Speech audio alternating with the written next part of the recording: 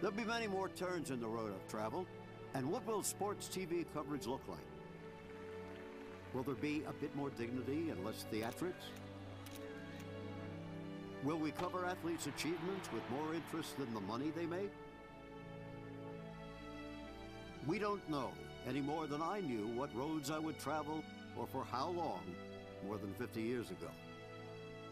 I'm Jim McKay speaking from... When Wide World of Sports began, we'd been married for 14 years.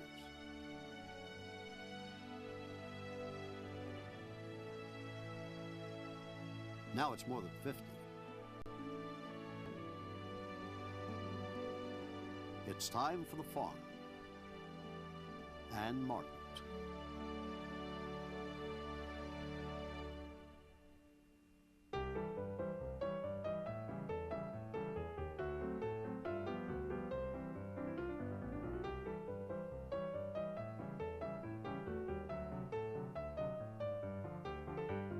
Brighten the day with the real McKay. Here's a show just meant for you. We're gonna chase all your blues away. Gonna make you feel just like the real McKay.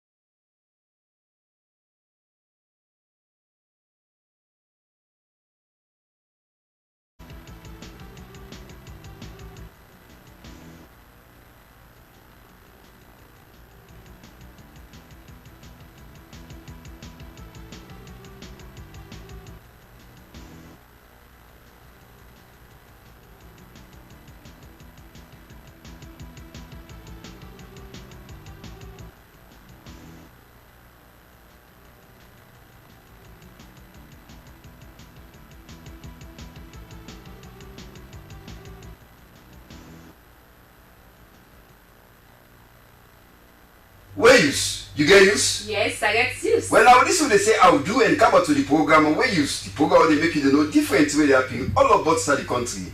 Only when they're in the country and so they watch the program. Chance for the phone for take part in the program or ask for unu in other country them as far as soon as self could they unu self just like other in the country get the same chance for take part in the program where use. And the only way for do now where you watch the program, the number where you see on television, one at 076 or 031 812 send a text or WhatsApp message, we'll give them inside the program. And it will be your voice. My voice. And inside the program now go no say then together them. Where Salon Police and the Salon Roads Authority they go broke them table and buffer.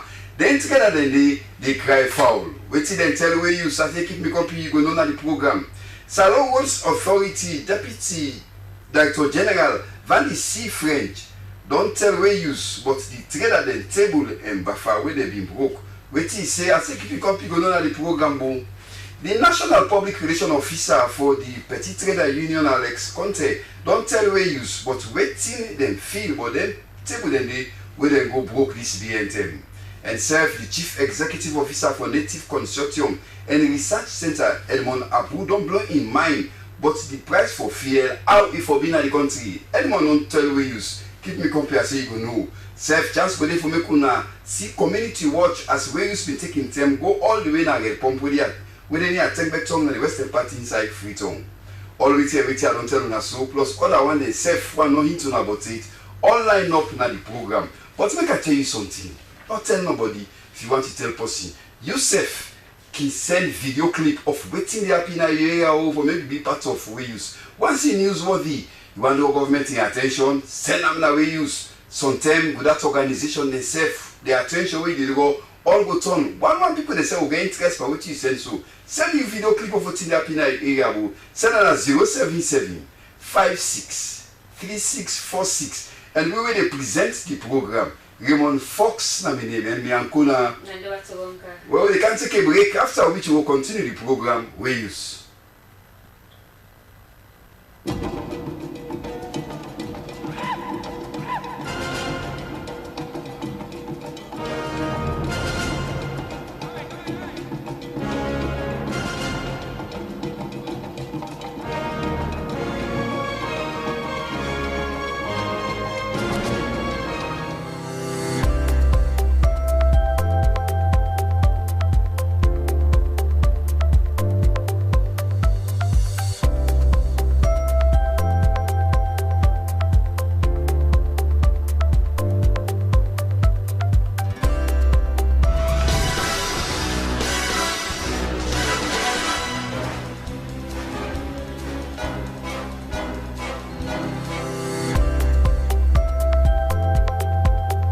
Take your bank along with you everywhere you go. No need to stress when you don't have cash on you. With Mion SLCB Visa debit card, you're able to access your money, pay for goods and services, shop and send money online via ATM and POS devices in Sierra Leone and worldwide. It is convenient, secure and easy. SLCB, delivering value.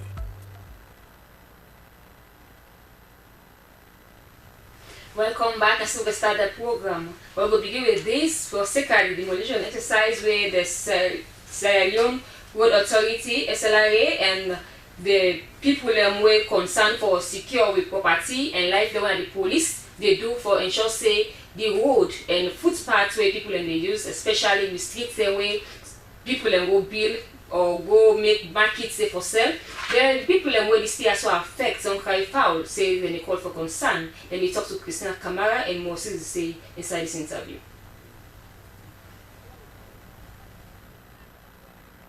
Well,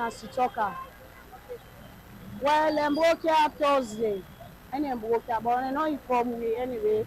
The one of the reason why make them work here, you know, able to tell me up to now what to make them work here. Then what do they try for? We'll talk now. Would they try for big government also advantage of? Would they try for big BLN and sorry for me? We not see with parents there. We don't get no side for survive. Now would they survive? Now would they take care of the children? We not beg with a big BLN and sorry for me.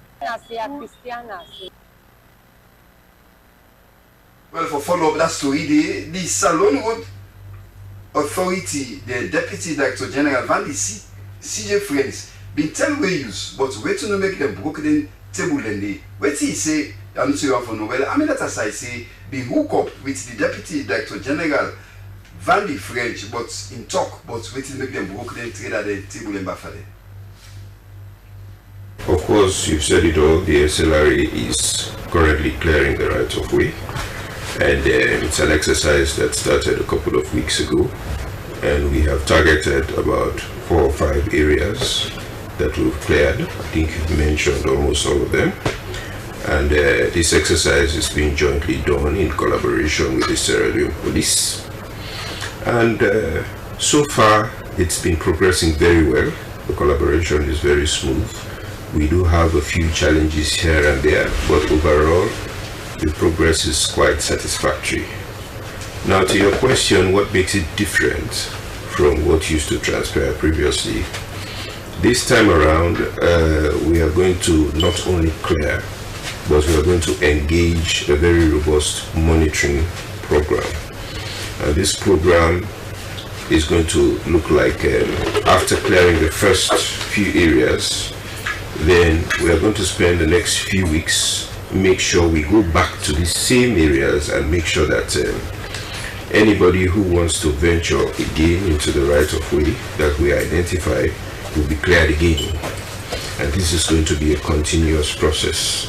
So in as much as we are looking at or planning to identify other areas for our next operation, we are also focusing on the areas that we had already cleared.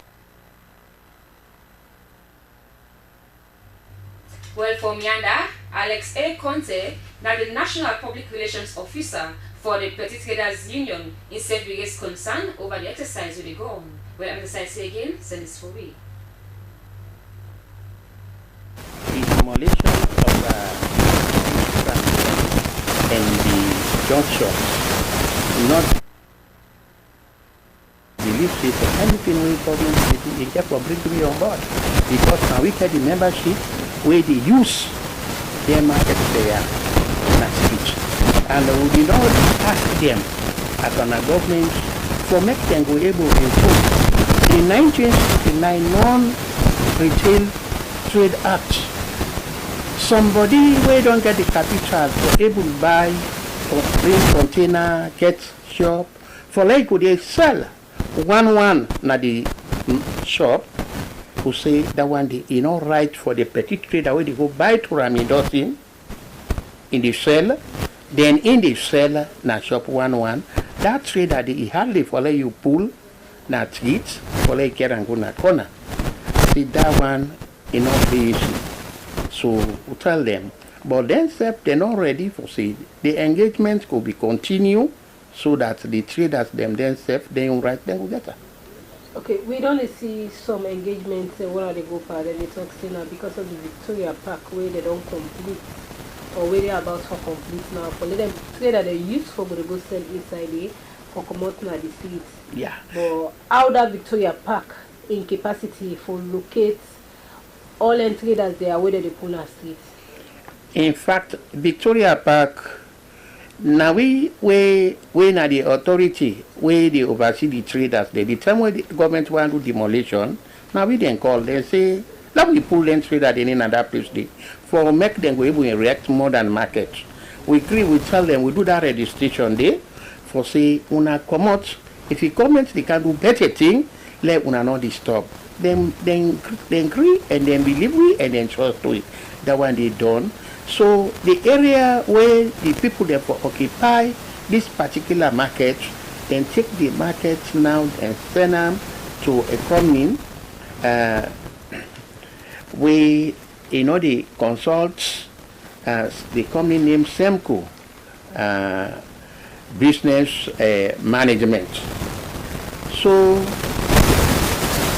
what do they do? They make price for themselves. They're not able to meet to the demand of the traders, petty traders. For a small shop, we just like a table, let's say for pay 12 million Leon for year, and that market woman in get for pay for in school, in Pekin, in medical, and in get for pay market deals. Then if we that money we could trust na microcredit, you get for pay interest. The money where it do business is not even equivalent to even 10 million. Then what in the profit we could maximize where if we pay every month 1 million Leon. So what are the standards they talk for them traders there? Well, what would they do right now? Would they get for call them for make a or get meeting with them, and would they engage back NASITs together, the city council, we all don't agree for come together so that then we're able to minimize the price, we're able to fit the comfort of the trader. Well, with the left line together the business force and talk about fuel business. The chief executive officer for one civil society organization when a native consortium and research center Elmonabu don't blow in mind to reuse but the price for fuel per liter, how we say if for candon. Well, we tell Edmond Abu Semo, make we listen. Esther Sako been talked to her.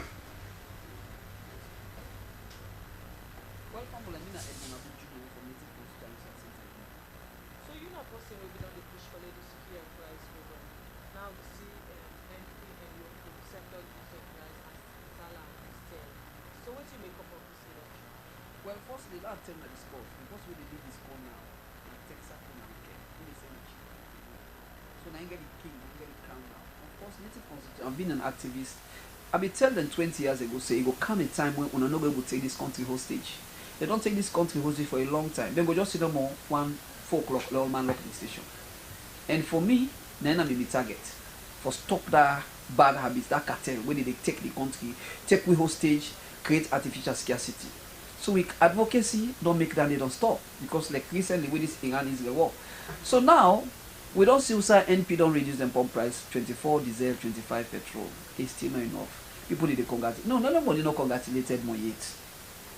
We still win a failure. For the very fact that PRA no release your official price, because the official price is still 27. So you see how the team funny. The people that don't NP don't even make PRA don't feel about Wolulu. They're not even what, because governments now you for don't look at now say put the price down to 23. So they ask the PRA for put the price down to 23. Now I ask you to make native consortium win a failure still. We don't fail and we still not succeed because we need to advocate for the product for let just go down. For the past 25 years, native consortium advocate for let the PL price let it reflect. I don't go now all day they don't embarrass me, they don't put me in a jail, arrest me in St. John, I get grand picking all man they see me family. You understand? They don't arrest me they don't put me in a panel barrel for fear. In this country, everybody who don't do supreme sacrifice. Who they lay with long sleeve and nobody they pay me. So tell you they take months and not pay me staff. Now, so we message via SLBC when I pass this message across. Mr. Minister of Transport, President be a Minister of Transport, now a failure by design. I'm not afraid for put up.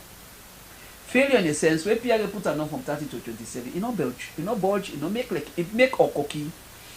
So this time round, so we still get something like about 3-4% reduction. We not reflect on the price of keke. Now with the ask PRA, with the bell them. Now no need bell because MP already exposed them. Texaco and Qcell exposed them. So let's put at 23. When they put at 23, the next year they tell President Biol if in transport minister not pull price list for reduce the price in 48 hours with the state demonstration against them. People know me, and then they minds me what talk something I mean what I say what I mean. I ready for go panel by wood for her. Why make way fuel price they go up? People they put price up from 1961 or so.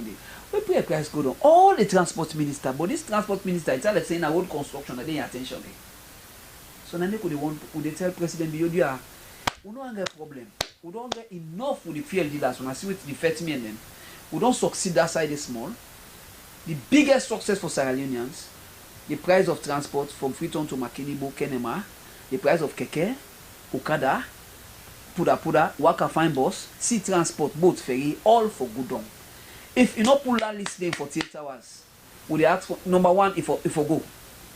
President Biyo for Saka. Number two, will they stage 1 million man march against them? All over the country. Will they call for demonstration? And we don't begin prepare ourselves for them. So he left to them is either a saving job because what did they cost her? SLBC now ask the Minister of what did they lose? What did they gain? Because I think say as Minister of Transport. My biggest success, we don't get an open penalty now. Let's score. Goalkeeper not then at the goal against them. You just kick penalty, let's score. Then they say, now from day to day, the Minister of Transport and put the price down. You know one? Then if you know one, then you will tell President Biyo for Saka. Yeah. So now the message down there, because we do that day, everything go because people they suffer. We put on the thing them go soften small at least. That you pick up and get 10 years. Waka Fine Bus for 7 years now position and MP be done they will sell for Waka Fine Bus 24 years, 24 per litre for the past 10 months from last year. I go and tell them, I talk now 98 where they ask I say, you know, even can ask me, say Edmond, you get evidence? Yes, I get strong evidence, I get all your invoice. Waka Fine they burn 20,000 litre every week for the bus then. Then they pay 480 million, 480,000 new money from Union Trust Bank. I get all the evidence. You know, can ask me, they just go talk on 98.1. Well, who they tell her now say, if you not do it this time round, would they ask for the President Biyo not only for Saka, they would stage protest against a 1 million man march. Well, from Edmond Abu, well, we will go for a community watch. We not go tire, we will still continue for gonna updates. Well, today we go waka na get pump community na this was for. Me na nurse na a concern to we na with the people where they live na the red pump near this water side. Health wise it affects greatly. Despite of the mosquitoes, other health condition, disease condition they will arise here at any time. Because the one thing where really they turn me off. The big houses the way we get around, most of them not get septic tank. The moment they run them pipe direct into the stream. And when they flush it, they see the kaka man, sorry for use the language, man, they say, and bulk one. It's very, very embarrassing. We dey get somebody who na dey come on the street, he come, as then they flush, they see the caca they lay down. And this same water, so now they the pikin and they go play. The pikin and they make football team, na the Akbata Stone. Then they do football lay. When see the ball waiting and color, then they go inside the water and pick the ball and use out them be a hands again. And some of them pick and they don't get sense. Then people and then are us. Then go meet up them compy buy cake. He share, he give him compy. No ASEAN, you know member say if you don't play with dirty water. So many things then they let me say skin disease, all that stuff then they. And the same water say now they half of water they then boil all water they come out, people they use them for do the domestic stuff. So now if you get a pikin, you will go buy for you. So the pikin now the inside water maybe they pass, we not even get bridge, we not get access road. Then another point again.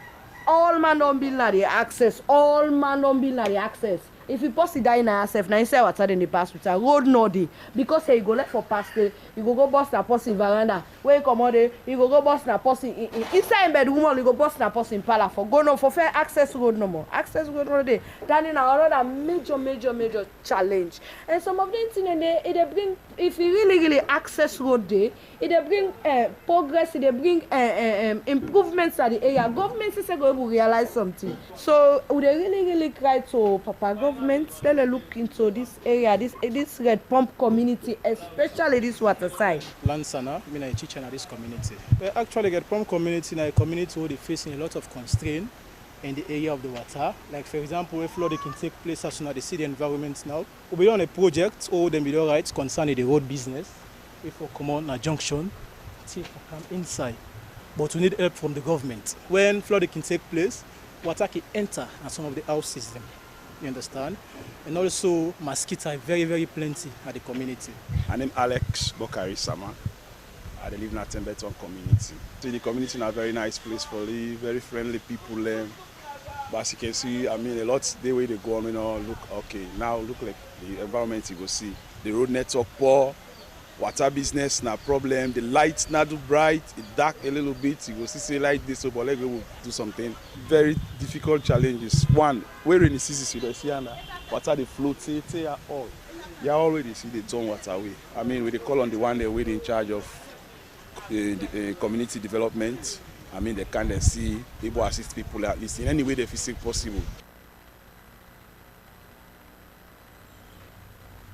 Well, wetin you see, wetin you hear, na that to na the hard fact Sunday una hear and so because you know say dirty water self they give them kind of a sick them where they give you this rainy season. Alright, so we're gonna now sit the head office now inside Freetown.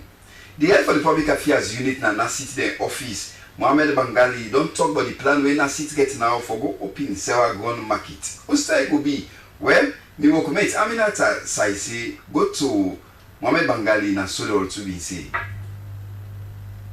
NASIT been pulled date for open the Sewa Grounds market, for commission the Sewa Grounds market, but we postponed the dates for open the market. And we've been a responsible organization where people focus. We think so for make the public know why we postpone the project. We know the next step in we endeavor for ensure say we make the market operational for the people in the country. And now we don't pull dates yet. Now only the last 1 month we pull dates say we open Sewa Grounds on the 1st of July. Or other thing will be engaging in speculation, people they speculate. Of course we don't kind of ready to say the market don't done, but we try for ready for open them. But the market in done one, not to just say people they go sit down and sell. You get things that we need for put together for make that market they run and you run good one. Like water, like toilets, like light, like parking space, like security, like fire, a rapid response system in case there is an emergency. Several grand markets get the tendency for occupy 2,064 business people. Table them, shop them, now 2,064. So it means if you get 2,064 market people in one side, if you check the customer turnover, if one person enter na one table every day, you forget over 4,128 customers coming to Sewa Grounds on a daily basis. where the market woman when they did there and the one them where they can do business there. For like a huge number of people where they can do, then security get for play paramount. Then safety get for play paramount. Then well-being get for play paramount. So then go back get for play paramount. So from February and March where the market be done, we need for ensure say let other facilities then come together and sit down and make sure say the place go before. So yes, all to done now.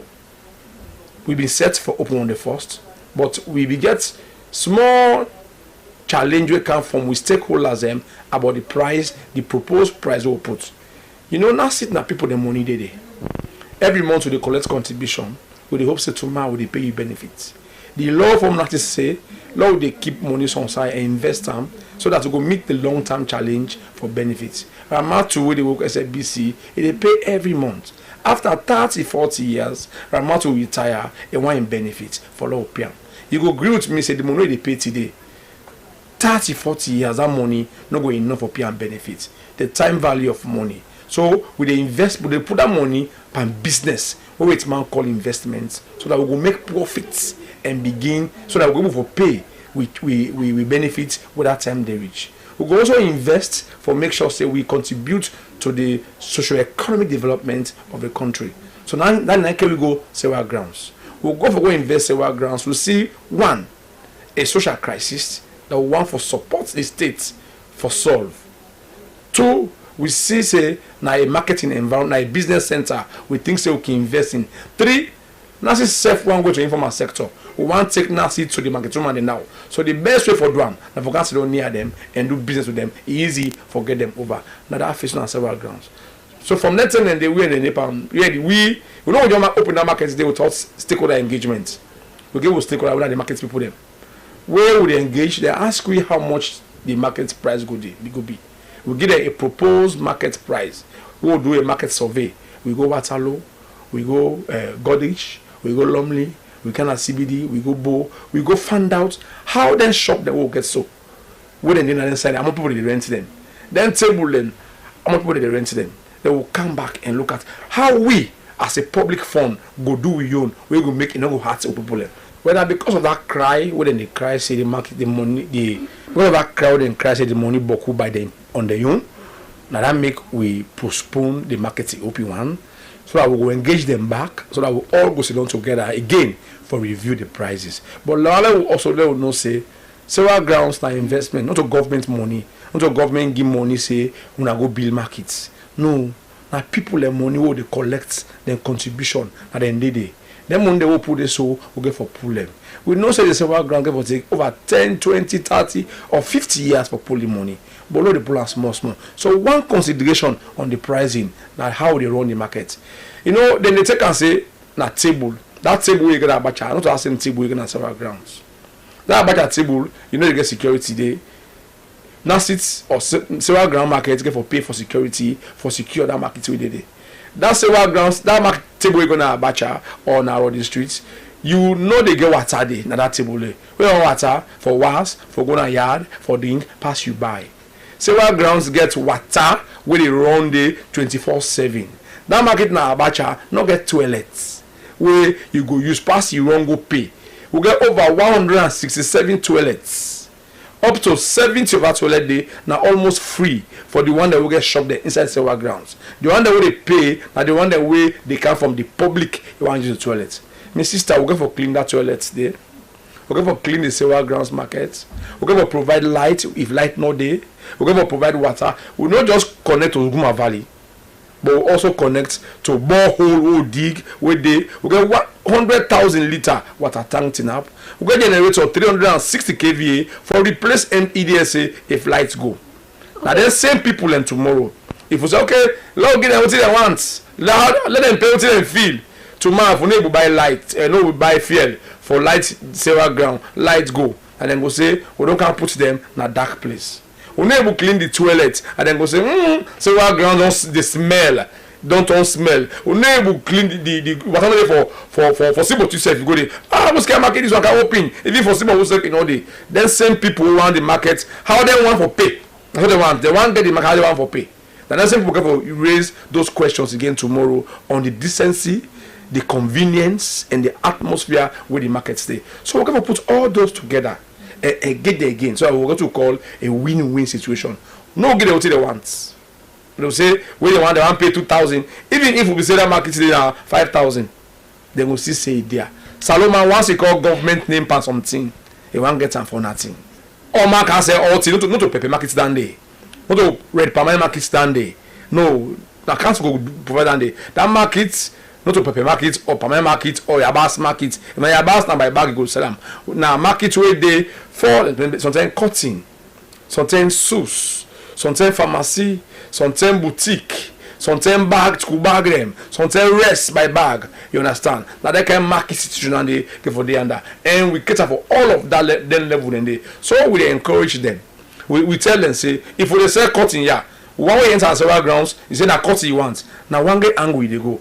All table we go mean say na cutting. We no go go. Hey go, uza go get this cutting here.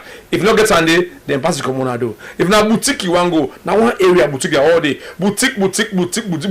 If na shoes you want, then slippers there. Na one area shoes there for all for day. Yeah. If na pharmacy you want, one area pharmacy them for day. If na mechanic shop, na parts say motor car part there na they want. Where you go all a day. Na so the market get for day. Now so it happen in other country there. You go na Makola market in Ghana. You go na big market in across Africa. Now so then they. So now so we set the Sewa Grounds. So you where they say cutting. We be the Sewa Grounds before. If you want the place where they say cutting, you know the first choice. Okay. So now so we don't agree with them and we do continue to engage them until we make the market operationalize for the good of we all. We, the investors. Well, for me and we been go look at the condition of Dovecot market. Well, we own Sulaisha to say, we'll tell you more as we go work a day.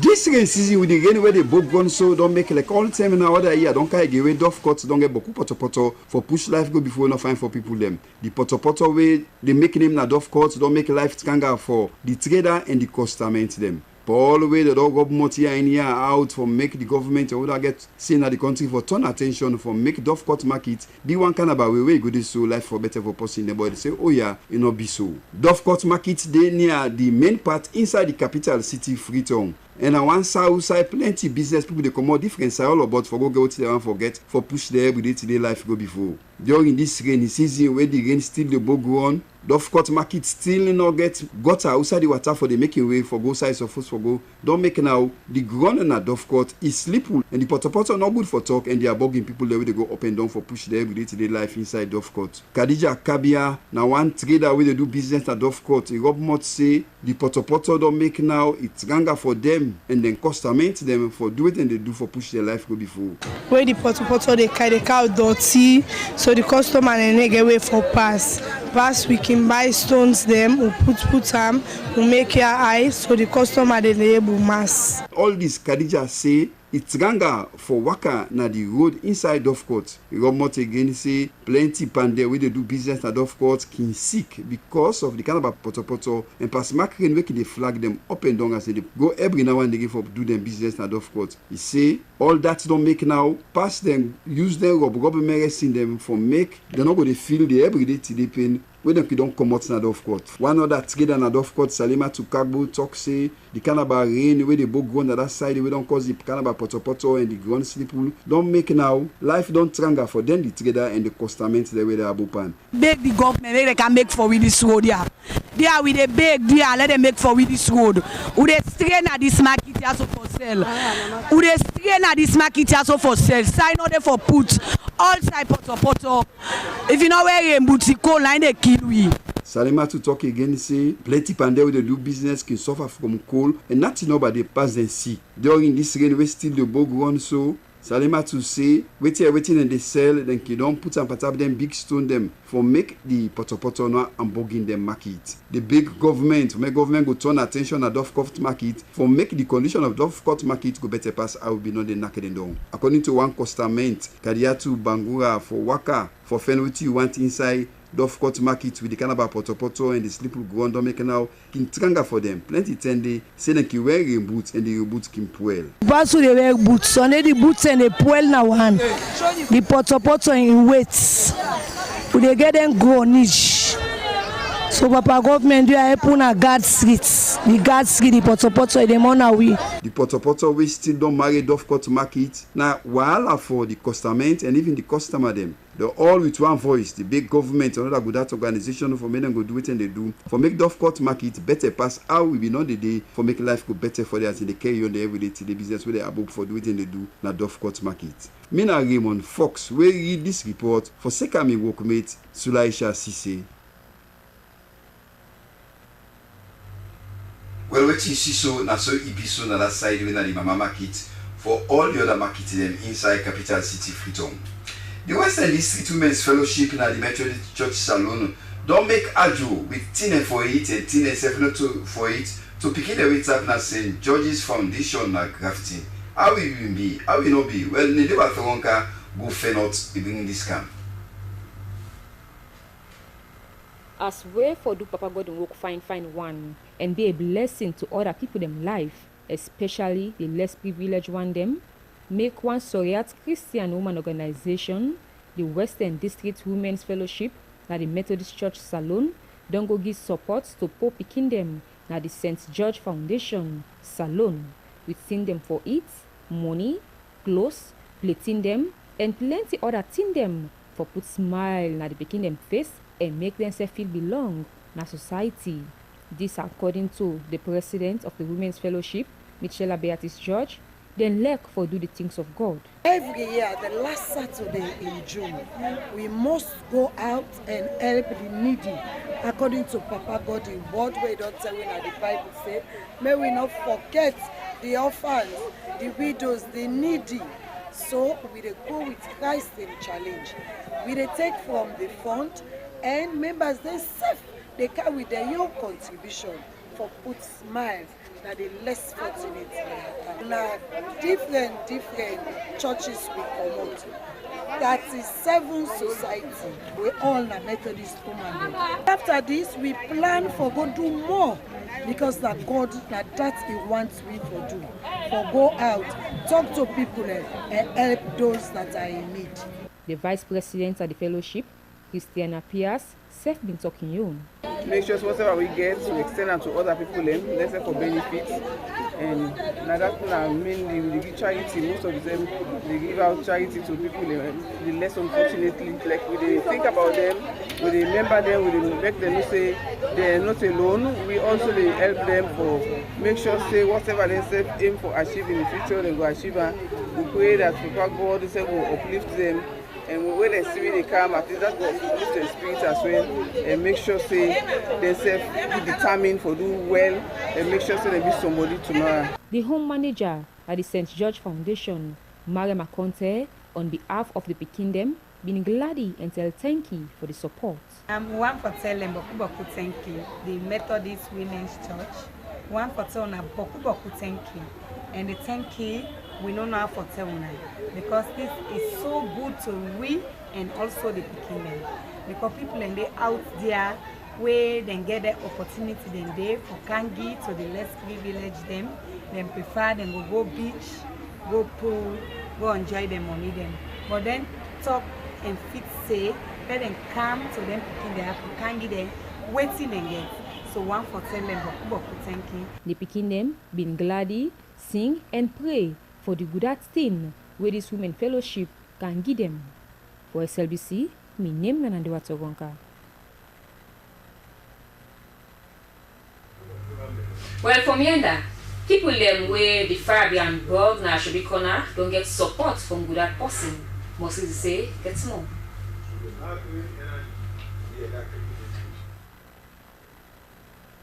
As a member of Parliament, one thing what we don't do, I don't able to establish a link between people who don't live in this community where they are abroad and me where we come for serve as their representative. Because one thing will be happen over the years, they nobody see any good thing that happen. But when we come, I begin display good things and especially tangible ones. then we feel appreciated and they become on board. So from that time day to now, we don't establish that connection day where we make, even last year, we Becca picking the all some team where them one sit Becca, where school be the lock last year, we give the teachers then everything, something where we give them zeal for make the result. So that's how we take establish that contact. Well, this one 10,000 we count first because just like we say, other fund them we don't they come, but how it come now so we come get out because one thing where the victim that they always do, they need is shape by bit. They don't decide for create a basket, whatever come now they put them. So in this one, now like one set of people then we come for support the other one they don't come before. So this one we count so now from Big 10, Alomo and Fode. Now they send this way we count, so we don't count other one them from different other people. And we continue for acts because like what they say now a whole setup we don't establish with the diaspora and them. So how do they send by the sets now so they come here and over? The collaboration is always good because one thing just like where you where they talk, from what I didn't power to now one or did I've always get that thought say this na my community. If you take the coffee, they see me on host. Me not to that honorable way they Western, they can Eastern for can represent. Are they with them? So if we the far they on around come and see who that way will help. So if the far don't done, we they come back for see what to go provide for them, forget the structure them back, not to just think for it. Now waiting and good way to make them get the structure them back. Where we feel happy, we glad because when you get somebody where now the community where they help, we appreciate and we really happy. This thing where they don't do for we so we not go ever forget them. We always they pray for them whenever we go to mosque, church. We will pray for them, let God continue for the heart and provide for them. So we really tell them thank you.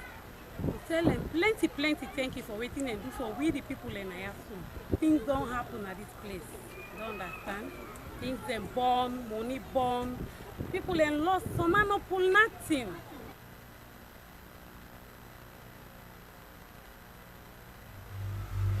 Well, for me and I, we go for a short break. We'll come back with the continued rest of the program we use.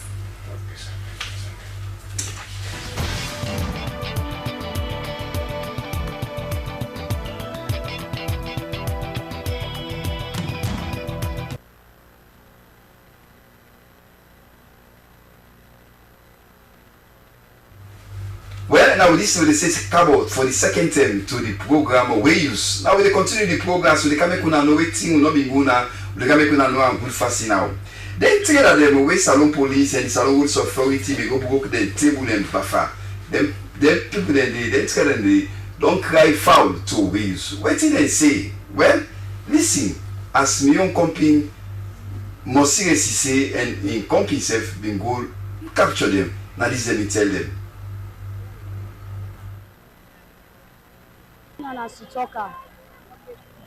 Well, broke here Thursday, and broke here, but I know inform me anyway.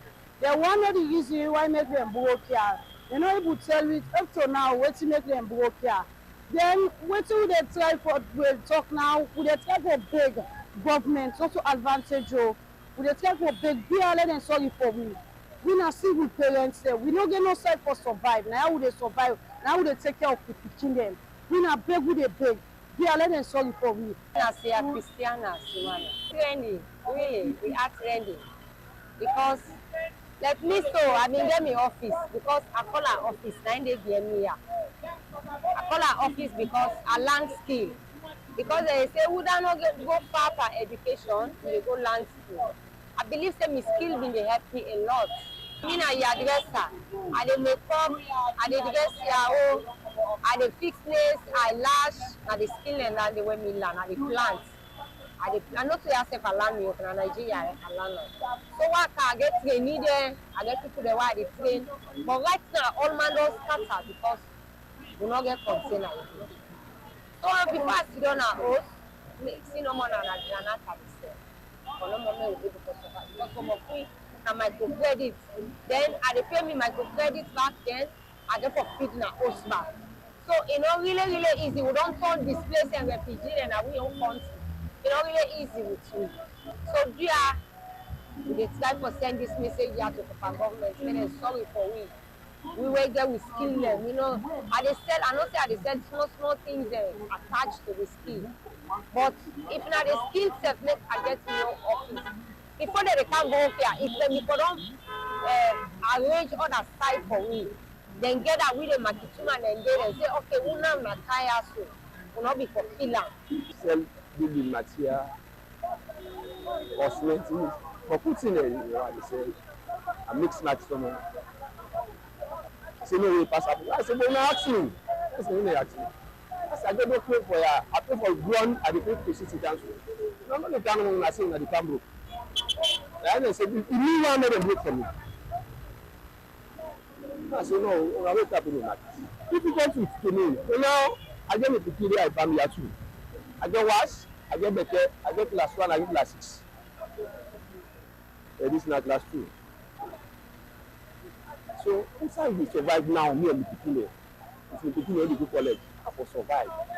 So, you know, tell me, say, come here, can they? Because if there's also documents. Now they don't have to use them for me. And I'm a problem now. I name Madam Akabu. I'm saying this. I had a drug. The business pay what they do not take at the go take a cancel. God know that. If picking the all thing I had to get. I go to the store, I don't sell, I go pay. Now I don't go tell people their market for watermelon. Look at 2,000 watermelon. We start to pull down money there. They can't cost and this the money not they come on. Now they can't cost too. We start me the pull them. I got to pay people and adult costs. We start me the pull down money they give for. Also this restaurant come. I got for do lunch. Pull down lock. Another man. Why picking them address? We start me the pull. Wait till they eat. I had the pull all the problem now. Another mama, another papa, another sister who they help, another brother who they help. And we don't so. After God pass me picking them. And this drug, you know, I go take that for I can't sell. Why I don't sell, I go pick. You people the must in the past. You people will they live. From the morning, no notice for sale, not a site for sale. You don't see how many years. Then one they do. Okay, but what then can they want to add we can do them. Before then, now they know we now. Don't see them. Only I'm moving past someone today where they can't police for final. Well, today we get 2 updates for Una where we come out from Kenema district. We take the first one where Sapamoriba and team sent for it. And they move for the justice section of the country for let deliver and for reduce prison overcrowding in the nation. The Chief Justice, His Lordship, Komba Kamara, don't embark on a nationwide monitoring tour for see how the court across the country they carry on with their own. Now the Sierra Leone Correctional Services Center, now the Wella Road na Kenema, they allow people them busy. They look into the matters of the one them where they na the Correctional Services Center na Kenema. When a Justice Abdullah Bansiabe Bangura na the Supreme Court na Salon, they look into the matters there na Kenema district. Now, so the Chief Justice Komba Kamada began for talk during the visit na Kenema. The reason we make at the tour the court them now for see how the prison court then they go on, how then they fear on. Because now one of the biggest aspects of the reform for make sure say I take justice to every side in this country. Now I do a project, I write a project to UNDP, then support them. So they're going to all the prisons in this country and sit court inside the prison then. For make sure so we go review then decisions them with the magistrates and don't they make over the years. When everybody will be inside, we'll get for interview them and we'll get for sit court inside the prison for make sure say we actually take justice to the prison and everywhere. And the program has been of tremendous help because I don't go Moyamba, I don't go Bo, I don't come Kenema, I don't come I go Puloko, Cambia, I will get for go Mabroka, Makini, and all, most of the other side of the country for make sure say the prison courts then continue for seat and they know they do so well.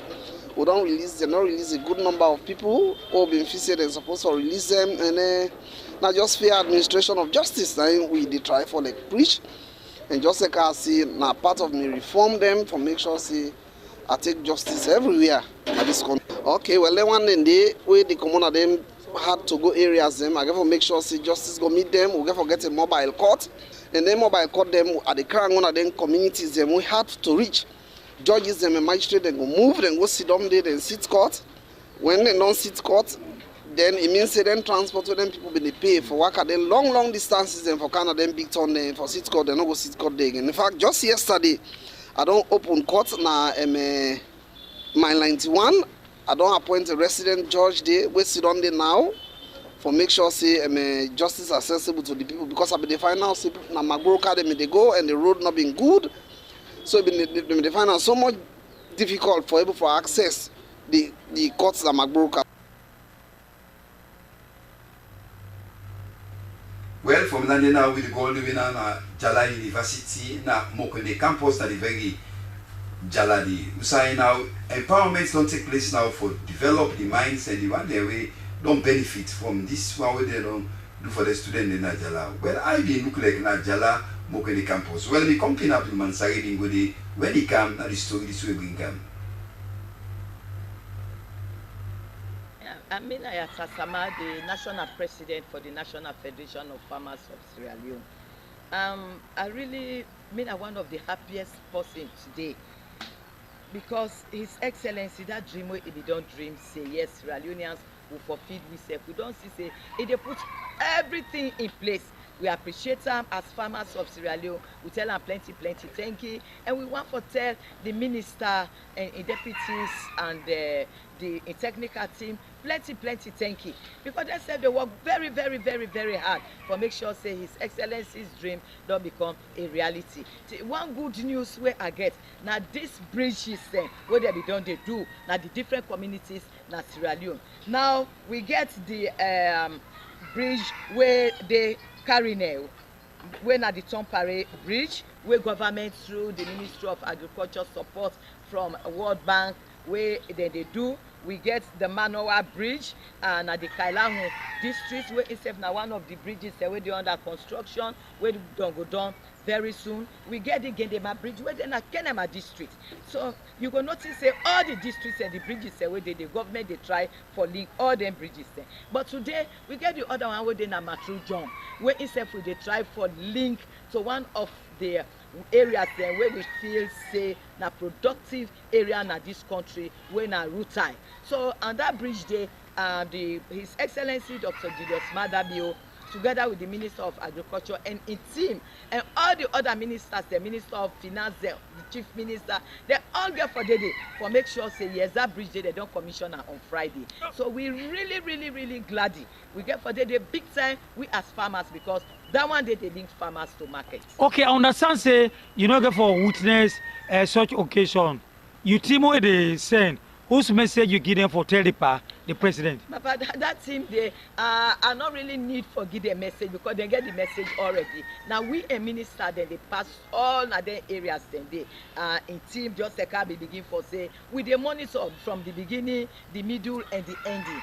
Unfortunately, due to health reasons, I not get for day. But my national coordinator, the national women's leader, the coordinator we base na the Matru John and together with executive members then, and the Ministry of Agriculture, the DAO team we get for Dede. They make sure say the councils therefore make sure say yes big time all farmers there and they mobilize them for Dede and stakeholders and the one that we get passion for farming for long make sure say yes this big occasion don't become a success because if farmers produce they not get market, frankly speaking farmer go tire but when we produce we get market for sale. And I believe say yes this time round we happy because linking farmers to market now they the problem we don't deal in this time.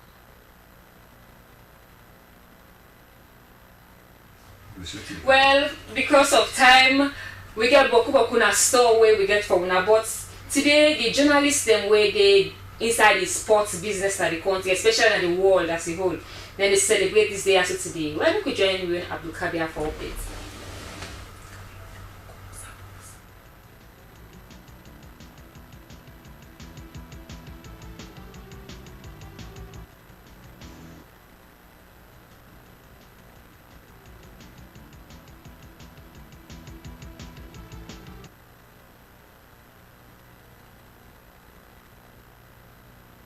University now Mokende campus usa empowerment take place for the students in Jala University na Mokende campus. How will be look like na Jala University na Mokende campus? Well, the company up to Mansai, the Roscoe and Jalana Mokwe campus, where they reach the broadcasting house and the story this evening come.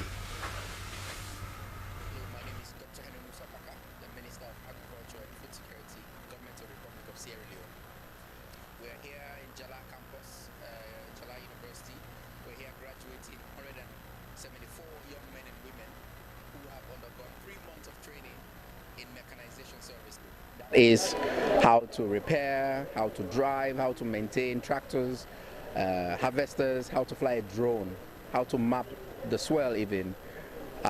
This is very important. This, for me, when I started, we had problems with machines across the country that were broken, and part of the problem was we had machines, we didn't know people who knew how to use them.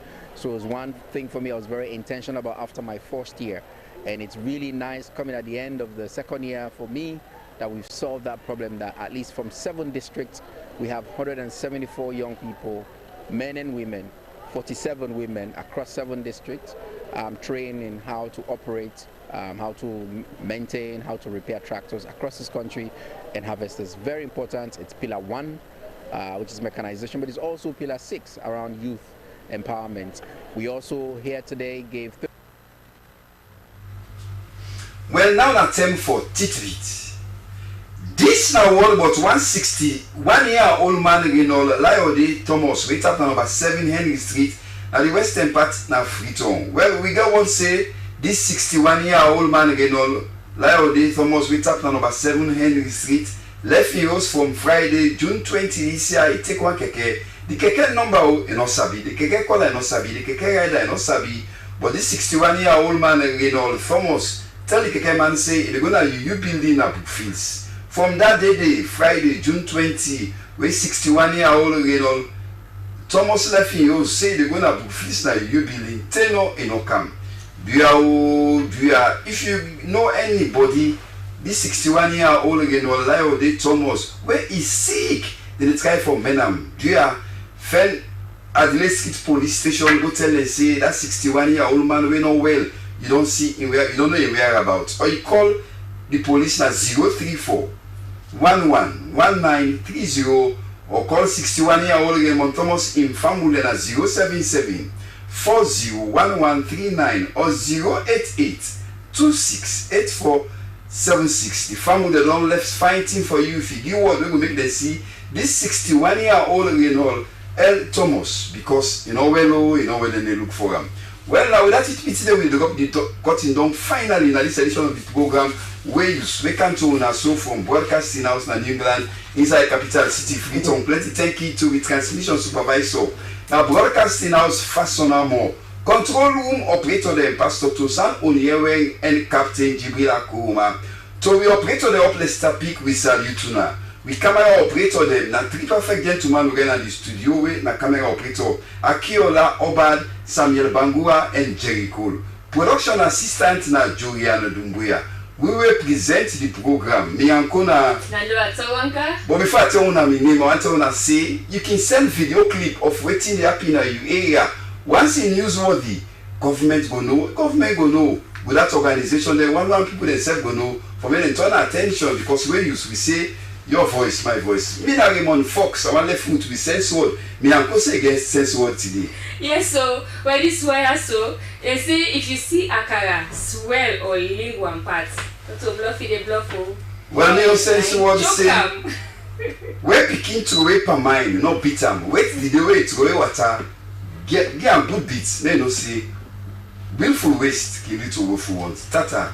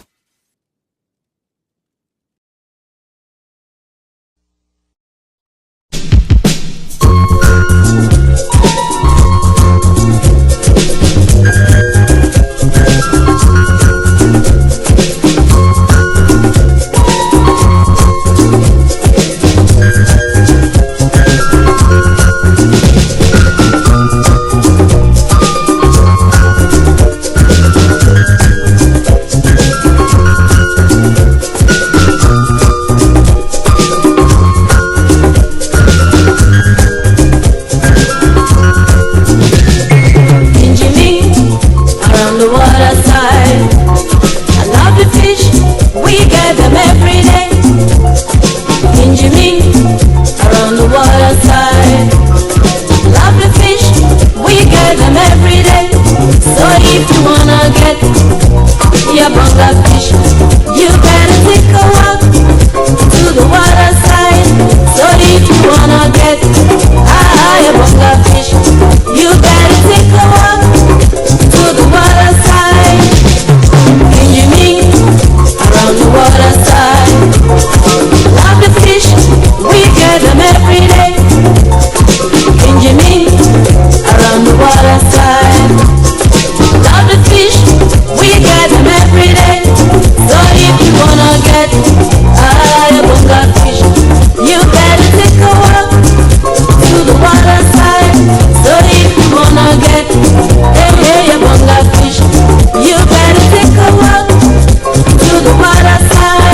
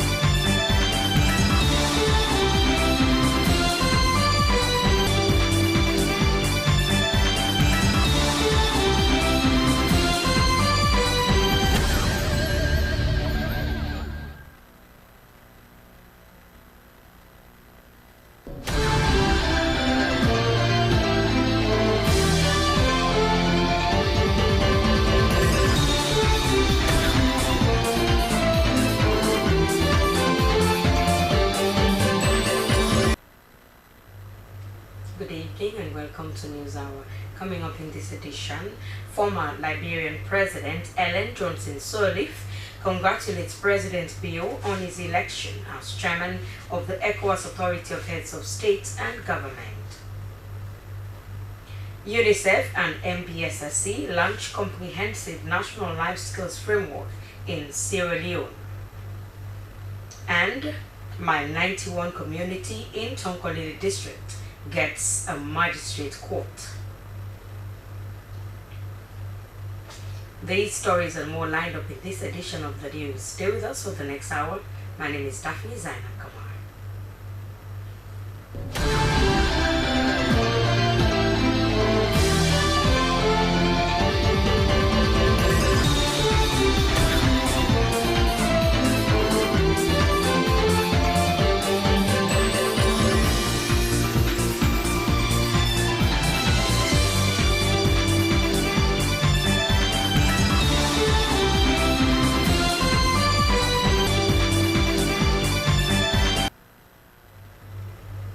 Faster news out tonight. Former Liberian President Ellen Johnson Sirleaf has paid a courtesy call on President Julius Maada Bio at State House. She congratulated him on his recent election as chairman of the ECOWAS Authority of Heads of State and Government. Senior State House correspondent Hawa Mosiri has more. Madam Salif lauded President Bio on his new assignment, saying that it is his hard work and strong leadership he has been embarking on within the sub-region that has manifested. Madam Salif motivated President Bio to do more. She also updated the President about the Mano River Union activities within the sub-region. Elected new chair of ECOWAS. Correct. So we are very pleased about that. ECOWAS has lots of challenges. Do have solved that problem? What about states who have their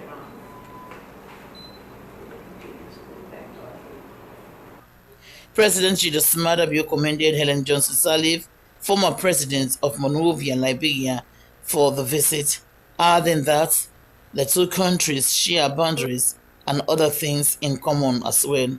Helen Johnson Sirleaf was the president in Liberia from 2006 to 2018. For SLBC TV News are in Freetown, Hawa Mosiri reporting from State House.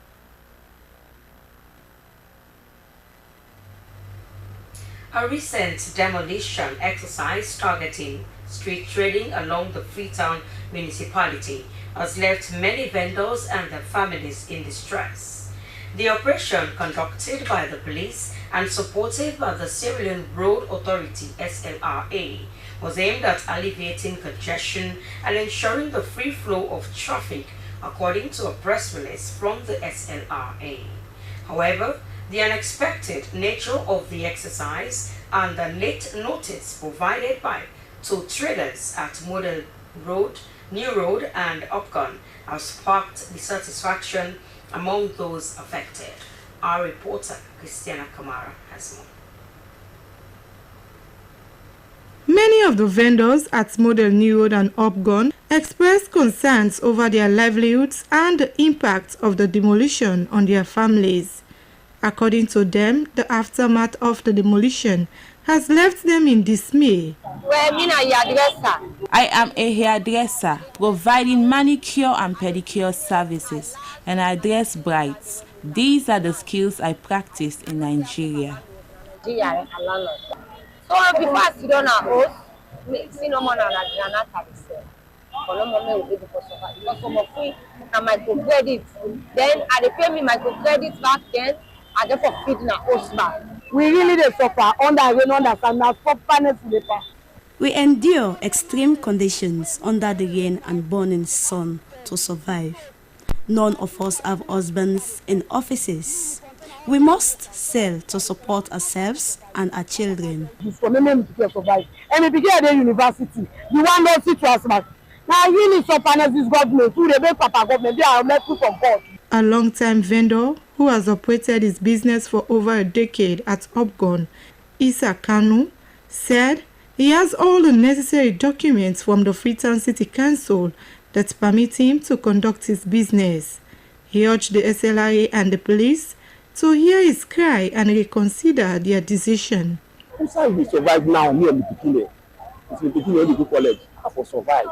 I wonder where I can survive with my children who are in school.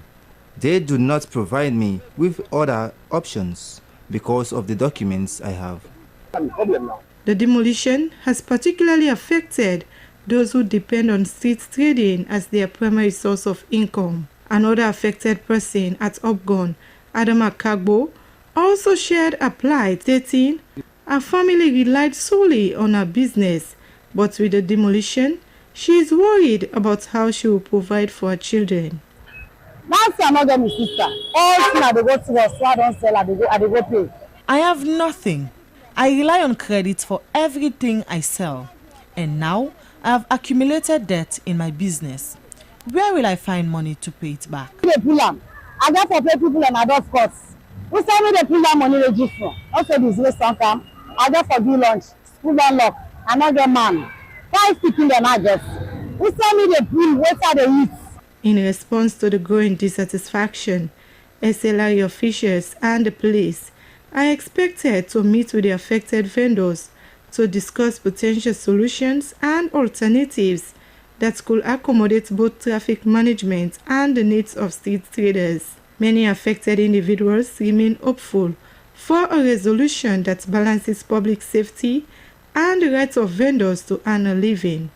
SLBC News are in Freetown. Christian Akama reporting.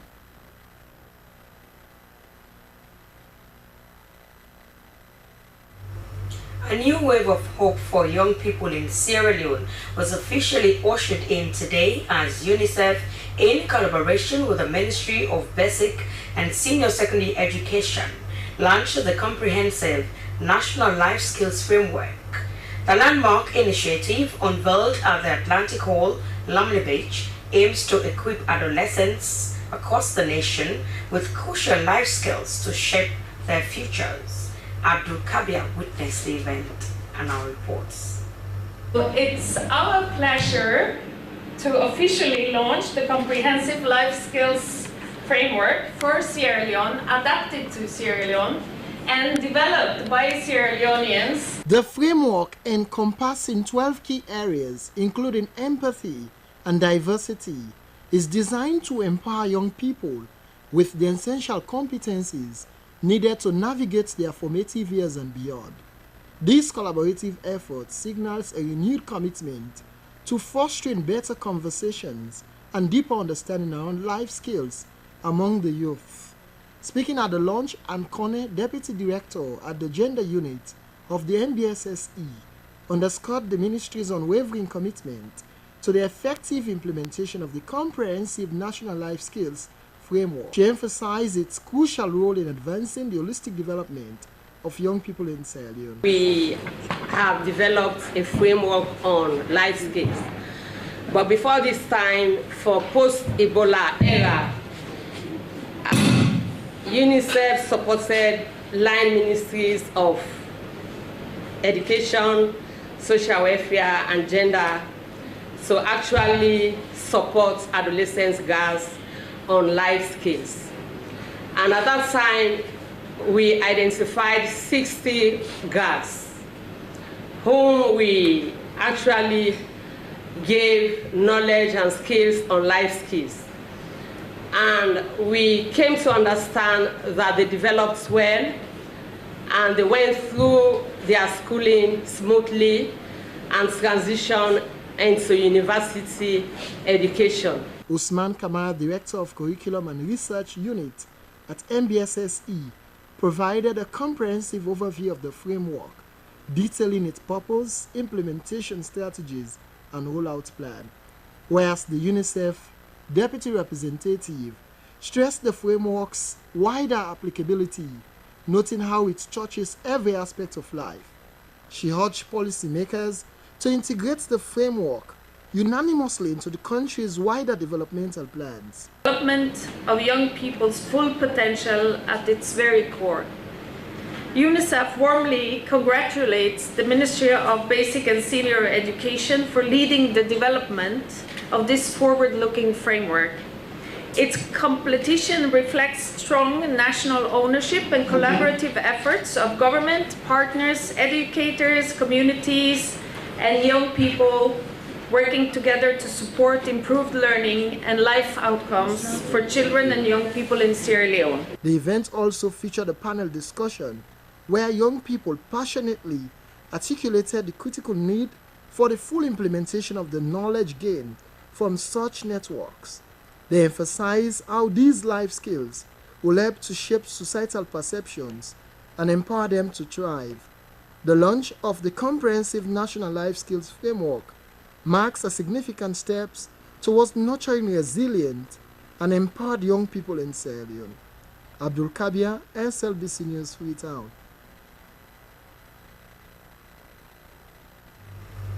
The Sierra Leone Teaching Service Commission has disclosed that this year's online application portal for the Presidential National Best Teachers Awards has seen a surge in nominations compared to previous years. They made this disclosure while sharing their plans for the 5th edition of the Presidential National Best Teachers Awards with stakeholders. Aminata Fofana reports.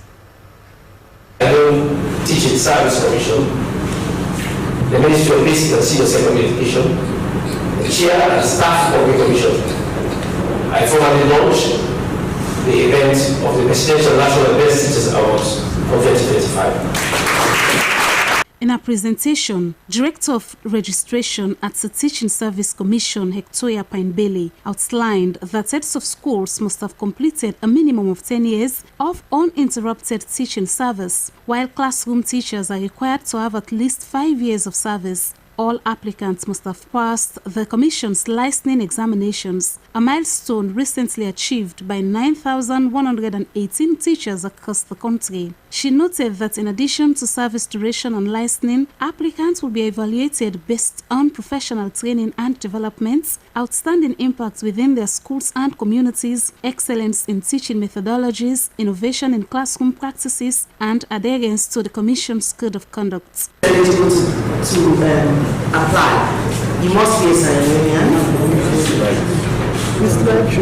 DSS, SSS, and telephone schools, and those schools that are community schools in our districts. The Commission confirmed that this year's online application portal has seen a surge in nominations compared to previous years. Plans are also underway to revise the cash prize structure, reflecting the growing prestige of the awards. Stakeholders at the meeting contributed suggestions aimed at strengthening the awards process, emphasizing transparency, inclusivity, and the importance of recognizing exemplary educators at a national level. As the 5th edition draws near, the Commission reaffirmed its commitment to honoring teachers who demonstrate excellence and dedication in shaping Sierra Leone's future. SLBC News, Aminata Fofana.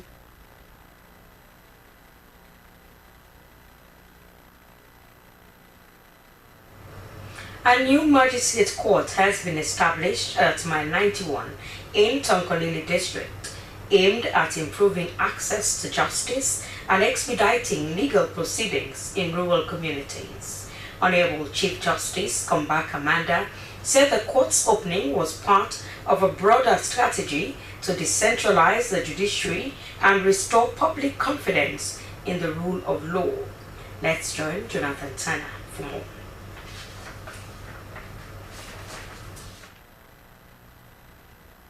For years, residents of Mile 91 and surrounding Yoni communities were compelled to travel long distances to Mabroka town to seek legal redress, a reality that contributed to delays in the administration of justice and limited access for many, especially vulnerable groups. The newly constructed court represents a major development in the country's justice reform efforts, particularly in bringing justice closer to the people. Chief Justice Kombak Amanda said that with a fully functional magistrate court in place, cases such as burglary, trespass, theft, among others, will now be tried locally, enabling speedy trials and reducing case backlog in Mabroka and other regional courts. They wanted to do them bad them than they for done now. Because just like where the primary chief said, don't tell me, I say, anybody can be time. So basically, so when I encourage the magistrate, and the magistrate are supposed to be very respectful, just respect now. The most important thing is to make sure say he doing work, he do everything right. The people of Yoni Chiefdom, in particular, expressed deep appreciation for the initiative. Many hailed it as a long-awaited development that will not only deter criminal activity but also foster peace, security, and accountability in the community. Something we want to appreciate the judiciary and want to really assure the judiciary that we want to make sure that the end sense for which this facility is brought to our doorstep is actualized. But like I said, yes, we can have a magistrate court, we can have it resident, but if we do not have a remand facility that is closer to the court, in other words, we still have government to be spending money to be taking suspects from 91 to Maboka, which means the problem we are running away from, which is the problem of applying the terrible road condition of linking 91 to Rubu, will still be used because the opening of the Magistrates Court in Mile 91 marks another step in the judiciary's commitment to judicial access, efficiency, and reform. The Judiciary of Sierra Leone pledged to continue expanding its footprint to underserved areas across the country, ensuring that no citizen is left behind in the pursuit of justice. For SLBC News, Jonathan Turner reporting. Despite the absence of members of the opposition, APC Parliament has adopted the 13th report of the second session of the 6th Parliament of the Committee on Appointments and the Public Service for the approval of 10 presidential nominees. Among the nominees presented for approval was the new Director General, National Social Protection Authority, both the board chairman and the Director General of the National Petroleum Regulatory Authority, and 5 board members of the Statistics Sierra Leone Council, among others. Our parliamentary reporter, Dennis Fraser, reports. All those in favor say aye. Aye. Those against say nay. The ayes have it. Congratulations. That was members of parliament from the ruling SLPP bench giving the green light for the 13th report of the second session of the 6th Parliament on the Committee of Appointments and Public Service to be adopted, while approving its recommendations for 10 presidential nominees to serve in various designated positions. Despite the absence of members on the opposition APC bench, who were boycotting Parliament as a strong expression of disappointment on the conduct of the clerk. Nonetheless, members on the ruling SLPP bench called on the presidential nominees prior to their approval to render service delivery, which is an utmost priority of the government and should work in the interest of the people. I'm asking Petroleum Department, the 2 nominees, one is a brother and the other one is a very good compatriot of mine. So make sure you don't just go there and sit down. Do everything within your power to leave a legacy there. So, Speaker, honorable members, the rate at which petrol stations are being built and the environment sometimes is not even conducive. Go to the streets of Freetown. You see petrol stations being built on one-town lots and built very close to a dwelling house. Before reading the report, the chairman of the Committee on Appointment, Honorable Matthew Sanyuma, referred to a letter of petition by people he called supporters of the former Commissioner of the Disability Commission, Dr. Van de Kone, and following the hue and cry by some members of disability groups. He cited constitutional provisions in Section 61 of the 1991 Constitution as the reason for vetting the new chairman of the Disability Commission, Brahma Abdullahi Sharif. Subject to the provision of the Constitution and of any act of Parliament, the President may constitute offices of Sierra Leone, make appointment to any such office, and terminate any such appointment. Among the other nominees were the first Director General, National Social Protection Authority, Abubakar Kokofele, a seasoned administrator with years of experience to now manage the Social Protection Basket Fund.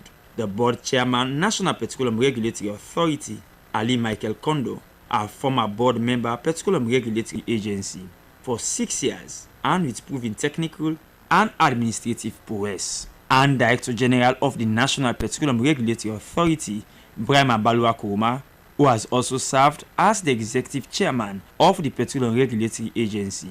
Members of Parliament on the ruling bench also ratified the African Road Safety Charter Agreement, which was laid on the table of the House on Tuesday, 10th June 2025. The agreement aligns with continental best practice, leading to faster response to accidents on the highways and real-time data on road traffic fatalities. The charter will be signed by 15 countries before it will be implemented.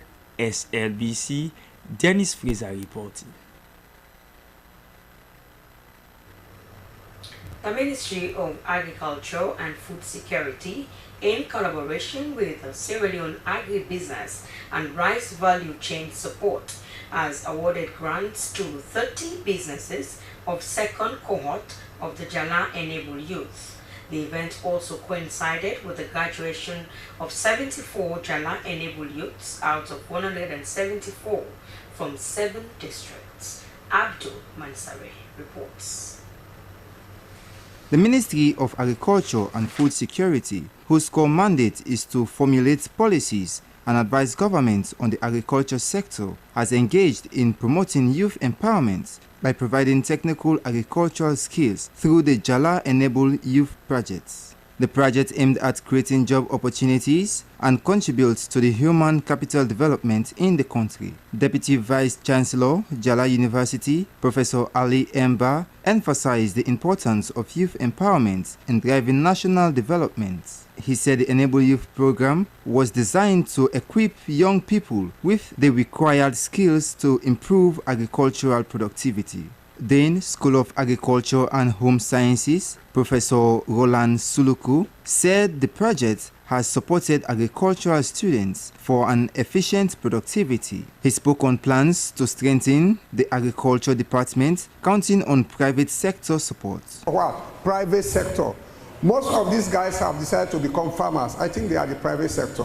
If we start to work with them after 2 or 3 years, they definitely will become private sector. And that was the model the South African used. When Mugabe gave all the land to his relatives, they misused it. In South Africa, they have a youth development farm where those that want to go into agriculture, you'll be there for 3 years, train you, they hand over the farm to that. So that can be an intensive agricultural plan, which I think we have to go. Minister of Agriculture and Food Security, Dr. Henry Musa Paka, cited a number of challenges he met in the ministry and underscored the significance of the project in achieving the feed salon agenda.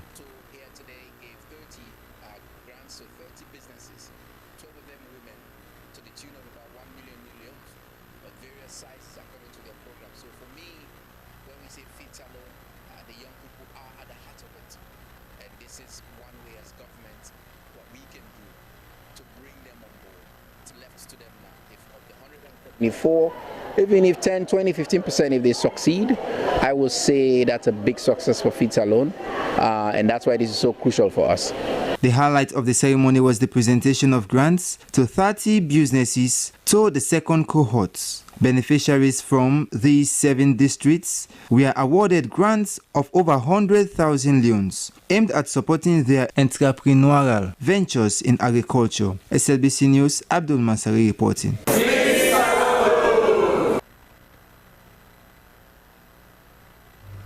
Despite the challenges that surround the construction of a fishing harbour at Black Johnson community, the Minister of Fisheries and Marine Resources, Princess Duba, has reaffirmed government's firm posture to constructing the proposed $55 million grant ultra-modern fish harbour at Black Johnson community. It is envisaged that upon construction, the fish harbour would enable the country to maximize the potentials in its rich marine ecosystem. She made this commitment whilst giving an address at a press briefing. Dennis Fraser reports.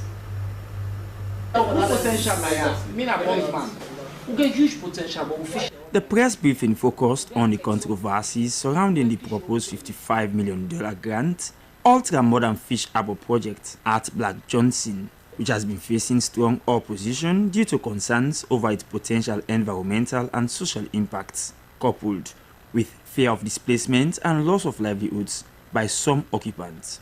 While allaying the fears of the public, the Minister of Fisheries and Marine Resources, Princess Duba, said that the lack of a national fish harbour has been a major setback for the country to maximize its marine potential.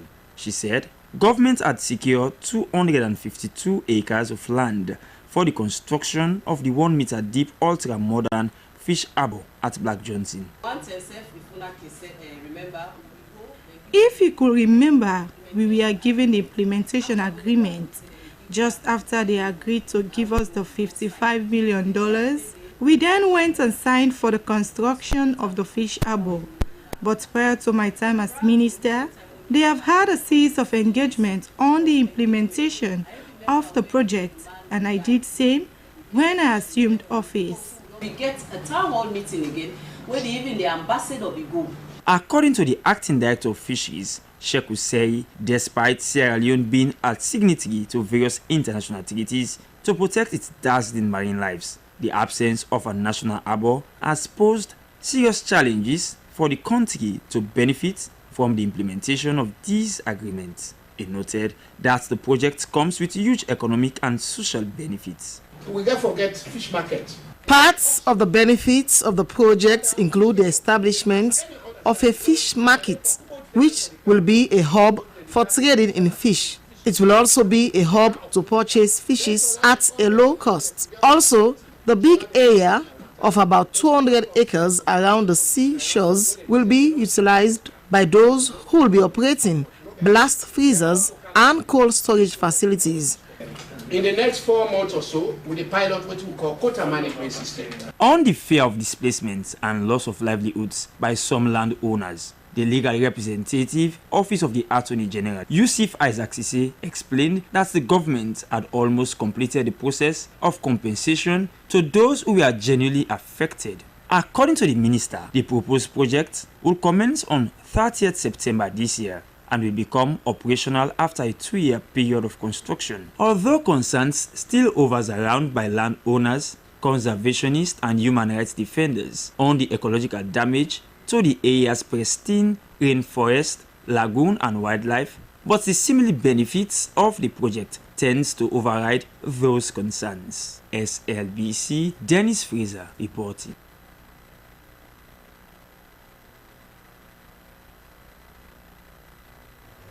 The Sierra Leone Water Company, Salwaco, and Qcell Commercial Bank, Sierra Leone Limited, have officially launched a partnership for the operation of the electronic SIM couple system. The partnership has been designed as a system that will allow citizens, especially those in the provincial areas, to conveniently pay their water bills at their convenience. Jonathan Turner has more.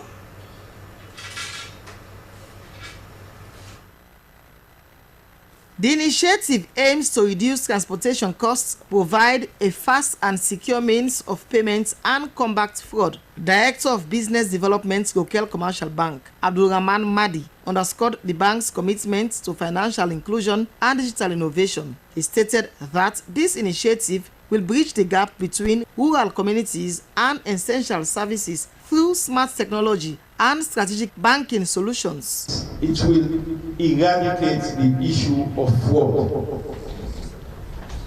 Fraud is very common in most institutions that have not been engaged in this digital application that we are bringing to you. There are times when people go and pay, they get wrong receipts from bank, they forge bank receipts. But this now is a direct relationship between the bank and Salwaco and the customer. Managing Director of Salwaco, Engineer George Lamin Vandi, described the initiative as a milestone in Salwaco's ongoing efforts to improve water service delivery and customer experience across the country. He affirmed that the system will ensure timely payment and reduce revenue leakage. System that we put together, which we consider as a win-win system, a win for our colleagues at RCB, a win for us, Salwaco, and also a win for our customers, and also a win for service delivery for the government of the Republic of. Permanent Secretary Minister of Water Resources and Sanitation, Aliu Bakar Conte, welcomed the initiative, stating that such partnerships reflected the government's broader vision for digital governance and public service efficiency. Revenue collection and expand access to essential services. This partnership aligns perfectly with the National Digital Transformation Agenda and our ministry's water governance and accountability goals. I encourage customers to take full advantage of this platform, use it, share it, and embrace it. Let us build a culture of responsibility to ensure sustained water supply services. The electronic SIM couple system is set to transform how rural communities interact with water utility services putting convenience and accountability at the center of the payment process. For SLBC News, Jonathan Turner reporting. Sierra Leone is turning a new page in its energy story. The government, through its energy sector lead, Honorable Dr. Kande Kole Yumkela, has announced bold steps towards what President Bio calls energy sovereignty. He says instead of renewing the coal power ship emergency power deal for 3 years, the government has chosen a 1-year extension, allowing time for a smooth but determined transition. In recent weeks, Sierra Leone has proven it can survive without emergency power. Now, the focus is on expanding domestic generation and tapping into cheaper regional sources. Guinea is now supplying electricity to Sierra Leone at a lower cost than emergency power. And thanks to the Ministry of Finance, a debt repayment plan with Power Ship has been secured at a reduced 12% instead of the previous 16% interest rate. Under President Bio's leadership, over 50 megawatts will be added in the coming months through respite, Wärtsilä, and other energy projects. An additional 16 megawatts is expected in Freetown by 2026, with the NANT project tripling current capacity. Rural electrification is expanding with mini-grids and new CLSG connections. A new 25 megawatts power supply tender has been launched for Freetown, and with support from global partners, a Sierra Leone Mission 300 Compact is underway, aiming for 70% electricity and 25% clean cooking access by 2030. The government's energy sector lead, Honorable Dr. Kande Kole Yumkela, says this mission goes beyond politics. It's about building a stronger future for Sierra Leone.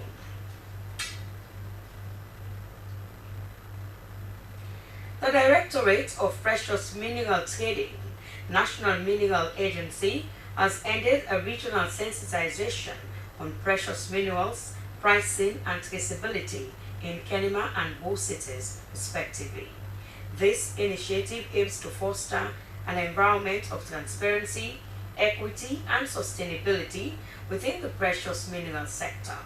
Over 100 miners, dealers and agents were engaged during the sensitization. Thomas Neal sent in this report, read in the studio by Abu Bakar Kamara. The sensitization covers topics like sector overview and objectives, internal controls and traceability mechanisms, market dynamics and challenges.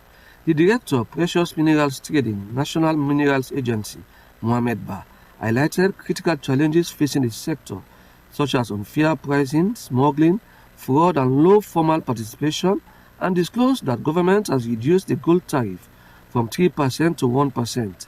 He said the agency is embarking on a nationwide sensitization because they realize that the export of precious minerals during the former government gold and diamond office has dropped significantly in terms of export for diamonds and gold, and as a result, the agency has decided to engage the miners, dealers, and agents to ensure they boost up the entire trade.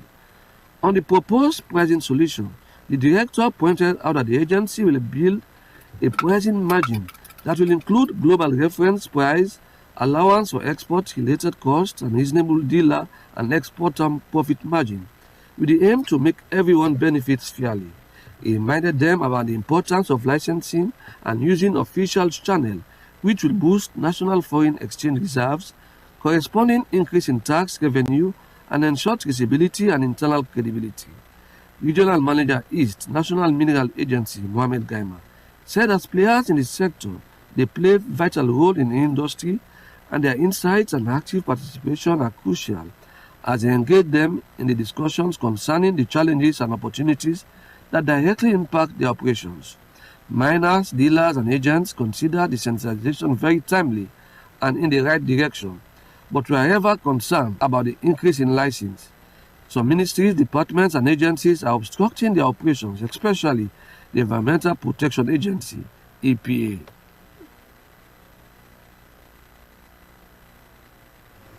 You're watching News Hour coming to you live on SLBC Television in Freetown. It's now time for our segments, and we'll start with the international news update.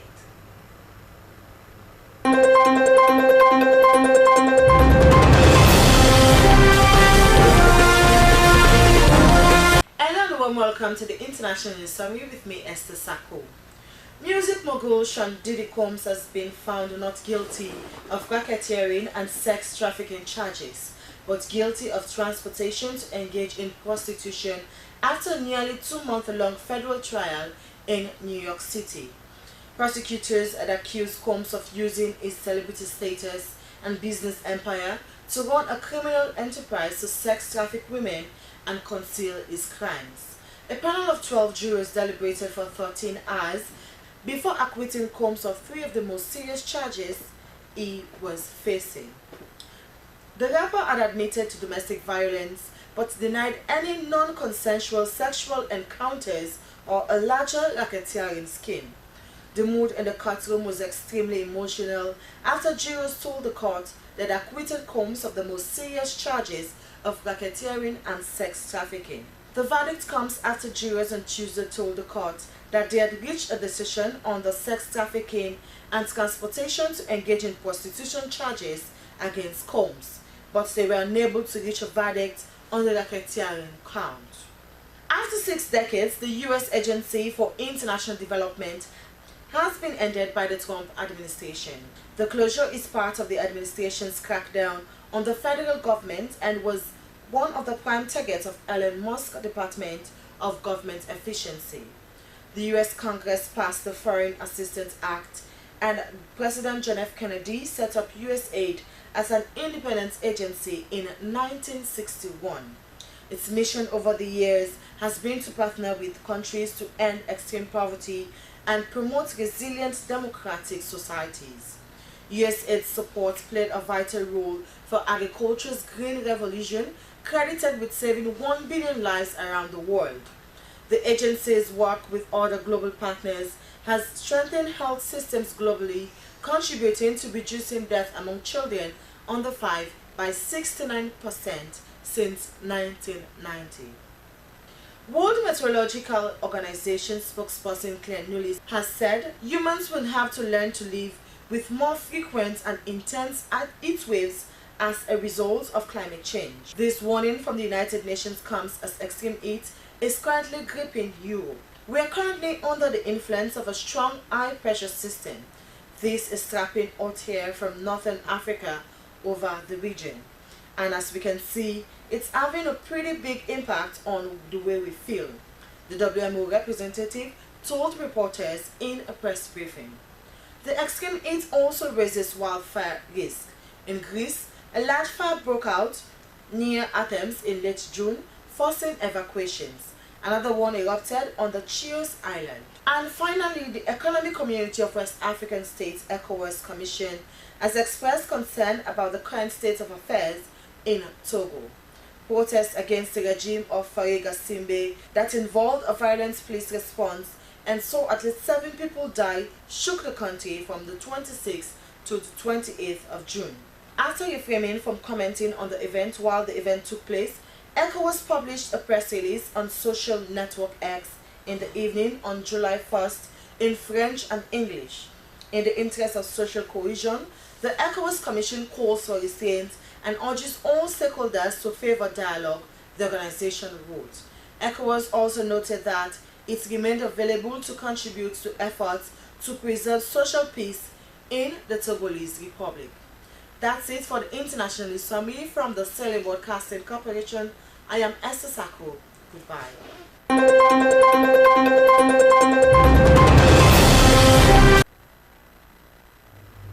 From the International News Updates, we go over to the business desk for today's business update.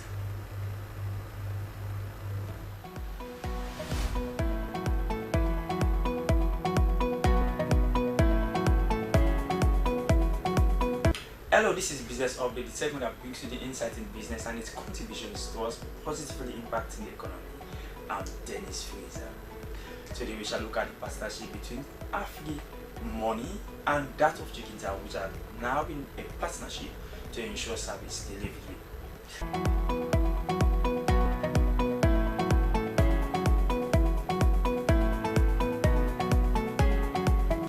A new chapter is unfolding in Sierra Leone's digital economy as Afrimoney, a leading mobile money service provider, is partnering with a fast food chain, Town on the line, to enhance service delivery and to broaden customer base. Let's join Kadia to for that report.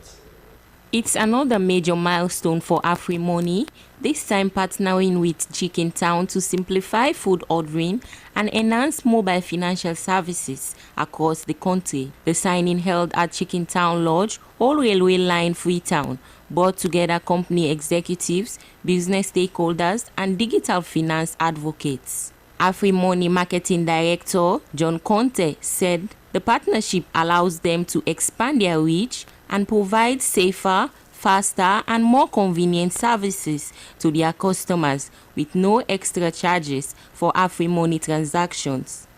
Town is also embracing the shift toward digital payments, helping bridge the gap for customers who lack access to traditional banking. Town marketing lead Natalie Mansare said that they serve over 500 customers daily, adding that with the current partnership, they can now make their services more accessible. The collaboration is expected to introduce more digital finance features, including bill payments, savings, and cashless transactions in the near future. From fast food to fintech, the partnership aims to make daily transactions more cashless for Sierra Leoneans. Many thanks to Kadia for putting that report together. And that's all into this edition of Business Updates. Thanks and goodbye.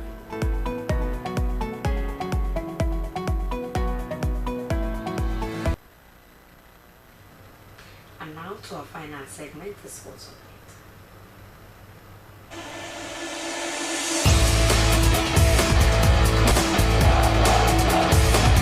Hello there and welcome along to the sporting updates that keeps you in the know. Today is International World Sports Journalist Day, an interesting event to celebrate the achievements, challenges of sports journalists around the world. SLBC Sport Desk had a talk around the day. Because sometimes when we go to these competitions, when you want to talk to some of the players, sometimes they are so arrogant, even the authorities, they will refuse to talk to you. But as a journalist, you actually need that interview. We'll have to talk about that shortly. But now let's go to Mohamed Lamitri. You know, Mohamed Lamitri was in Egypt. He spent about 2 weeks in Egypt to cover the single leg amputee. Being very lucrative. In fact, even the government to sponsor youngsters to play qualifying matches. It was money coming out of his pocket. Look at what George Weah did for the Lone Stars when they were at war. He did go well. Others. So sport is something that, you know, let me tell you something. This is a country where unemployment is at its peak. But I tell you, if sports is actually, made use of, I tell you, for instance, hundreds, thousands of young will be employed, self-employed. In return, they will contribute to the economy of this country. All right, thank you very much. As today is the 2nd of July, today is World Sport Journalist Day. Every year, sport journalists across the world celebrate this day to be free. But you are always doing it despite all these challenges. Well, it feels good and comforting, inspiring, and to say the least. And of course, it's been wonderful to go out there to gather the news, to package the news so that viewers will understand what is going on in terms of the information in terms of our sporting disciplines. It's a very difficult job. You need to go out there. There are days you go out there, get what you want. You'll endeavor to go again, just so you have what the viewers are looking forward to. So it's a forward-looking job because people are expecting you every now and again to update them with information. For example, maybe it's football in story happening somewhere. It's a breaking news that has to do with an international Sierra Leonean star. You need to go out there and get the news. He is Sheku Sumala, and this is a special program. Sport. And I've touched this regarding people, regarding the discipline. When I was in Morocco, I met with a good number of people, particularly the dodgeball. I met with the president of the dodgeball in Morocco, and president of the community there in McKay, another city in Morocco as well, the president of the sporting committee. You know, every city has a president of sporting committee. They have an association, and so I met with those people. Equally, when we went to Mali, I met equally with great names, and we met with people who went out. In Tottenham Chelsea, we all were waiting to see the players when Victor Wanyama came out. Everybody was shouting, "Hey, Victor Wanyama, Victor Wanyama!" On that particular day for the match, we defeated and them 2-1 at that particular time. But it was also an opportunity for me because I met with different people, you know, different crew from other countries. And that ends your update. And thank you so much for watching. See you next time.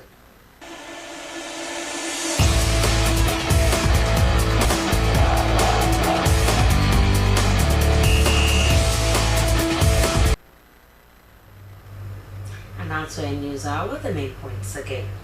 Former Liberian President Ellen Johnson Sirleaf has congratulated President Julius Maada Bio on his recent election as chairman of the ECOWAS Authority of Heads of States and Government. This was done during a courtesy call on the new chairman of ECOWAS and at State House in Freetown. UNICEF, in collaboration with the Ministry of Basic and Senior Secondary Education, launched the Comprehensive National Life Skills Framework, a landmark initiative encompassing 12 key areas, including empathy and diversity. Is designed to empower young people with the essential competences needed to navigate their formative years and beyond. And a new magistrate court has been established at Mile 91 in the Tonkolili district, aimed at improving access to justice and expediting legal proceedings in rural communities. Honorable Chief Justice Komba Kamanda said the court's opening was part of a broader strategy to decentralize the judiciary and restore public confidence in the rule of law. Well, that's it for News Hour for tonight. Thanks for joining us. My name is Daphne Zainab Kamara. Good night.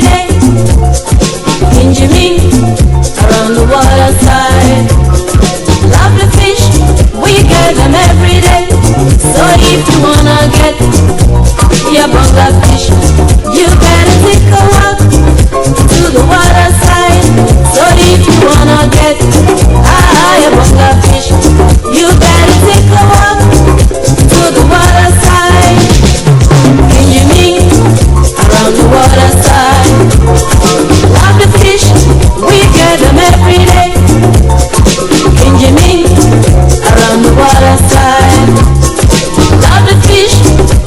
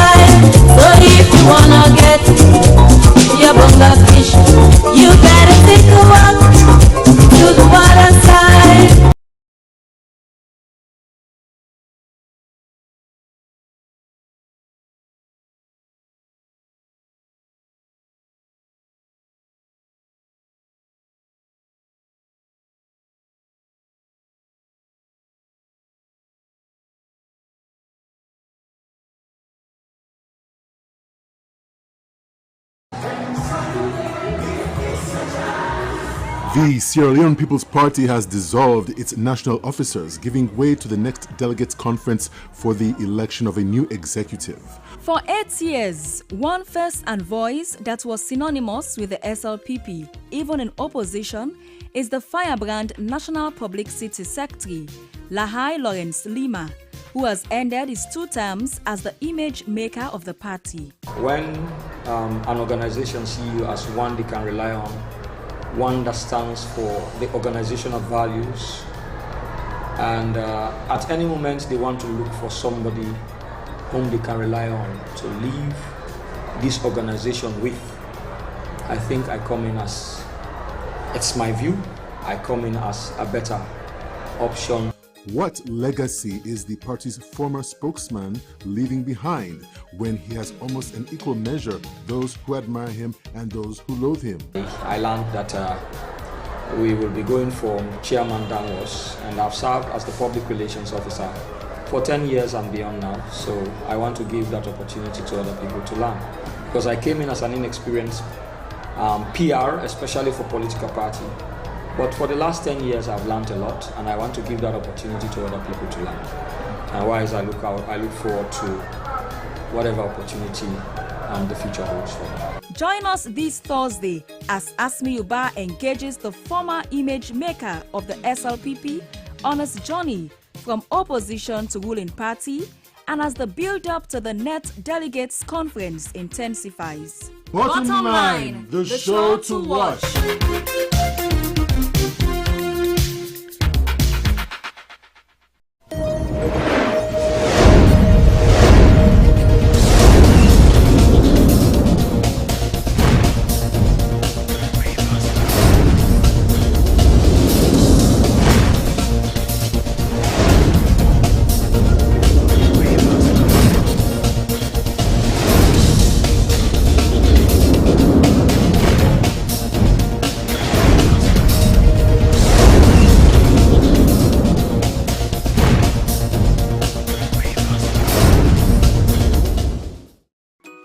To send money overseas using Afrimoney and BNB. Dial *161#. Select option 1. Go to option 6 for overseas money. Press 1 for BNB. You'll see the list of countries you can send to. Enter receiver's full name. Enter the receiver's phone number. Enter the amount you want to send. Enter your PIN to confirm. You will receive an SMS confirming your transaction. Terms and conditions applied.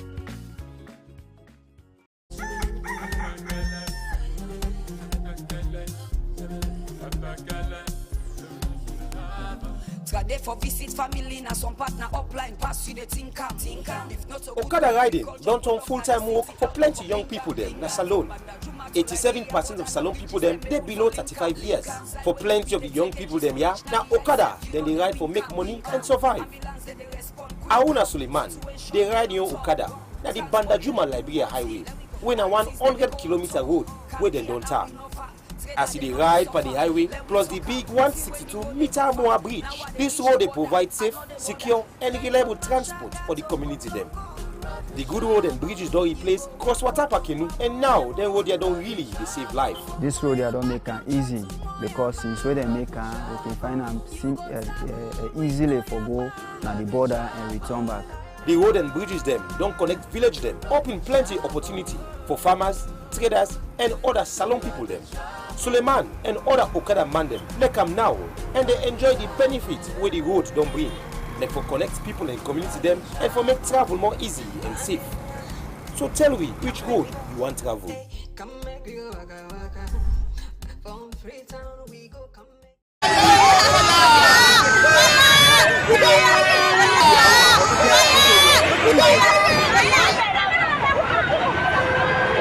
Star, sorry for the loss of your practice. As the head of the family, you need to be strong. Tell me something. What really caused the fire? Sorry to interrupt, sir. He won't be able to say anything for now. Why? Because he just lost thousands of dollars he collected yesterday, standing by for a business transaction tomorrow.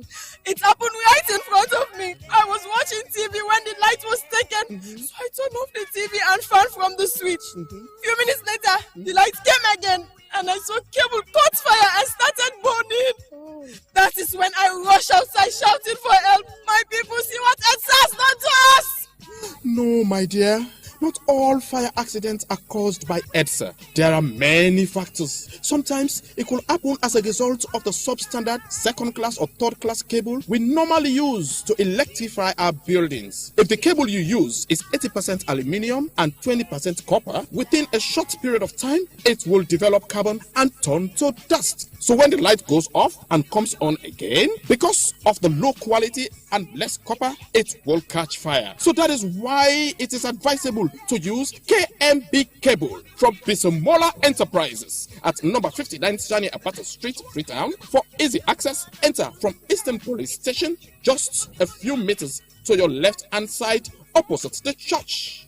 KMB cables, a high quality and original cable which is 100% copper, and if bought, 50 years warranty will be given, which can last you almost forever. So rush now to Bisomola Enterprise sales agent and get your high quality KMB cables for a reasonable cost. Excuse me, my brother. Please take me right away to Bisomola Enterprise. I was on my way to purchase cables and different electrical accessories to electrify my new house. Are you really ready? Oh yes. Then enter my car. Let's go. Wow! Most recent electrical rechargeable fans. Big fans, 8 hours recharge, and small fans, 4 hours recharge. That is just the beginning. Take a look at the first class original UK energetic bulb with different size and colors. And it's also durable. Quality Sikelo, durable with best prices. Standard socket and extension with 2,500 watts. 100% original from the UK. What? Unique high quality solar street lights of all sizes and original changeover from 32 amp to pole 63 amp, 2 pole 100 amp, 3 pole 100 amp, and 4 pole 100 amp. Look here. They also have fridge guard voltage protector to be used as stabilizer. Different types of chandelier light like wall light, LED light, moonlight, megaphone, electric kettle, AC switch, and many more. So, for all types of recent electrical products for your homes and offices, come now to Bisomola Enterprises at number 59 Sunny Abacha Street, Freetown. Easily accessed, few meters from the Eastern Police Station to your left-hand side, just opposite the church. If you want to buy at wholesale or retail prices or need more information or inquiries, call us on 072-817-196 or 077-739-363. Bisomola Enterprise, the sole agent for KMB cables. Bisomola Enterprise, your home for all original, quality, recent electrical accessories for a reasonable cost. You can't see it, it's electric.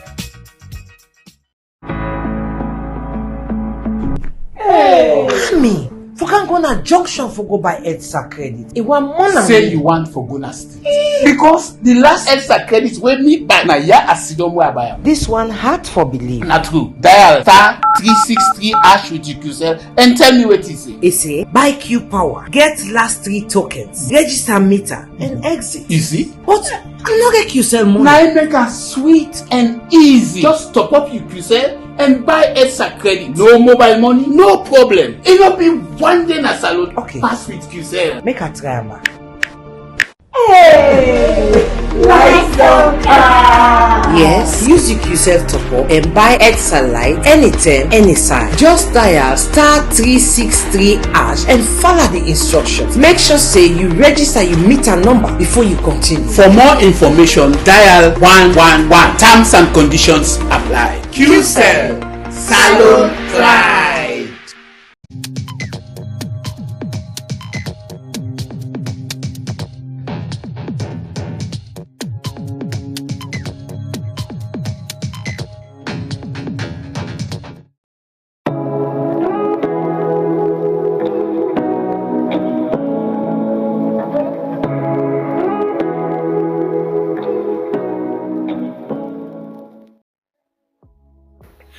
life no go ever sweet without that thing what we call love.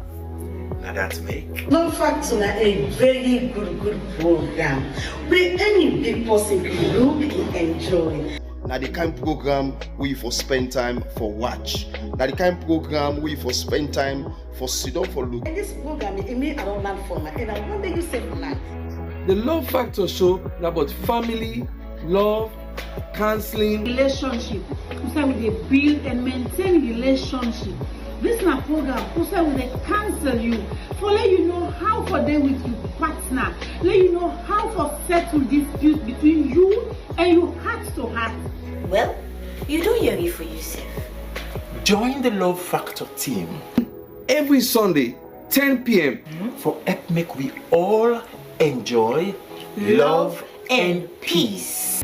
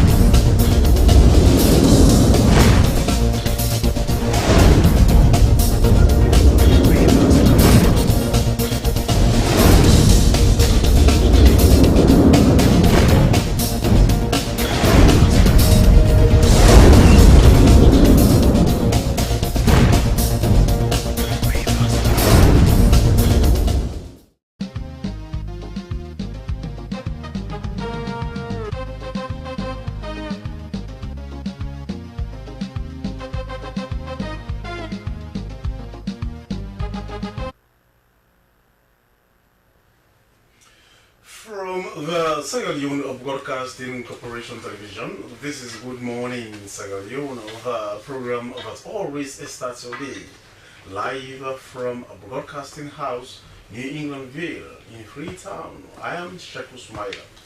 And my name is Francis Barnard. Good morning and welcome to your breakfast show, Good Morning Sierra Leone. Our quote of the day is from French writer Voltaire and it says, God gave us the gift of life. It is up to us to give ourselves the gift of living well. This is a food for thought. Yes, indeed. You know, one thing, there is a saying that goes, you know, do not allow anyone to snatch away your smiles. Because you are not for the world, but the world is for you. In the program this morning, National Communications Authority, in collaboration with the International Telecommunications Union, hosts a workshop on telecommunication quality of service in Freetown. And as the joint operation to clear SLRA right of way continues nationwide, we shall be talking to relevant authorities on this venture. And we invite you to participate by sending your comments and views to the number on your screen, or you find us on our Facebook page, SLBC TV Live. This is Good Morning Sierra Leone.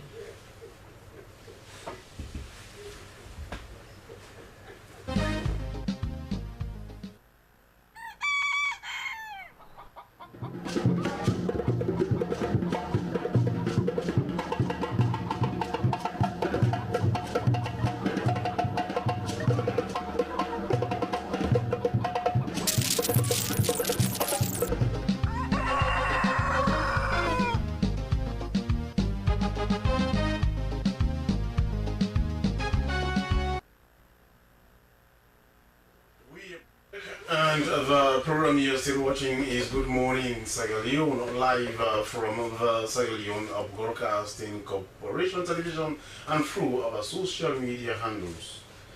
Now, as you may have heard in the news, the Sierra Leone Rules Authority, SLRA, is actively clearing and reclaiming the right of way nationwide. This involves removing encroachments like structures and businesses built on land designated for road expansion and utility installations. The SLRA is working to ensure roads are clear for both current and future use, including the installation of essential services like water pipes, electricity, and fiber cables.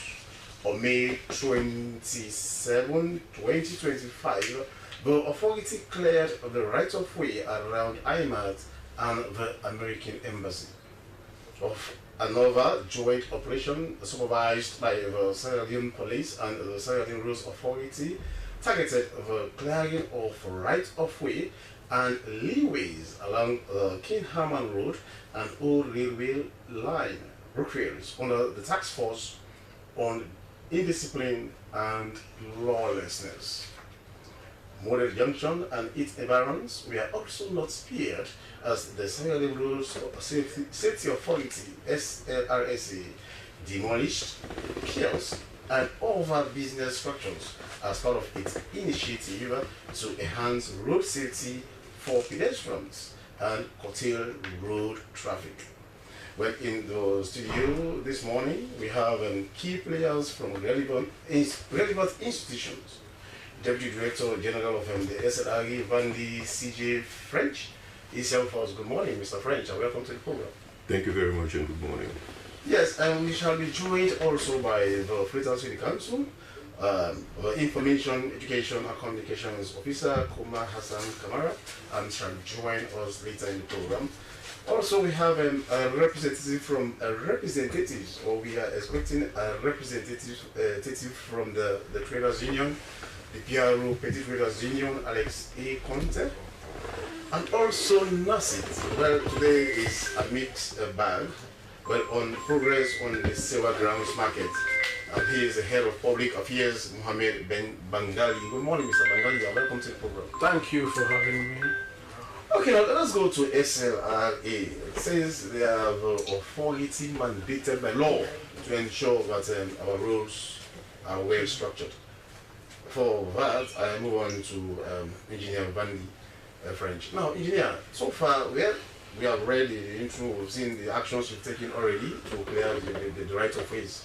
But tell us, based on assessment probably you might have done, how is this operation going? Because this is the first time the SLRE, in collaboration with the police, the road safety authority, this is the first time they're embarking on such an operation to clear our right of ways, you know. But in the first place, what makes this one different from others? And according to your assessment, how has it been so far? Well, thank you very much. Of course, you've said it all. The SLRA is currently clearing the right of way. And it's an exercise that started a couple of weeks ago. And we have targeted about 4 or 5 areas that we've cleared. I think you've mentioned almost all of them. And this exercise is being jointly done in collaboration with the Sierra Leone Police. And so far, it's been progressing very well. The collaboration is very smooth. We do have a few challenges here and there, but overall, the progress is quite satisfactory. Now, to your question, what makes it different from what used to transpire previously? This time around, we are going to not only clear, but we are going to engage a very robust monitoring program. And this program is going to look like, after clearing the first few areas, then we are going to spend the next few weeks, make sure we go back to these same areas and make sure that anybody who wants to venture again into the right of way that we identify will be cleared again. And this is going to be a continuous process. So in as much as we are looking at or planning to identify other areas for our next operation, we are also focusing on the areas that we had already cleared. So, Engineer Bandy, is this an assurance? Is this an assurance that this time around it is going to be sustainable? Because as I said earlier, we've seen many or several operations by the SLRE, the police, SRIC, you know, to clear the streets, the right of ways. But it's like, you know, having done your job, you go back to your offices, and the traders are back, you know, on the streets. In fact, now the strategy they've employed is that, you know, you demolish their stores. what happens next is we see umbrellas all over the place.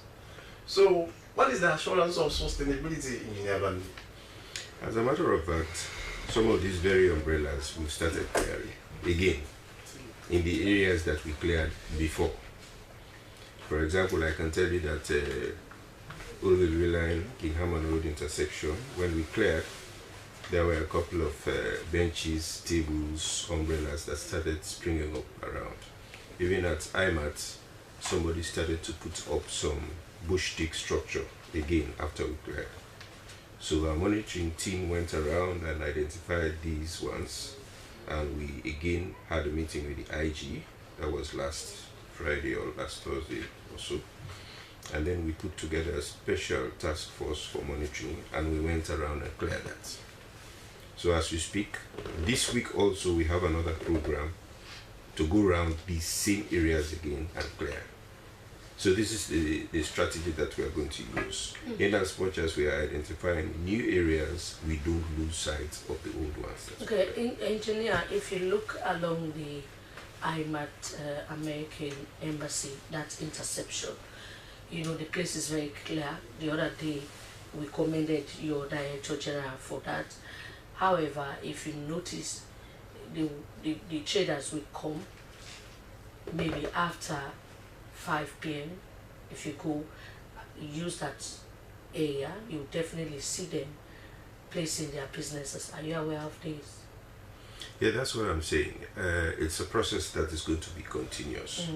And the idea is, when we clear you once, twice, 3 times, 4 times, 5 times, I think in the mindset of the people, they really understand now that this is something that is here to stay. That is the idea, and that is the strategy. So it's a continuous operation that's going to go on as long as it takes, right? So we are dividing it into 2, identifying new areas to clear and clearing them, and mopping up the old areas that we've already cleared. Okay, those are going to be going on side by side. How about vehicles, you know, garages occupying rights of way? How about them? Well, that falls under the purview of the SLRC actually. But I know that as we speak, because it's our sister organization, right? So currently they are also doing similar exercise. You are partnering with them. That's what I'm asking. That's what I'm saying. Okay. So recently, if you take notice around Model Junction, there were a lot of bikes that were actually parking and blocking one entire lane. Some of these areas were being used as garages to make or to repair bikes, etc. So those have been cleared and they've been moved back by the police and SLRC. So now you go to Model, you find out that the 4-lane road that we constructed beautifully to ease the congestion, the stumbling block, the bottleneck that used to occur around there is no longer there. Traffic now flows quite seamlessly. So this is the objective. We are now again, engineer, the umbrellas are re-emerging. Now, even yes, we know that when it comes to garages or people parking vehicles on our roads, that falls within the purview of the road safety authority. But at the same time, I don't think it squarely falls within it is squarely the responsibility of the SRSA, because those vehicles, because of spillage, that undermines the structural integrity of our roads. Which you are the ones constructing or rehabilitating these roads. So there is no way you can squarely leave it in the hands of the SRSA, because these are your roads. You are the engineers, and I'm not an engineer, but I know that those the spillage from the vehicles, the oil spillage, undermines the structural integrity of this road. Thank you very much. That's what I said. The SLP, the SLRC, and the SLRA are collaborating on this exercise. In fact, that is why, whilst we are doing the clearing of the right of way, at the same time, they are also on operations clearing these illegal garages on the carriageways. So we are collaborating. And we believe that when these vehicles are cleared, these garages are cleared from the roads, then the issue of spoils, pillages, etc., which actually make the road deteriorate prematurely, will no longer be there. So we are collaborating. Okay. So are we not going to see a situation where you wake up in the morning and then you let people go back to where they are? Well, for as long as it takes, like I said, the operation is like a double-edged sword. On the one side, we are identifying new areas which we'll be clearing, okay? But on the other side, we are also mopping up areas that had been cleared before and make sure that anything that springs up there will be nipped in the bud and cleared again. Engineer, finally, before we let you go, you know, some of these people, they will tell you they have legitimate document from the relevant authorities to construct some of these structures. How about those set of people? We do not allow anybody to use the road as a market. That's why it's called a road. It's not a market. So we do not give them permission to erect structures. How about those, your partners, who might be implicated, that they have been giving them permits to put Well, I cannot say anything about any partner. I can speak for the SLRA, right?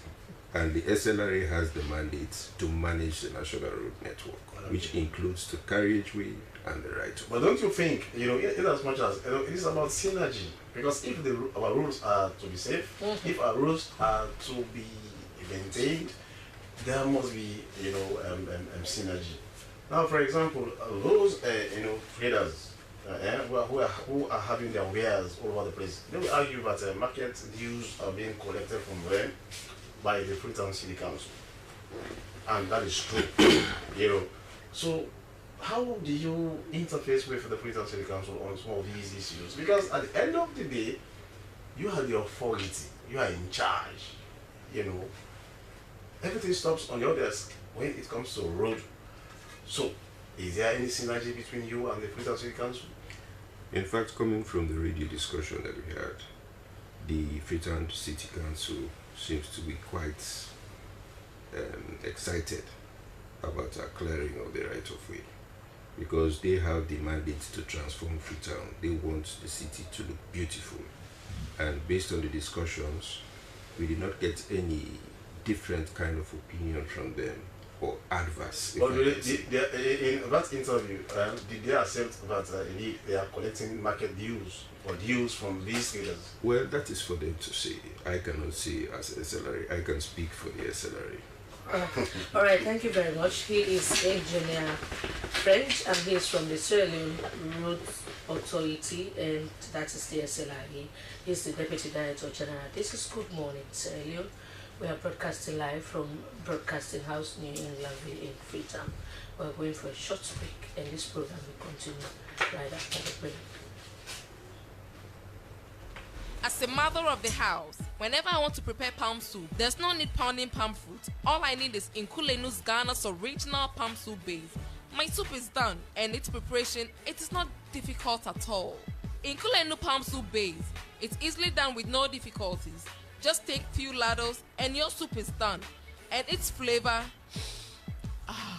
it's amazing. This is Nkulenu's Ghana's original palm soup base. And this is Nkulenu's Ghana's original spiced palm soup base. Iron fruit and turkey berries are naturally added. Also available Brown Gold Natural Cocoa Powder, Sunny Gold Brown Sugar, Neat Fufu Flour, Shito, Pisa and Moringa. All available at Nyami Ado Enterprise, 1 Lower Waterloo Street, Freetown. Nkulenu palm soup base. Ghanaian original taste. As a mother of the house.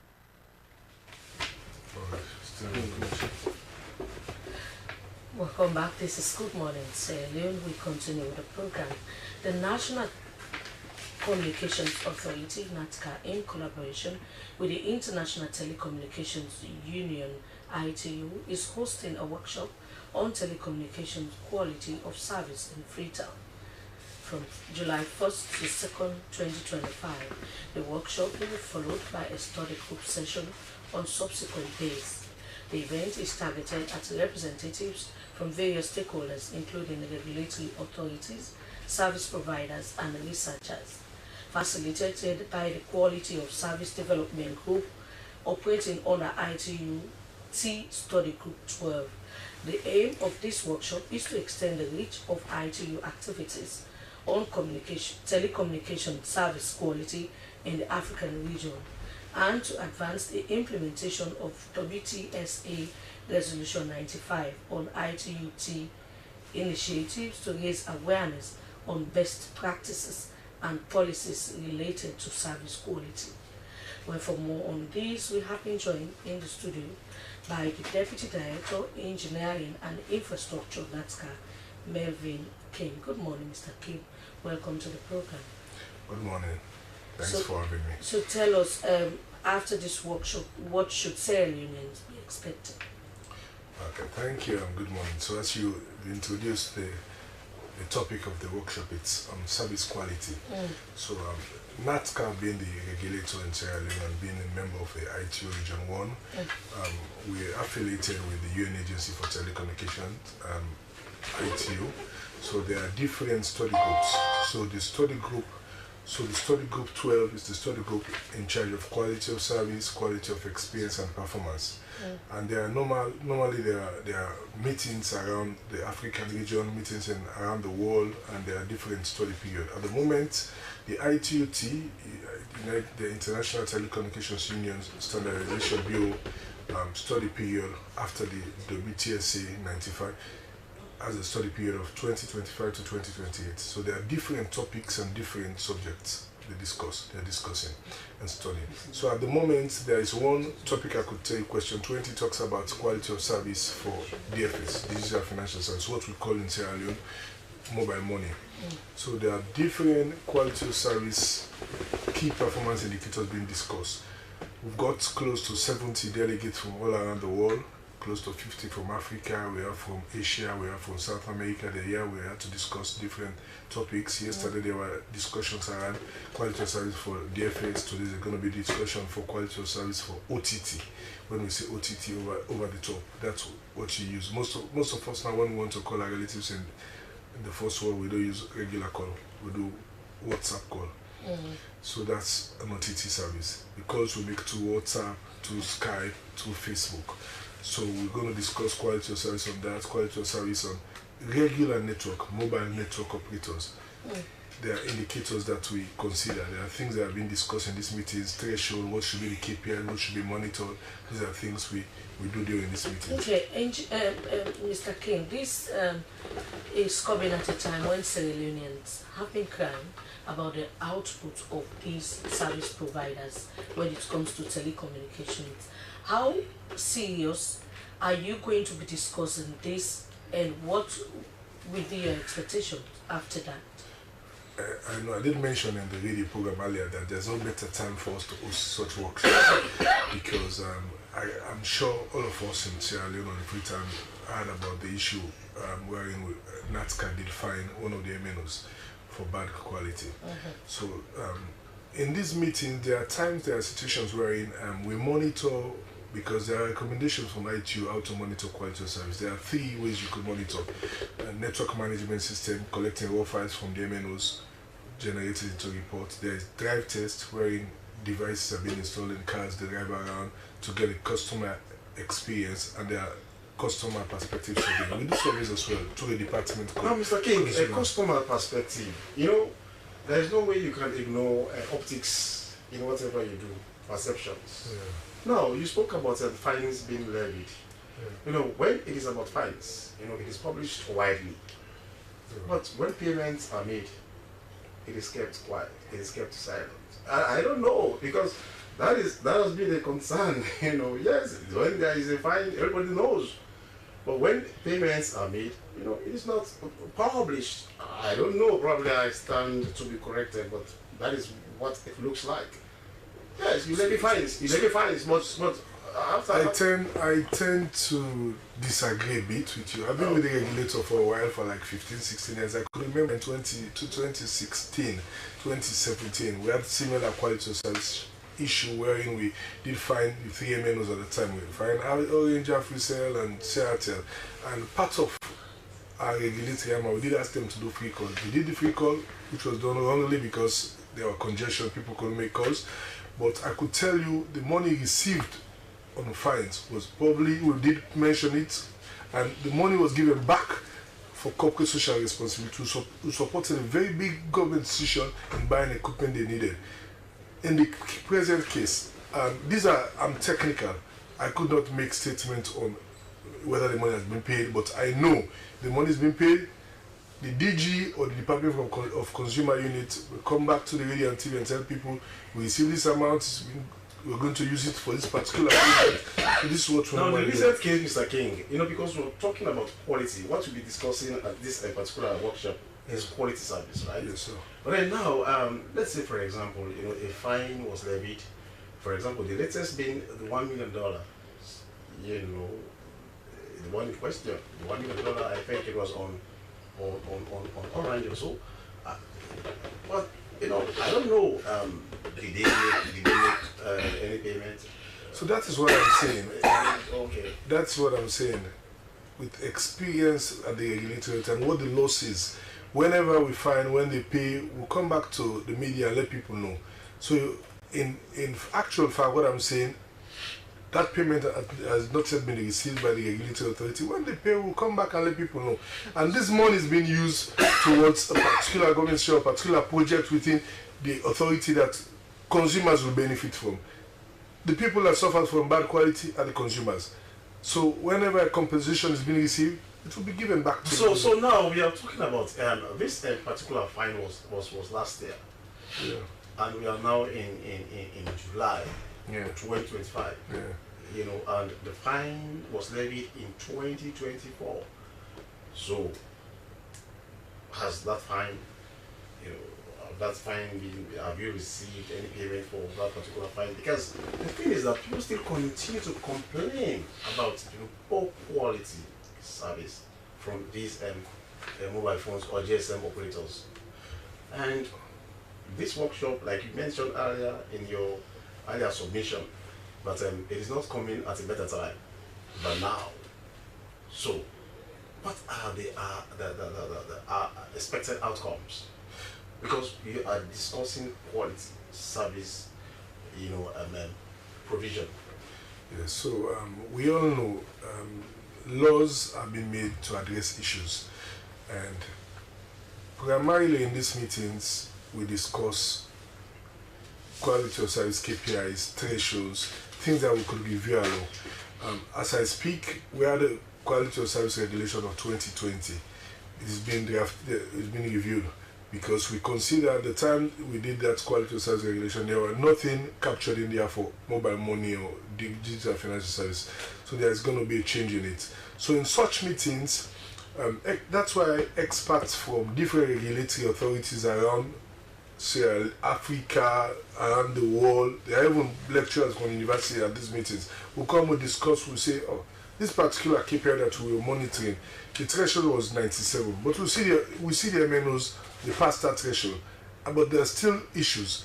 Let's review it downwards, let's review it upwards. So the results or outcome or takeaways from these discussions will be reflected in the regulations. We review the regulations. That is why it states that the primary law could be there, but there should be directives, there should be guidelines and regulations. This could be changed based on the situation. If you could remember, 15-20 years ago we were talking about only 1G, 2G, but now we are talking about 5G, and there are research on 6G going on. So, and you cannot maintain the threshold and the KPIs 10 years ago for now. Things change. We go to these meetings, we discuss, and the takeaways are improvement of the law to address the situation on the ground. Okay, Mr. King, talking about 5G, and you'll be discussing quality at this workshop. Some of these providers in our country, they'll tell you are using 4G, but in actual fact, you are using 2 or 3. Are these going to become addressed? Sure. So there is another issue that I mentioned. They are different. That's why there is quality of service. Initially, Study Group 12 was basically on quality of service and performance. But in recent years, experts thought it fit to add quality of experience. What's the difference between quality of experience, subjectivity, quality of experience? We could be in here and I could be saying the room is hot. You may say the room is not too hot. That's your view, what you think. So the quality of service aspect of it discuss the issue of evidence-based, the quality of service, the S, evidence-based technical reports. The quality of experience talks about what people feel, their view. So when that was why quality of experience was introduced into this study group, because when we discuss on quality of service, there are times with reports, we get technical reports, we'll say these MNOs, they passed the threshold, but there are still cry out there. So the quality of experience part comes in. But then, Mr. King, one thing about telecommunications, you know, the results are not covert. The results are overt. You know, if there is quality service, you know, it will be palpable. Everybody knows. But if there isn't a quality service, you know, it is also seen. So it's not about, you know, it's not shrouded in secrecy. Because the thing is that now, if you look at the percentage of you know, Sierra Leoneans using, you know, these services, you know, the number has increased significantly. You know, even PPAs in school. I mean, not to talk about adults. Everybody that is using, you know, GSM services. But if there is no quality, it is seen, it is known, it is palpable. You know, so it is not like it is something that is covert, somebody you will not know or experience. It's about trying to now tell us, you know, because here, this particular workshop is talking about, like for example, this workshop is facilitated by Quality of Service Development Group, operating under ITUT Study Group 12. So it means quality is the watchword here, or is what you are going to discuss. So I asked, what are your expected outcomes? That's what I mentioned earlier. So our takeaways and expected outcomes. Learning new thresholds, new KPIs for particular services. Yesterday there were discussions around mobile money quality of service monitoring. Things of concern. You do a transaction, it does not happen, it failed. How soon does this mobile money operators return your money? These are things, these are all indicators. The time, so how many successful transfers happen. So these are different things we discuss, and these are things we could incorporate into the regulation, into the law. All right, thank you very much. He is Melvin King, and he is from NATSCA, the National Communications Authority. This is Good Morning Salone. Many thanks for educating us. We'll definitely get you back after the workshop to know the outcomes. Good Morning Salone continues. Yes, indeed. And today was International Day for journalists in sports. World Sport Journalistic. Well, I think there is every need for me to say, you know, congratulations on your day, because you are a sports journalist. Sure. Okay, now we continue with the program, and you are watching Good Morning Salone live from a broadcasting house, New England Vale in Freetown. Well, still on the clearing of the right of way. Well, we are talking to Engineer Vandi. He is the Deputy Director General of the SLRA, and he did say that this particular operation this time around is going to be sustainable. But you know, there are also key players in the studios who are going to tell us what really, where do they stand in so far as this operation is concerned. Now, we've just been joined in the studios by a very essential, important, strategic key player. Yes. You know, in this right of way thing, and she is Koma Hassan Kamara. From the Freetown She is, you know, the communications officer at the Freetown City Council. Now, Koma, the last question I posed to Engineer Vandi was that, okay, you are clearing the right of way, but these leaders are also arguing that the Freetown City Council do collect dues from them. And he said, well, that is another kettle of fish. As you the competent authority to answer to some of those questions. Now tell us, before going forward, do you collect market dues, you know, for traders who are selling on the right of way? Well, Sheku, thank you very much, first of all. Good morning, viewers. To start with, well, it's now we are actually getting the clear picture of what has been going on, of what Freetown City Council has been suffering. Because to start with, it will surprise you to know that we don't have the mandate to give right of way. And these people are occupying the space and they're utilizing the facility. At the end of the day, they create a lot of waste around. You know, most of from where they put their kiosks, their shops and things like that.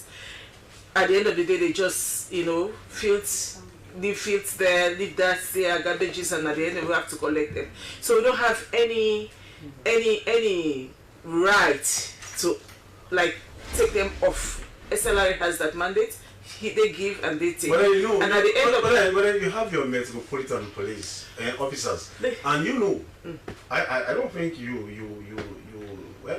are ignorant about the fact about they are not supposed to be there. Now, in as much as they are living in the streets, yes, but you know they are not supposed to be there. And don't you think by issuing tickets or collecting market dues from them, it's like legitimizing their stay on the right of way? As far as council is concerned, we don't collect tickets from people that are at illegal points that, you know, they're not supposed to be there. We don't collect dues from them at all. So normally what we do, most of from the documents, because I know you're talking on the grounds that there's sometimes issue out document that I've got a document from council. What we normally do is we give them certificates for their business licenses. That's what we do.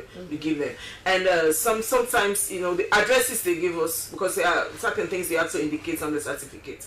So some of them might be selling here. At the end of the day, they move to another point, or they buy their own containers or kiosks or build their own things and just have that mandate or rights according to them. Because most times, even when our Metropolitan Police goes around to like ask, because they know that completely where they are selling is wrong, they will tell them that they have documents from SLRI.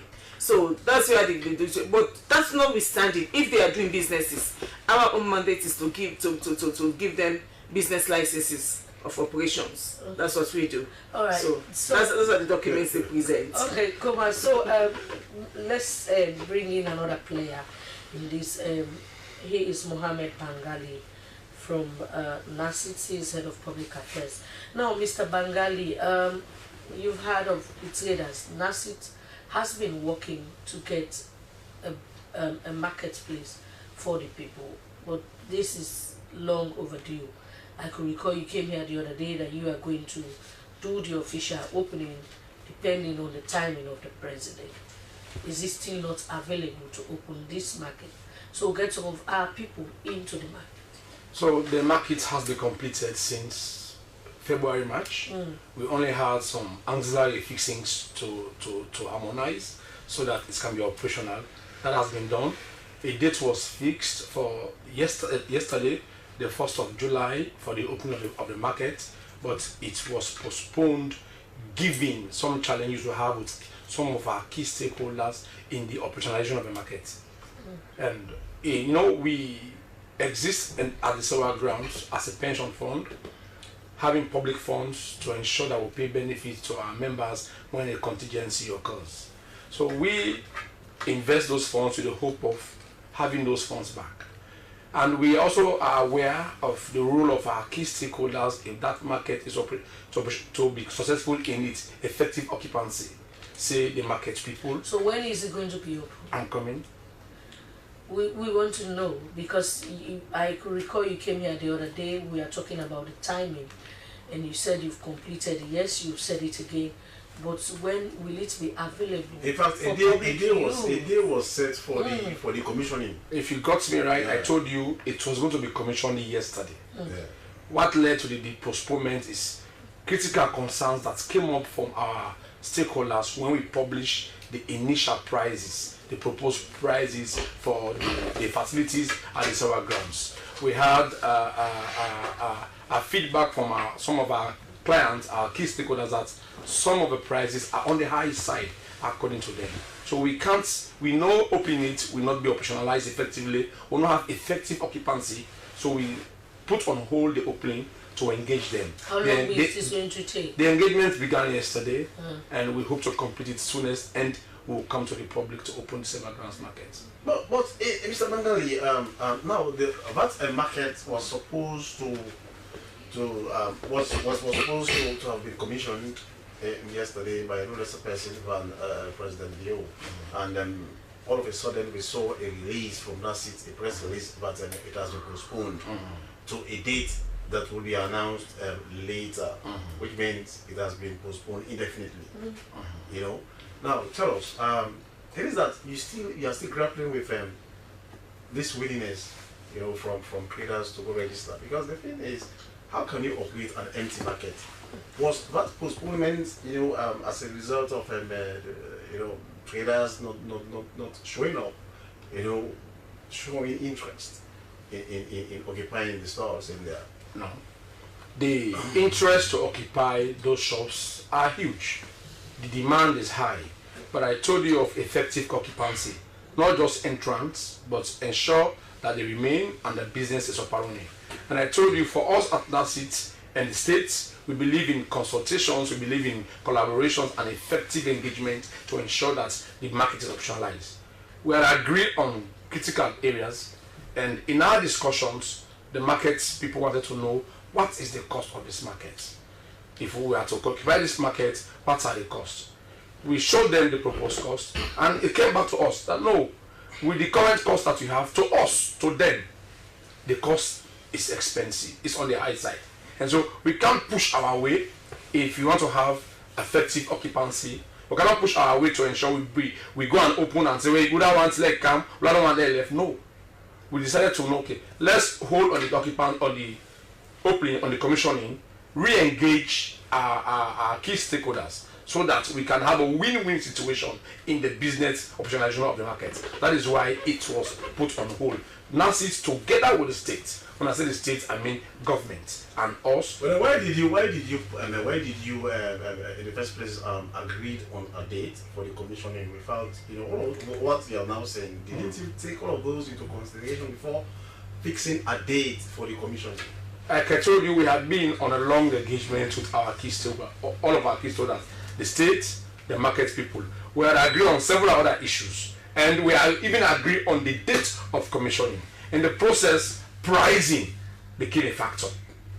And because pricing became a factor, we know it will undermine the effective occupancy of that place and effective organization. But didn't you know that pricing, you know, will always be a prime factor? Pricing always determines, you know, especially in a business like that, you've outsourced it to a private entity to run it, right? I mean, but you're making a statement or asking a question. So what I'm saying, it is outsourced. Yes. Okay, so this businessman is there to make profits. So what I'm asking here is, you should have always taken into consideration the fact that pricing will always be a prime factor. So they need to take all of those into consideration. We always knew that pricing will be a factor. And I said we had a long engagement. So let me also let you know that SEMCO is not 100% private. SEMCO is a subset of NASIT. It's a NASIT estate management company established to run NASIT estates. So SEMCO, who are the business managers, are a subset of NASIT, given that responsibility to run the market. Yeah, and when we have this engagement, to operationalize the market is a continuous and effective engagement. All right. At some point in time, we had a bottleneck.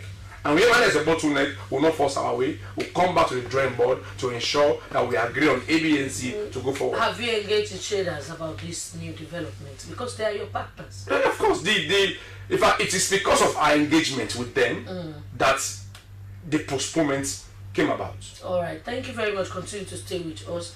He is Mohammed Bangali from NASIT.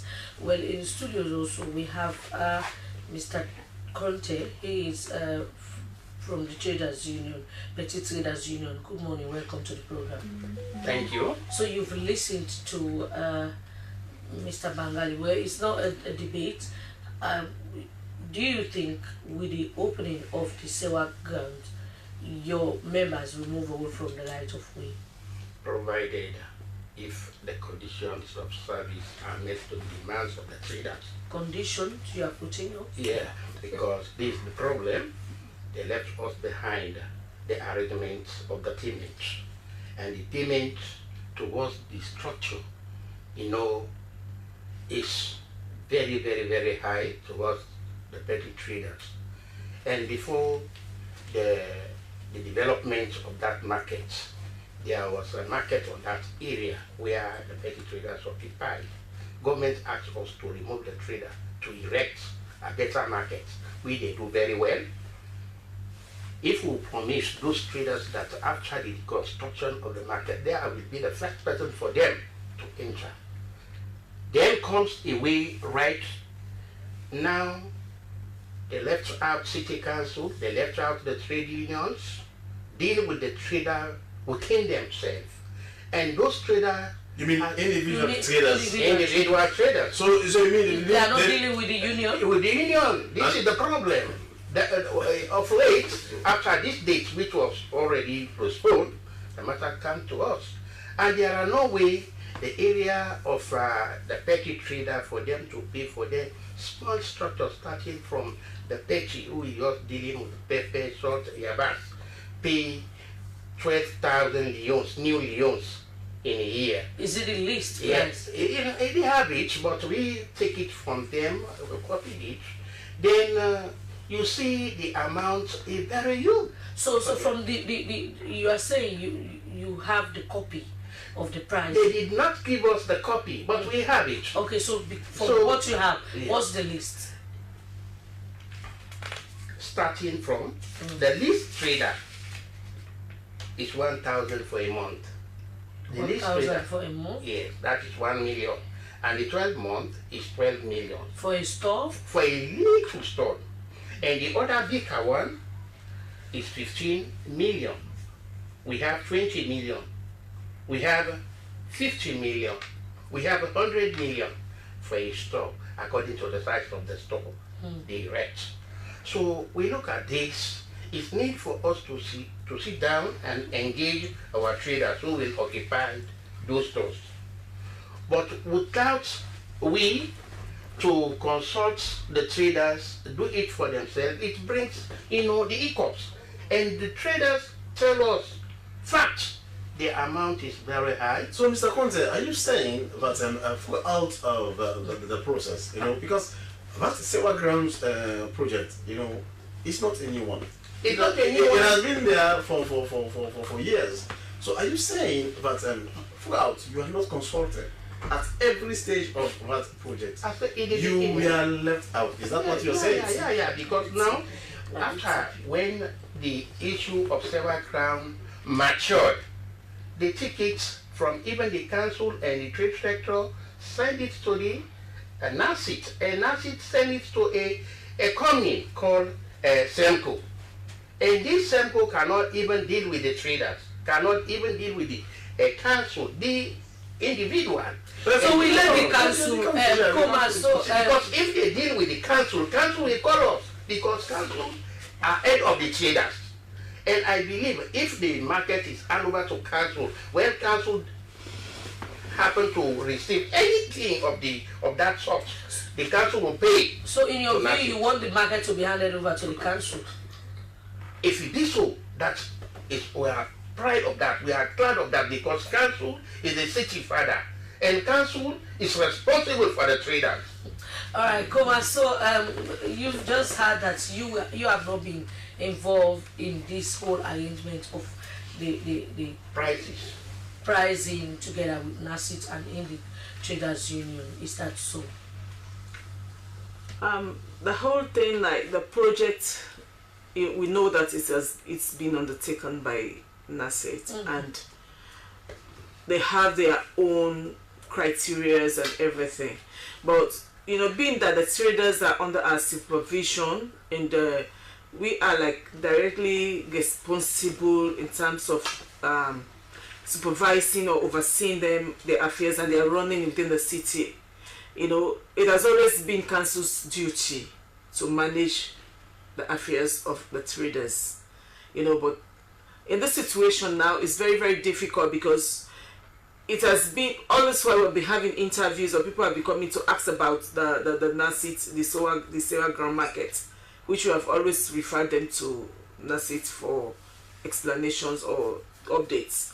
So as it is now, as he's rightly saying, I think there is a consideration in that direction because we are supervising them. We know how to handle so them. So now, one thing. So now, Mr. Conte is here, Mm-hmm. and Mr. Conte has just said that even you, I mean, the Freetown City Council, yeah, you know, you are responsible for this metropolis, and you've not been involved in dialogue, in negotiations, especially reference to pricing.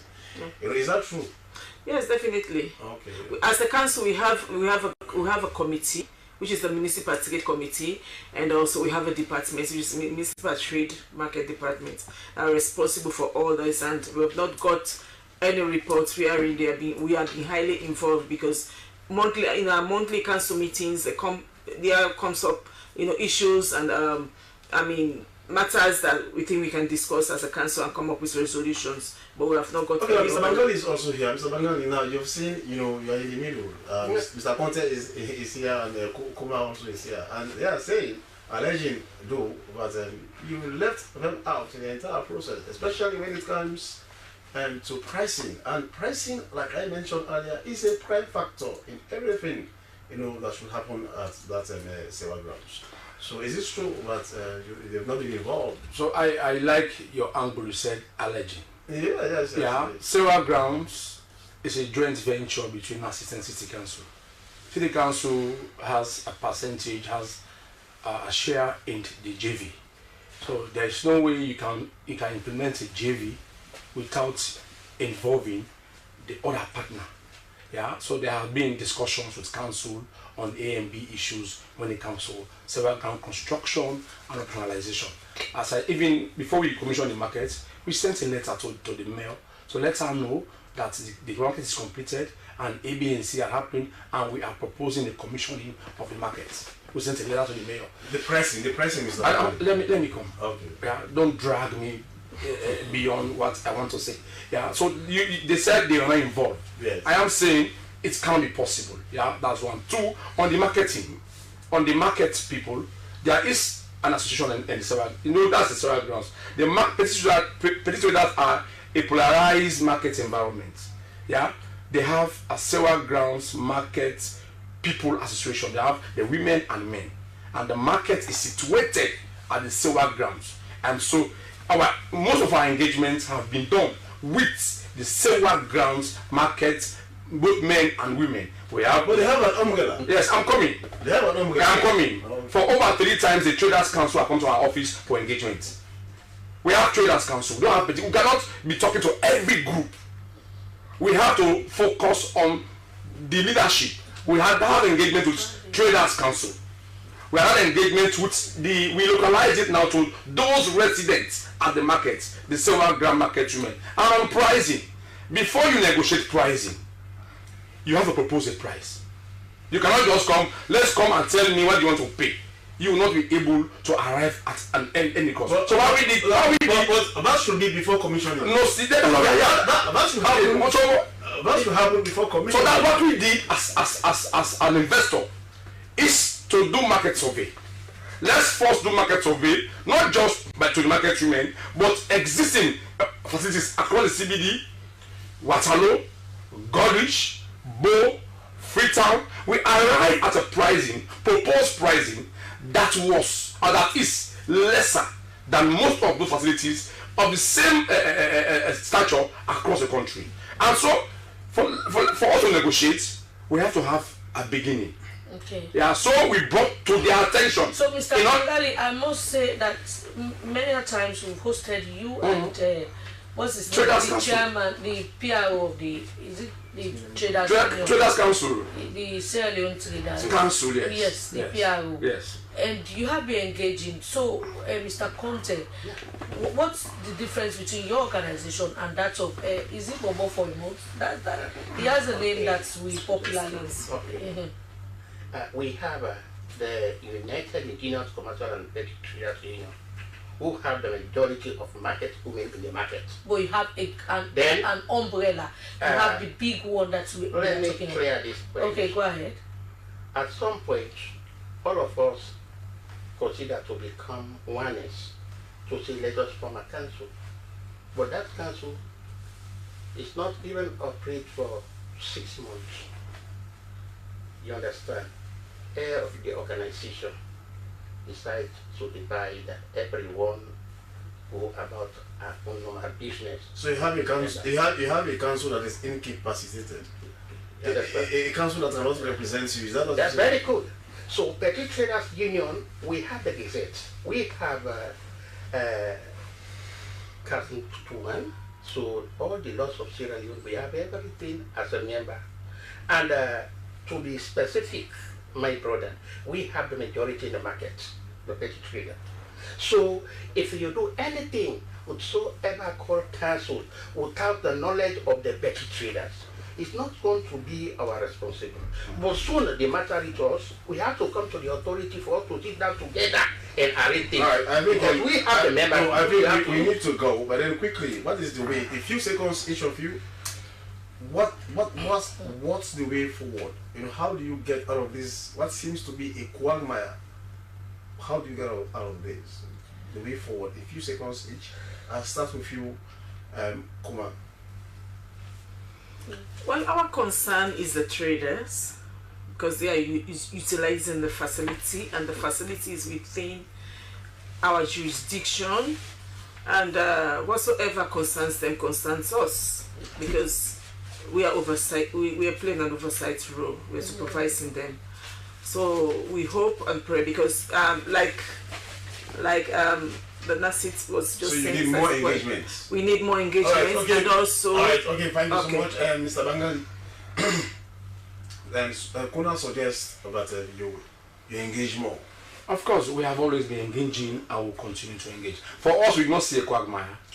Okay. We are on negotiations and we are on discussions. We have produced an initial price cost. Okay. So it's now the business of other stakeholders to come together to have a win-win. We will not guarantee them that we'll give you a price that you want. But you're not in a quagmire, but commissioning has been suspended or postponed indefinitely. Because we want to have an effective occupancy level. Yeah, once we complete our engagement, when you're in quagmire, you don't know what to do. We know what to do. And what we want to do is to engage our stakeholders to have a win-win outcome on the price situation. Are we not going to wait for the next 6 months? We will not. We will not. So the president is committed to having that market. Okay, in a few seconds, what do you think should be the way forward? Well, for the mere fact that all the stakeholders we are here together, the city council, nurses, I believe, we can still continue to sit down and put things together, and we will take that message to our membership. All right, so that things will work towards the development of Mama Salone. All right, okay, thank you so much. Thank you so much. We'll briefly go through the papers to the process. So today we start with the Independent Observer. The Independent Observer, Sierra Leone and Russia strengthening fisheries cooperation. And in the interest of peace in Lower Bambara, Honorable Musafa urged to apologize. These and more you find in the Yes, quickly, I move on to the AYB newspaper. The AYB says Chapter 1 nightclub and restaurants, world-class sport with global standards, according to CEO Fasali. And these are the major story in the AYB newspaper for now. Okay, from the AYB we go to the Awuku newspaper. IGP Fire Selu takes him as WACO chair, boosting regional security leadership. ECOWAS to fund BIO's chairmanship. Sierra Leone to contribute partly. Foreign Affairs Minister is being quoted saying that on this. Okay, from there we'll move on to the Standard Times. The Standard Times says cyberbullying at McKay goes high court. Here you can see the photo of the High Court of Sierra Leone. MPRA urges ushers a new era of governance, that is the National Portfolio Authority. I think these are the stories you can see in the Standard Times. Will go to the Premier News. Sierra Leone's economic outlook brightens despite challenges, AFDP report. And Ambassador Omegoli calls for values-based leadership. This and more lawyer society raises alarm over trial delays in high-profile murder cases. Okay, because of time, quickly, the A to Z newspaper says Speaker Thomas condemns absenteeism among MPs, advancing Tokolili North iron ore mining, Salone, and Kovic signed supplementary agreement. My final take for today is the New Vision newspaper. New Vision as VP Jallo meets Cyprus Foreign Affairs Secretary in Seville, Spain. Sierra Leone Cyprus explores strong ties. And Sierra Leone Russia strengthening fisheries cooperation. And finally, Mineral Wealth Fund China overseas sign agreement. Yes, and that is how we say goodbye. It has been Good Morning Sierra Leone, which came to you live from the Sierra Leone Broadcasting Corporation. Well, many thanks to the entire production team, especially producer Jacqueline Zainab Kamara. I am Sheikh Usmana saying goodbye. My name is Francis Bana. Quickly, a reminder of our quote of the day, which is from French writer Voltaire, and it says, God gave us the gift of life. It is upon us to give ourselves the gift of living well. Good morning. Sierra Leone returns tomorrow. Have a lovely and wonderful day, and keep watching your public broadcaster, the SLBC.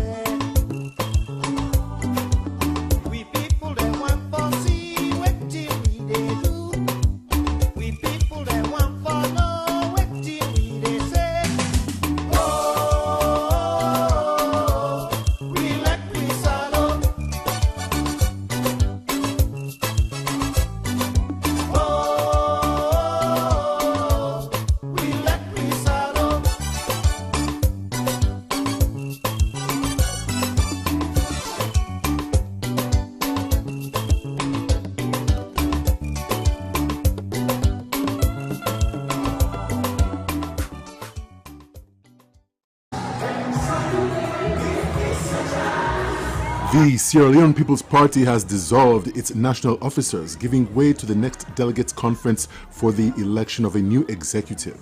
For 8 years, one face and voice that was synonymous with the SLPP, even in opposition, is the firebrand National Publicity Secretary, Lahai Lawrence Lima, who has ended his 2 terms as the image maker of the party. When an organization sees you as one they can rely on, one that stands for the organizational values, and at any moment they want to look for somebody whom they can rely on to leave this organization with, I think I come in as, it's my view, I come in as a better option. What legacy is the party's former spokesman leaving behind when he has almost an equal measure those who admire him and those who loathe him? I learned that we will be going from chairman downwards, and I've served as the public relations officer for 10 years and beyond now, so I want to give that opportunity to other people to learn. Because I came in as an inexperienced PR, especially for political party. But for the last 10 years, I've learned a lot, and I want to give that opportunity to other people to learn. And wise, I look forward to whatever opportunity the future holds for me. Join us this Thursday as Asmi Uba engages the former image maker of the SLPP on his journey from opposition to ruling party, and as the build-up to the net delegates conference intensifies. Bottom line, the show to watch.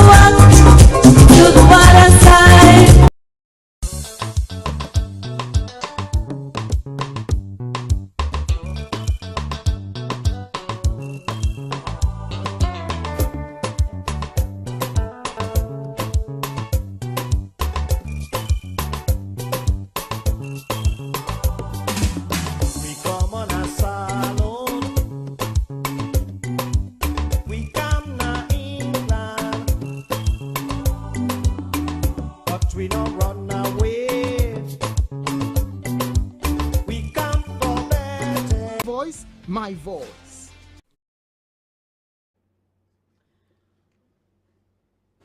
Today is Tuesday, the 2nd of July 2025. And hello and welcome to Sport Update Live on TV. This is a special edition as today is the 2nd of July. Today is World Sport Journalist Day. Every year, sport journalists across the world celebrate this day to look back at the job they have been doing over the years. Well, at the SLBC, today we are going to talk to those who have been telling the stories, the sport stories at the SLBC. My name is Francis Bernard. You stay glued to the SLBC as we'll be talking to sport journalists at the SLBC.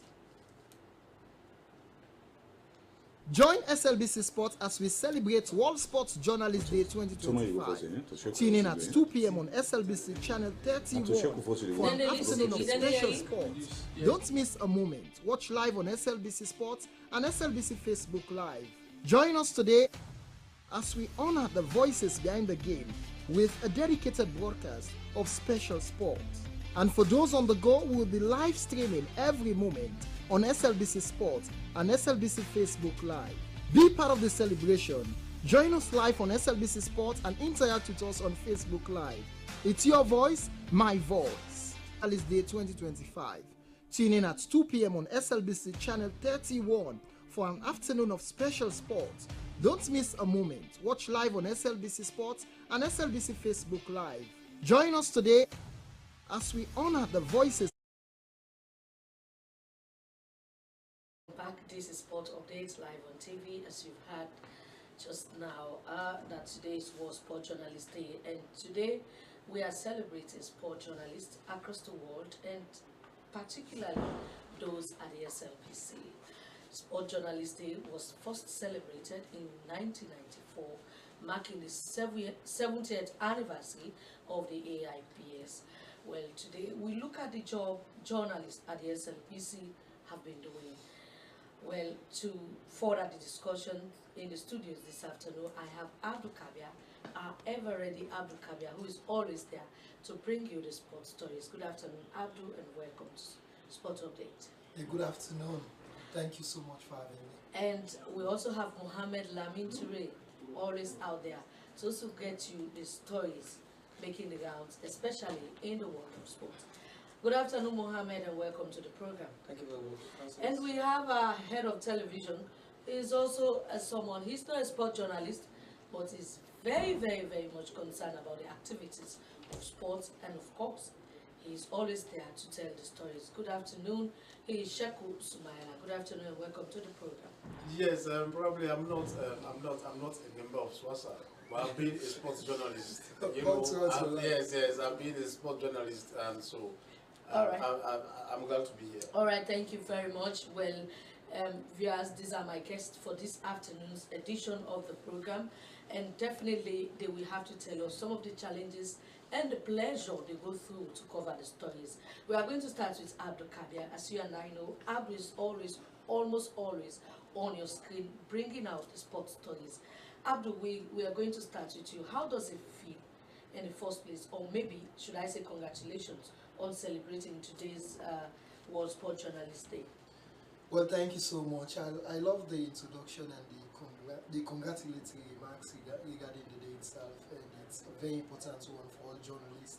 And of course, the work we've been doing and in recognizing the efforts, the sacrifices we've been making effortlessly to get the news so that we can entertain our viewers, listeners on radio.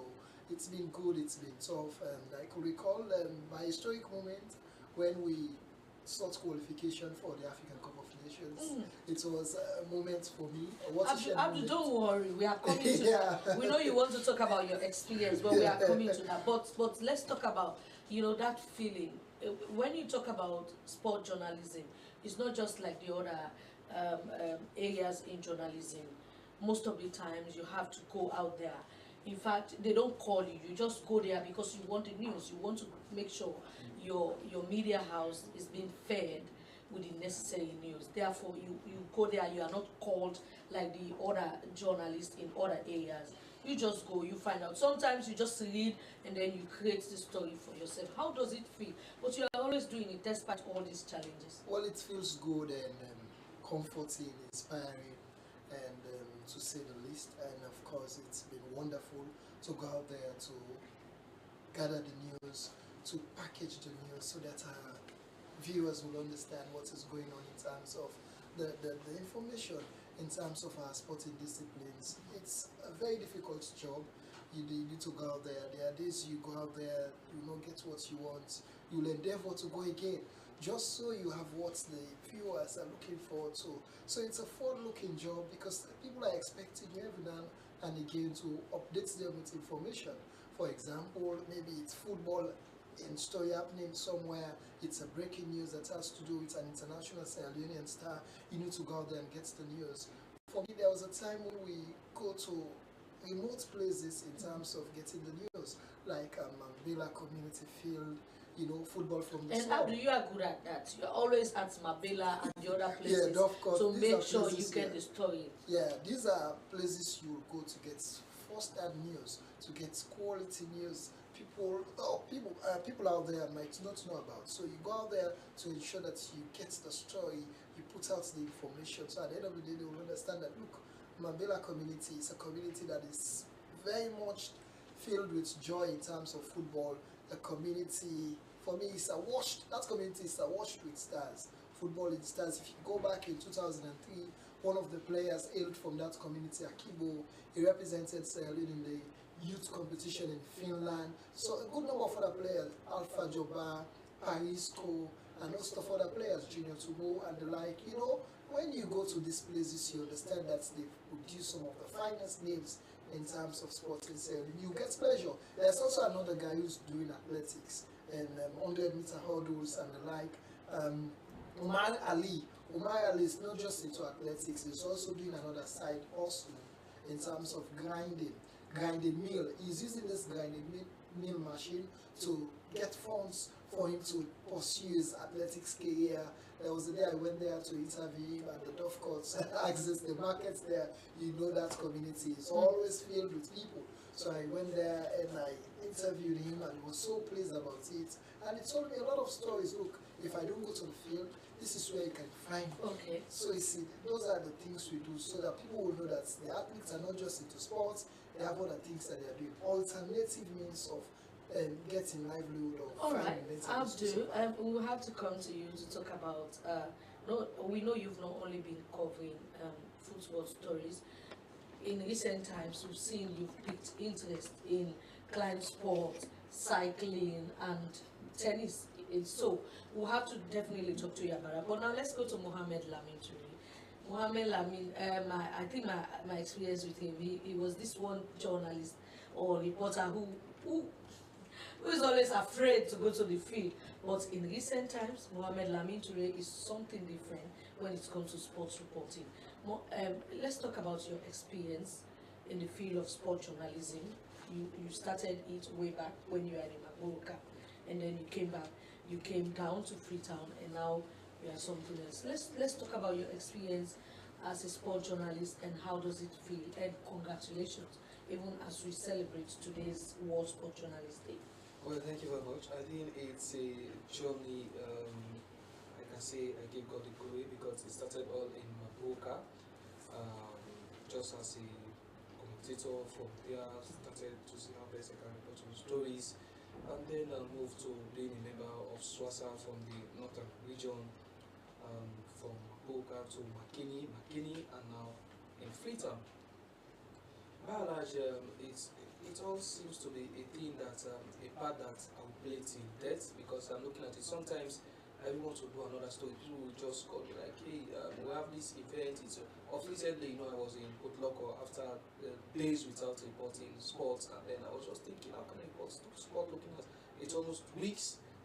I didn't pay attention to the issue of sports, and then someone just called me, hey, Potloko, we are having finals here. So sometimes you have to go the extra mile.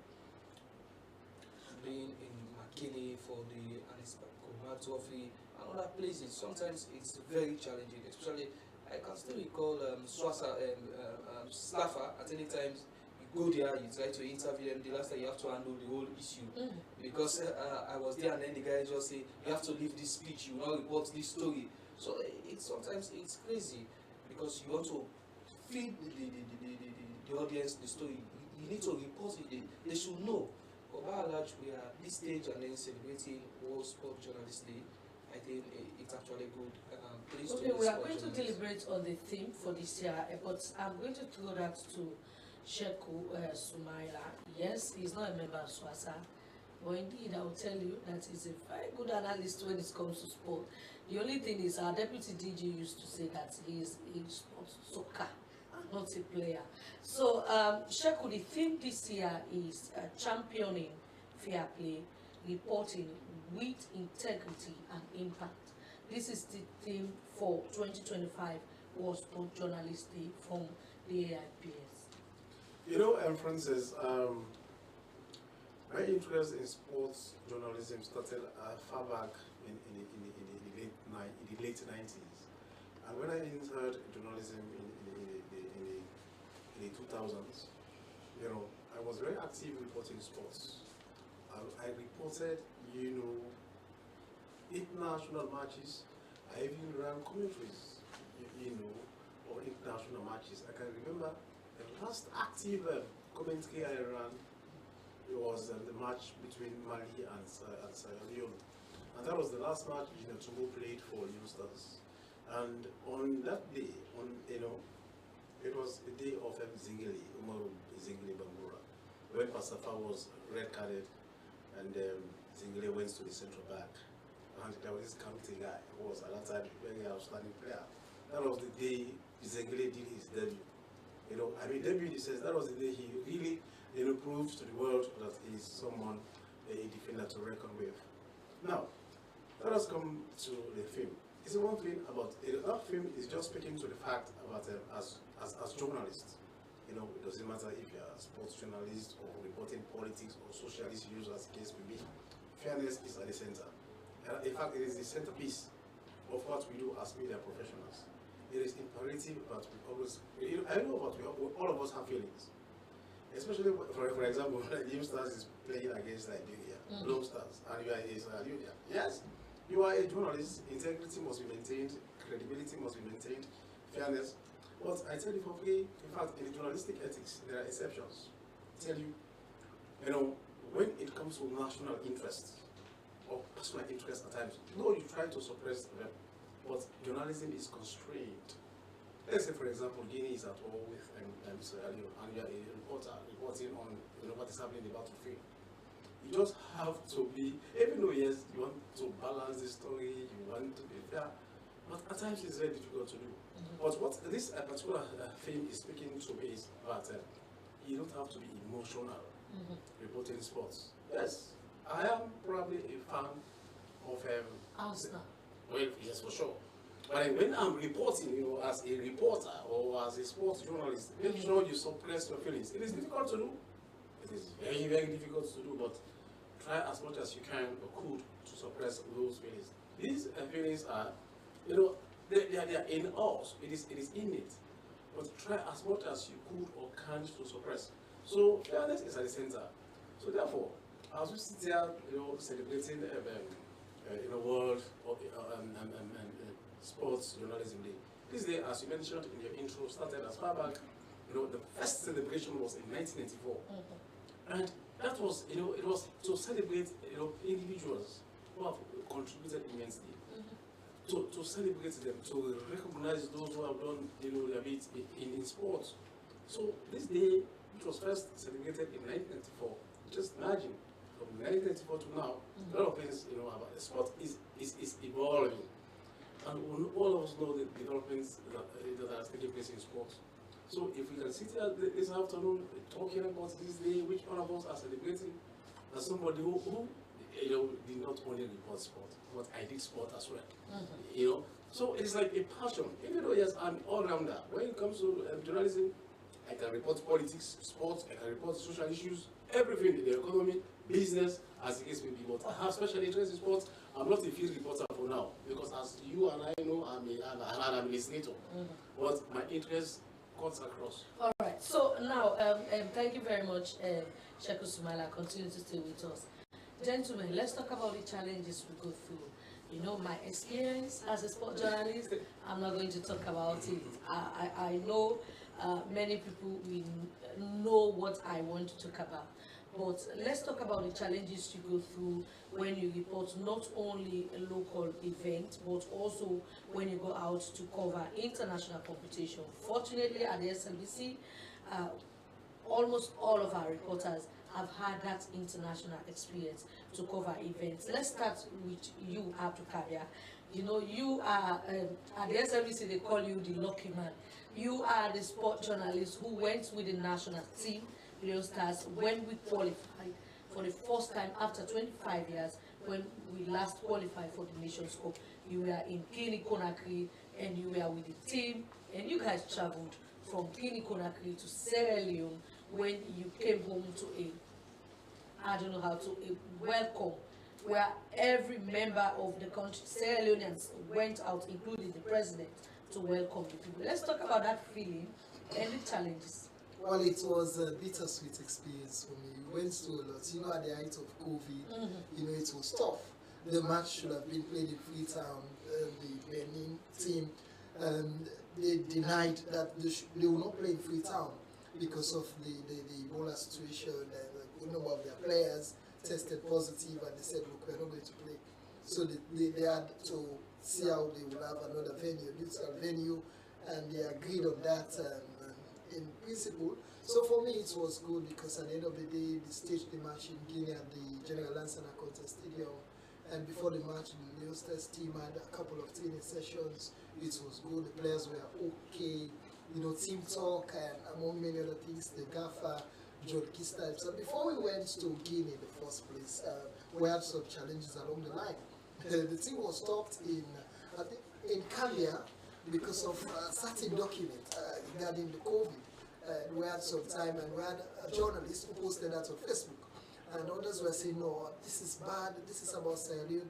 But that's actually drew the attention of those in authority, and they came and they intervened, and they listed the team, and they traveled to Guinea safely. They arrived, they went to the Noom Hotel, the historic hotel in Guinea.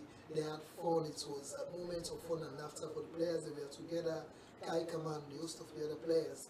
During the match, we saw the outstanding performance of, before the match itself, the players still, they insisted that they would not play as a result of, they conducted another test again in Guinea by the Guinean FA, helps the problem there, they salvaged the problem in terms of providing the necessary support, and they helped in terms of the test at the time.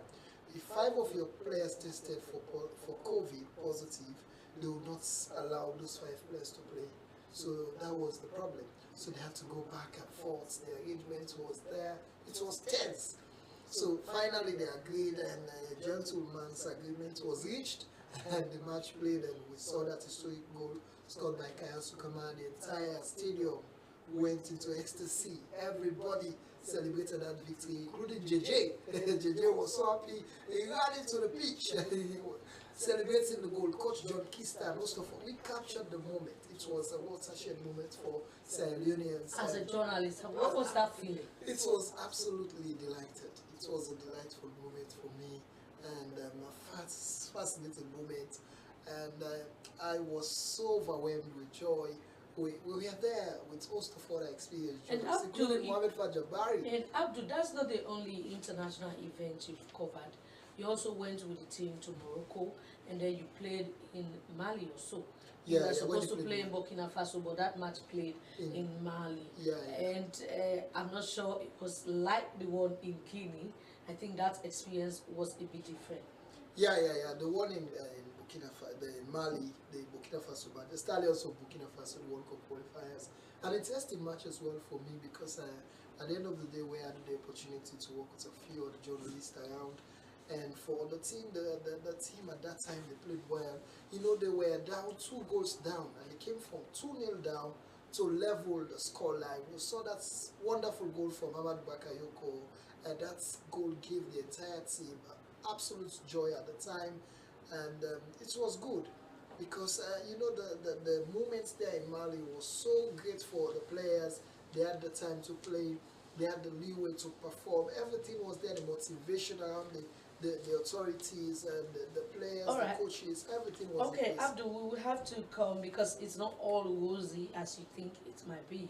Because sometimes when we go to these competitions, when you want to talk to some of the players, sometimes they are so arrogant, even the authorities, they will refuse to talk to you. But as a journalist, you actually need that interview. We'll have to talk about that shortly. But now let's go to Mohamed Laminturi. You know, Mohamed Laminturi was in Egypt. He spent about 2 weeks in Egypt to cover the single leg amputee their competition, where Sierra Leone was unfortunate not to move beyond the group stage. Mohamed Laminturi, let's talk about your experience and that feeling. Well, that was my second so far. Because it was the single leg amputee World Cup, and before leaving, you were like, I wish you all the best. So, by and large, it was a bittersweet experience because moving to Egypt, it's a country that I'm actually looking at from the Islamic perspective. So, and then I've always wished to visit that location. Just like my agency, we always have visited the pyramid. Tel Aviv. Yeah. But if it's for those, you know, my experience in gambling is vast. It's very vast. It's a bittersweet experience, like I said, because before moving, it's a new location, looking at the feeding aspect, the difference in food, and then the weather. The place is hot, and I looked at all those aspects. And then when we are moving, the players, you know, moving with crowd, different people, it's a bit different. So we arrive in Egypt, other groups, other teams, we are all together saying we have to cover the training, and then I have to report on a daily basis. I have to visit the field, cover the training, and then report on the match, try to see how best I can give daily reports on the happenings of the said team. I think one thing is, I would say, is sports journalists, it's a profession that must be respected. When you look at other countries, if you say you're a sports journalist, they will say, wow, a journalist? And then I was having my AIPS ID card, so immediately at the Egypt airport, Cairo, there I just presented my ID card. You know, they even do other things, whether chatting or just looking at it, they just say, just go this one, and then they give me my passport, I just pass. It's a bit that, as they say in this country, we need to prepare more in the aspect of the journalism aspect. We need more training, especially moving abroad, how we can compose ourselves, matches, interview, another aspect. So by and large, it's a wonderful. Sheku, you have covered. I know you've been with the sports team to the Sierra Leone Stadium, to commentaries. Most of the time when we are out, we'll have to send the tag because you actually understand the sports language. We actually, most of the time, we'll have to ask you, how do you think we should tag this one, and what do you think should be done? You've been there, you've seen it all, and you've been following sport journalism. Even though you are not a SWASA member or you are not in the field reporting, but you've always there. That's why most of the time we always have you in the studios to talk about sport. Yes, indeed. You see, one thing, actually today, I was expecting that a program, you know, a program be organized by SWASA, you know, to honor sports journalists, veterans. Because I know that we still have them around, you know, guys who contributed immensely when it was not as, you know, as attractive as it is now. You know, you guys are traveling all over the place. You know, those guys who actually started this stuff were not opportune to enjoy some of the largesse you guys are enjoying right now. So I was expecting that you know, you so kind of already these people have been. We just completed their AGM, and they have been awarded for their service to sport journalism. No, I'm talking about SWASA. I mean SWASA did that. Okay, SWASA did that. But on this day today, you know, you should have showcased in a way, not all of them, but there are some who are still around. There are a few. What I'm saying here is that, you know, now we're talking about sports being a very lucrative, you know, sector around the globe. Now, the sports, the journalists who report sports are very exceptional. They are supposed to be treated as kings and queens because they are the ones who are making sports attractive. Now, there's money in sports. Sports journalists are also marketers. For example, Abdul goes to Krumi community, discovers or uncovers a small boy playing football very well. Abdul reports, on what he saw on this small boy, and all of a sudden, there is a scout somewhere, who happens to see this boy, this small boy, this lad, doing fantastic, in the pitch. Now, what happens? Abdul has contributed in changing the life of that boy and his entire family, because when a scout spots that particular boy, that boy goes out, and contracts start coming in. What happens? Abdul's reportage, has influenced, has changed the life of that boy forever and his family. So, in other words, what I'm trying to say here is, sports journalists are very, very, very, very important when it comes to sports generally. Now, you go to Europe, you go to Asia, you go to even the Americas. Millions of jobs are created and are being created for people in sports. Now, that is also helping in developing economies of countries. For example, look, these guys are rich. They are rich, and when they're individually they are rich, but what they have is also, helping. Sports. Sports is something that transmogrifies economies. Sports transform economies. For example, look, the contribution Mohamed Kalon did to Sierra Leone when Sierra Leone was at war. When the money was very difficult to come by. In fact, even the government to sponsor young stars to play qualifying matches. It was Mohamed Kalon out of his pocket. Look at what George Weah did for the Lone Stars when they were at war. Didier Drogba and others. So sport is something that, let me tell you something, in Sierra Leone, this is a country where unemployment is at its peak. But I tell you, if sports is actually, made use of, I tell you, Francis, hundreds, if not thousands of young will be employed, self-employed, in return, they will contribute to the economy of this country. All right, thank you very much. He is Sheku Sumaila, and this is a special program coming to you live from the SLPC. My name is Francis Barnett, and today is World Sport Journalist Day.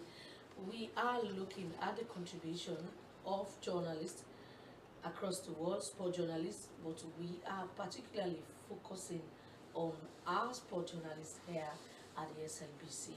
And definitely we've had people who play their mark. Sheku will help us with those memories at the SLBC before we we have people who have been here before. Of course, I know you all know about Unita Dinkagbo. It was here before. You have Musa Kama, you have other people, David Pachikama, Esther Mari Samoa. You have other people. Don't forget home base. When we are rolling commentaries, at the Circus David Stadium, it was home base who always do the analysis, statistics. The banana shots,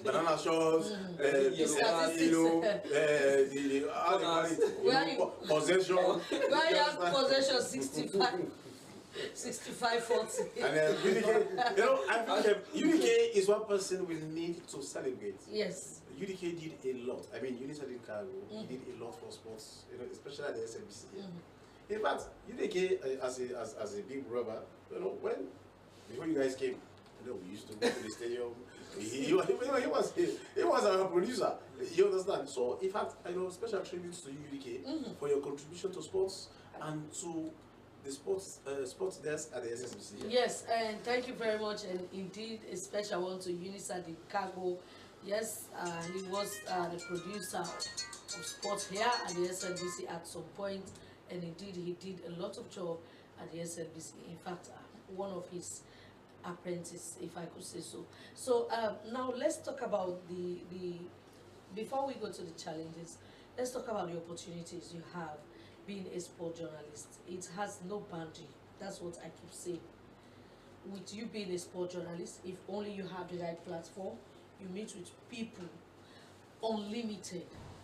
It doesn't matter who they are, their status in society, their status across the world, you meet with them. As for me, I am very proud to say I still have my picture, and because of being a sport journalist, I met with the Queen in Scotland, yes, in Glasgow, and I had a photo. I still have that photo. Had the opportunity to meet with you went to Arsenal as well. In Birmingham, the Commonwealth Games. You know, when you Abdul actually produced this program, so he did this without me knowing. You know, I have had the opportunity to meet with Usain Bolt. You know, I met him in Glasgow as well when he went for the Commonwealth Games in 2014. And you know, you meet with, I met with former President Anesbai Krumah because he was a squash player. I used to cover his activities at State Lodge, and all jokes aside, that man was a very good player when it's come to squash. You sit with him, I've interviewed him, you talk with him, you ask him questions, and then you meet with people of high caliber, people you will not meet when you are not a sport journalist. So let's talk about the opportunities we've had as sport journalists. Let's start with you, Abdul Kabir. You know, you went to, you've covered the dodgeball, the African Championship, an exciting opportunity as well. For me, it's a platform, a networking platform. Yeah, I met with people of all class, the highs and lows of society, and the movers and shakers of society due to sport. So I am very much humble. I equally want to say thanks to you as well, Francis Bernard, for giving me the opportunity.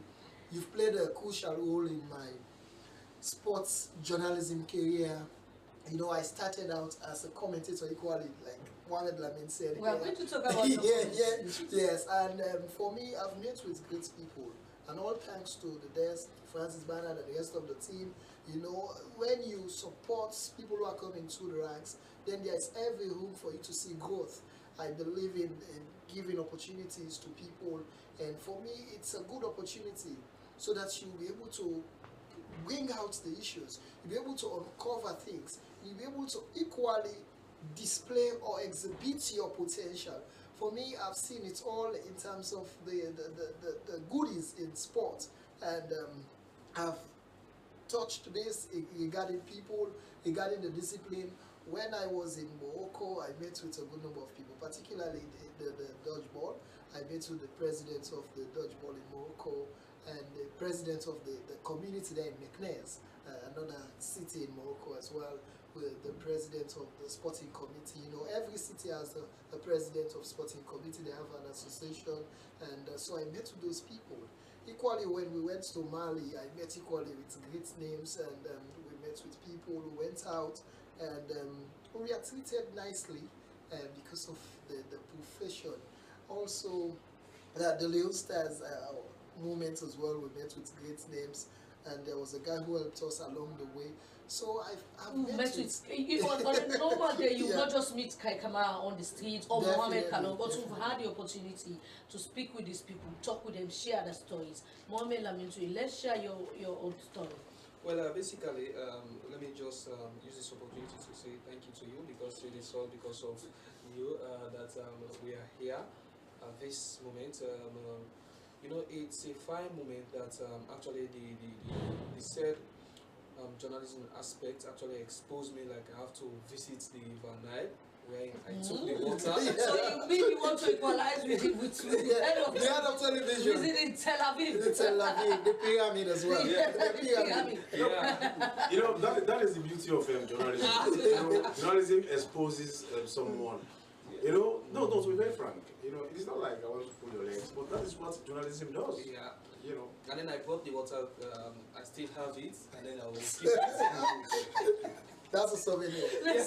Yeah, so away from that, actually, to the social aspect, you know, like, I'll just take a phone and then call any of them. Like, days ago, I was with Strasser. You know, he's having this foundation here, and then I'm working closely with him. So at any time, I'll just take a phone and then pick up my call and then say, hey, come to my place. So by and large, it actually connects you with other people. So it's good that short opportunities are available. So it has been very, very good moments, and then I will cherish them till then. All right, thank you very much. Well, on a sad note, it's unfortunate that one of the people who used to capture the pictures for us, and David Williams is not here this year to celebrate this World Sport Journalist Day. As Sheku just said, he was not a member of SWASA, but David, whenever we have our international matches, we always be part of the crew. I'll be going to the Sierra Leone Stadium to bring live matches. And talking about David, we definitely have to talk to one of our cameramen, Joseph Toure. You know, we used to call, he is called the ambassador. You know, he has also had the opportunity to cover international competition, but the opportunities being a sport journalist are just countless. You, at every given time, you'll be given an opportunity to you either have to interview the minister, you either have to interview the president, or you have the opportunity to talk to people who matters in society. Joseph Kago is the cameraman attached to sports. He was with me. He was my cameraman when we traveled to Algeria to cover the junior African Games. Joseph is with us here in the studio. Joseph, congratulations on World Sport Journalist Day, and he's also a member of SWASA. Thank you very much, and good afternoon to listeners out there. And of course, it's a long journey, like my colleagues mentioned. I want to say thank you to, more especially you, for giving us the platform. It's really a difficult task, considering the fact that a lot of things and a lot of hurdles along the line. I can still remember when UDK was around, like Mr. Shep was saying, and UDK have been a mentor, and of course, he served as a father also as well. And I can still remember my first task to cover a match at Parade.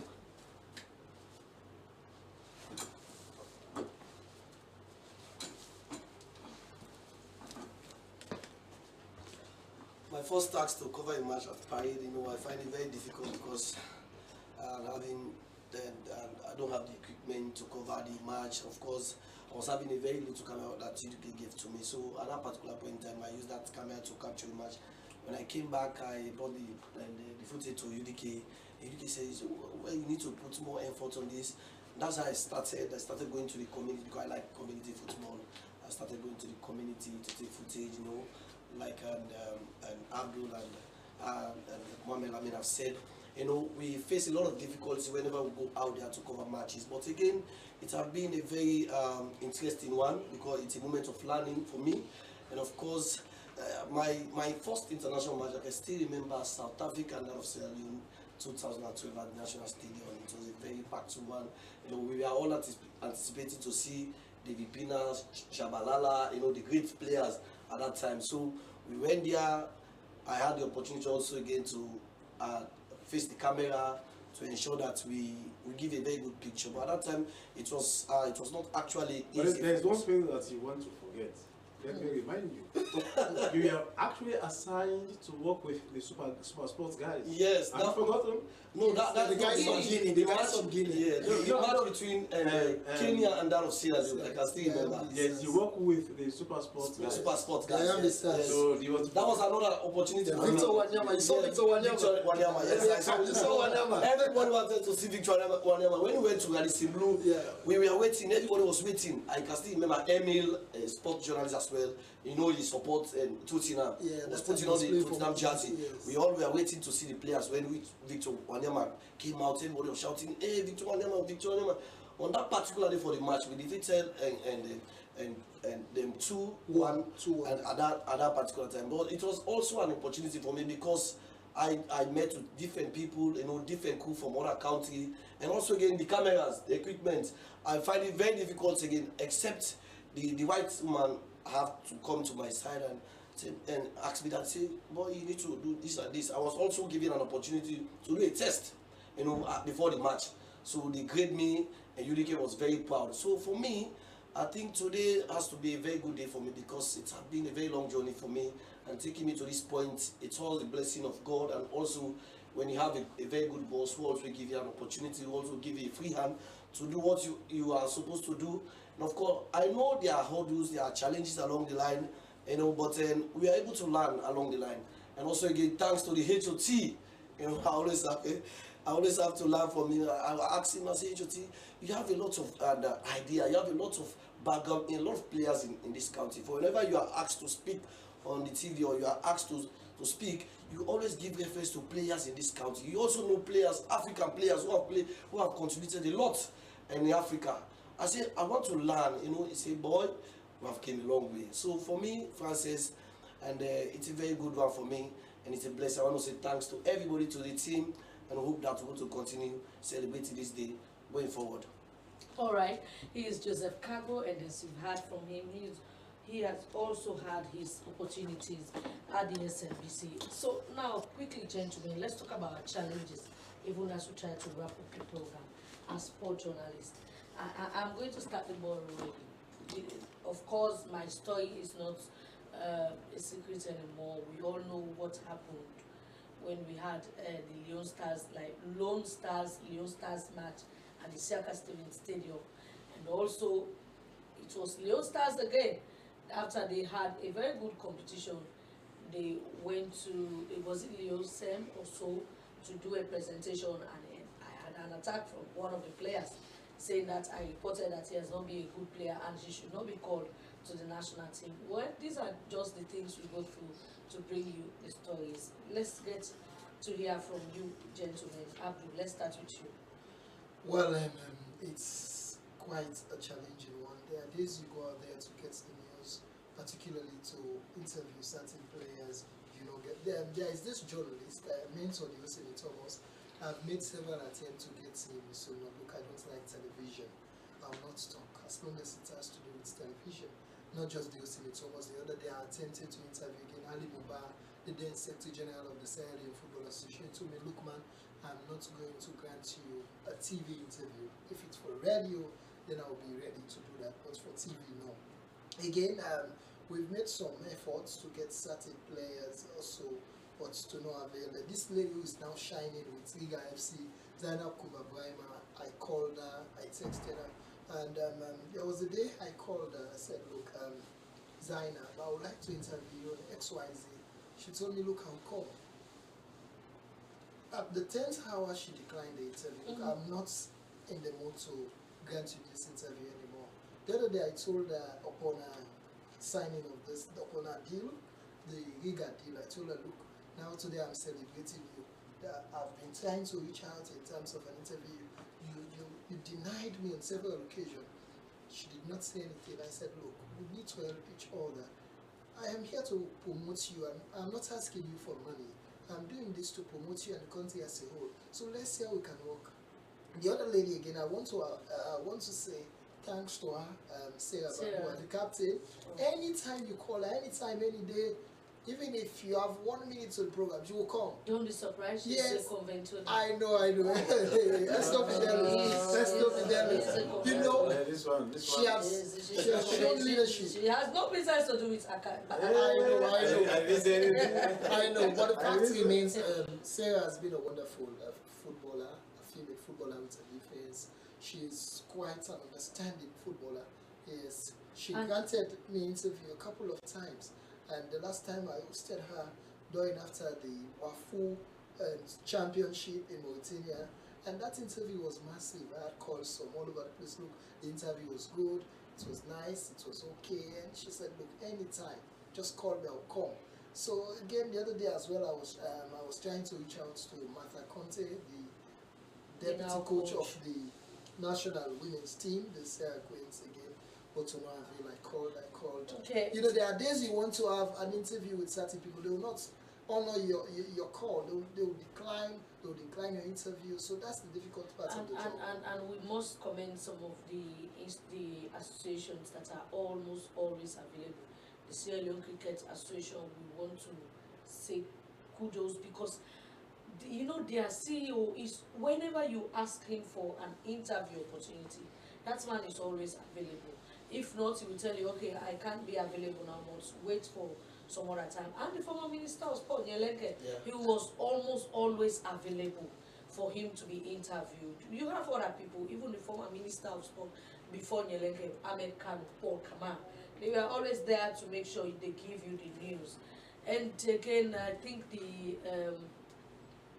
The NOC president. The NOC president, yes, whenever you want to talk to him. Paralympic UDK, I don't know if it's because he's a journalist, but he's always there to grant interviews. Let's hear from Mohammed. I mean, your challenges. Well, basically, I will start with that of the SLAFA before. You know, at any time you visit SLAFA, you need an interview. It's gonna be a very challenging thing.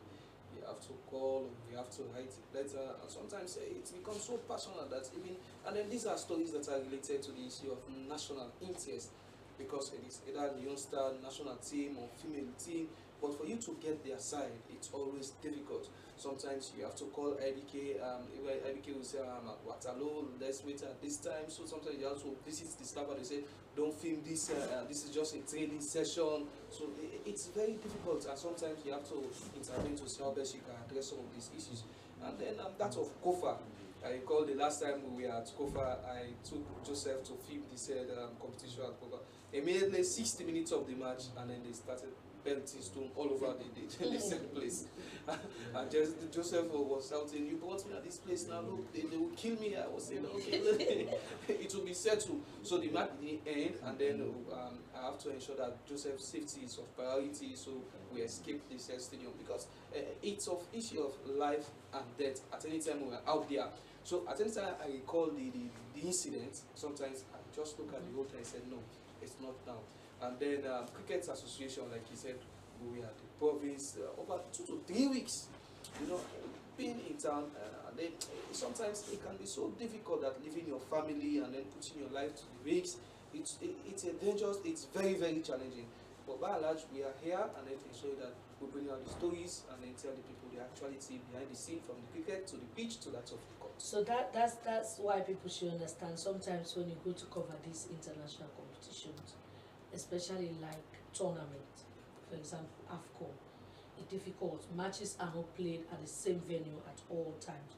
So you have to be moving from one place. Maybe the hotel where you are staying is so far, or even the games. When you go to this, like the youth games, when you go to the this game, what's the name of the game that just ended in Ghana?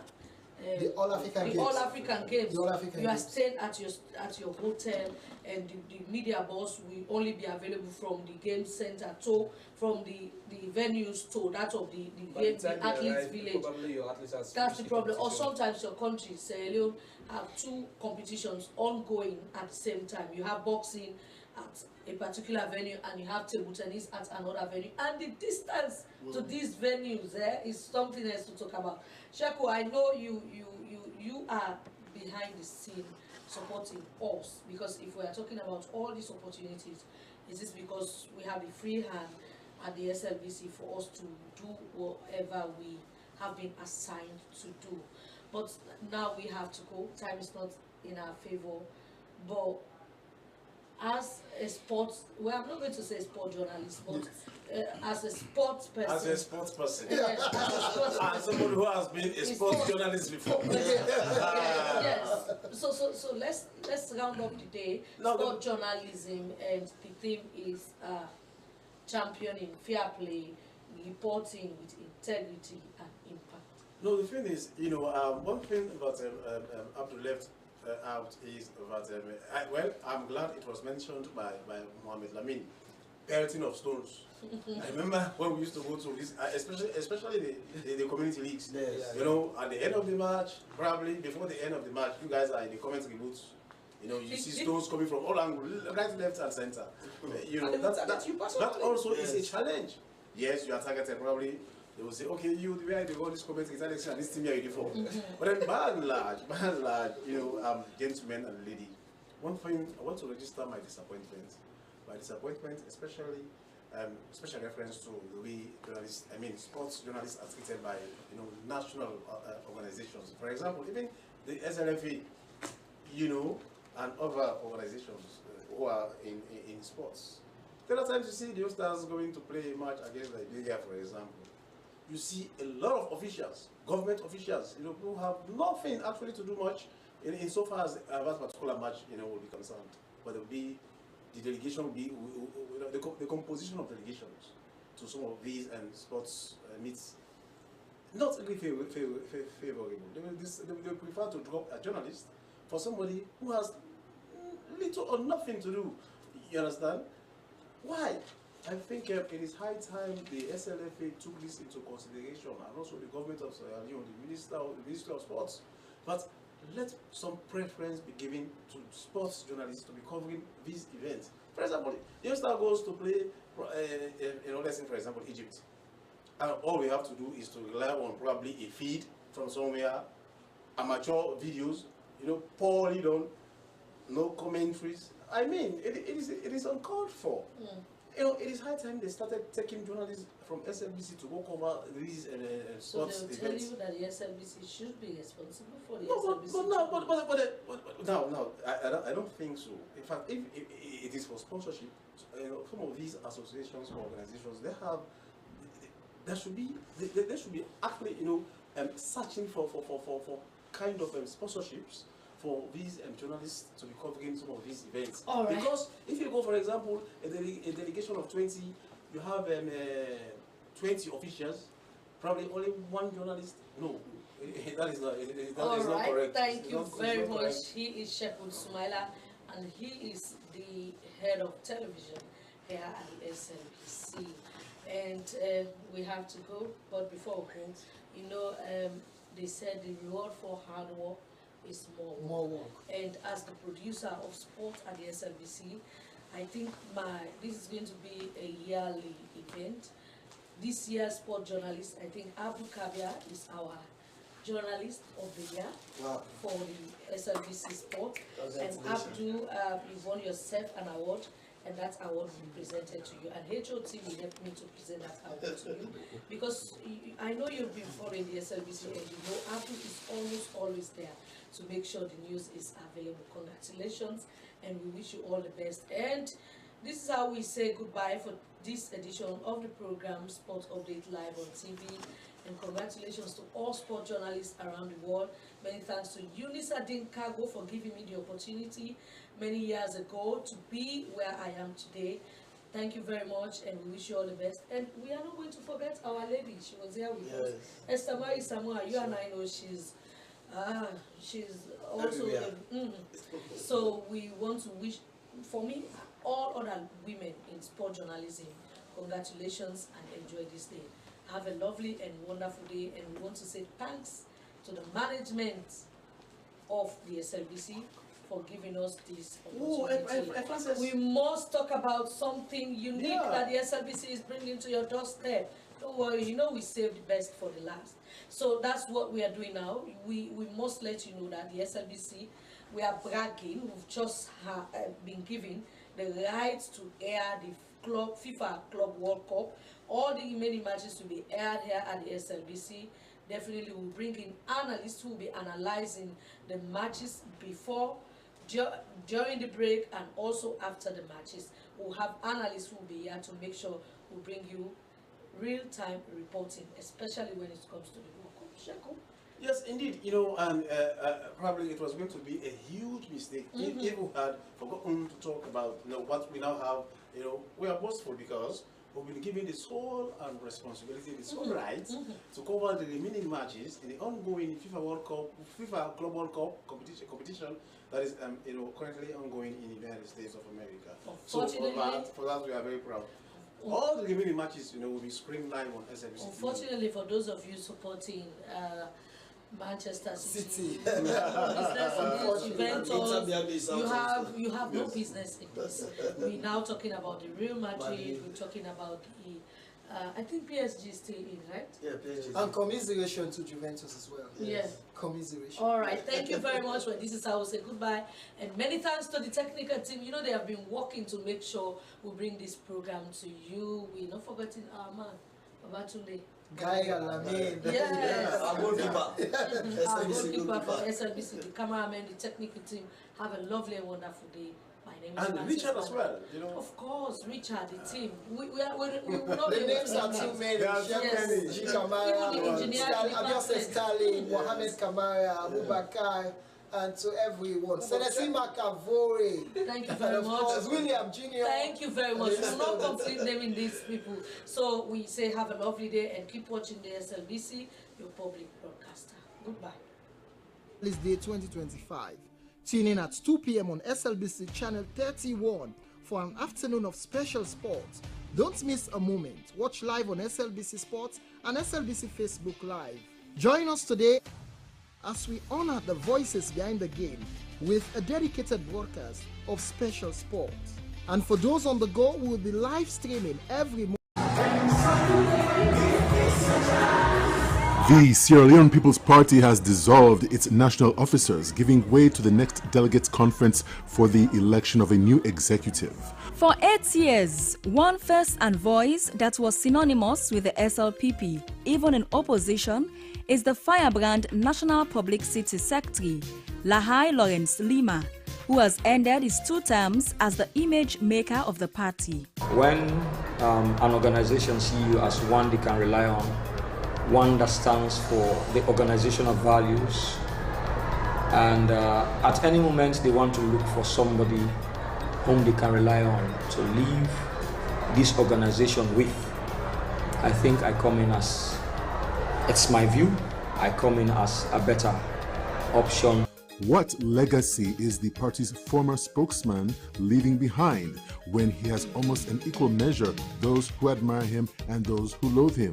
I learned that we will be going from chairman downwards, and I've served as the public relations officer for 10 years and beyond now, so I want to give that opportunity to other people to learn.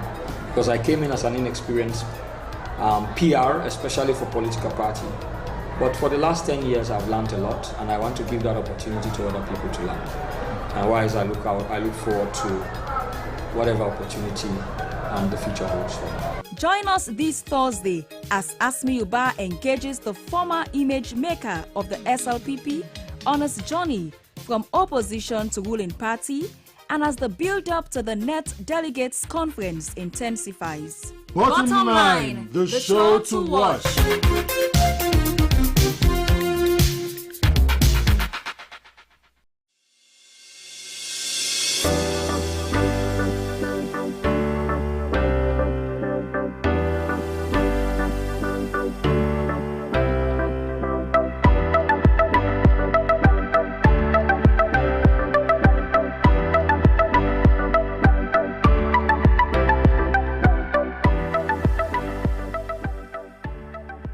We are the national broadcaster, and I am Sulaiman Baba Toure, a reporter and presenter at the SLBC. Your voice, my voice. From the commercial department, I am Regina Bangura. You are watching SLBC. Your voice, my voice. I am Jonathan Turner, a reporter for Sierra Leone Broadcasting Corporation, SLBC. As a reporter, I do stories on education, health, politics, and more. Stay glued with SLBC to watch my stories. Your voice, my voice. Lucian Ganda, producer Weyus, and producer and presenter Christian Editions on TV. This is the SLBC. I am William Wise, presenter Weyus and also reporter at the SLPC, and this is the SLPC.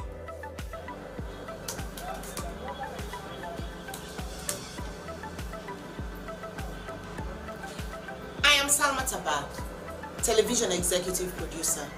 I produce programs on both radio and television. I'm a news anchor, a presenter, an announcer on radio. I enjoy what I do because I serve a public service broadcaster. It's a pleasure to work with the SLPC. I am Telecommunications, Head of News and Current Affairs Unit, Sierra Leone Broadcasting Corporation. Our news hour now covers several segments. We have entertainment, business, weather, sports, ferry schedule, and human interest stories, not forgetting politics. We are doing all that to keep you people posted on what's happening all over the country. Thanks for being with us at SLBC. Keep blue. We are the best.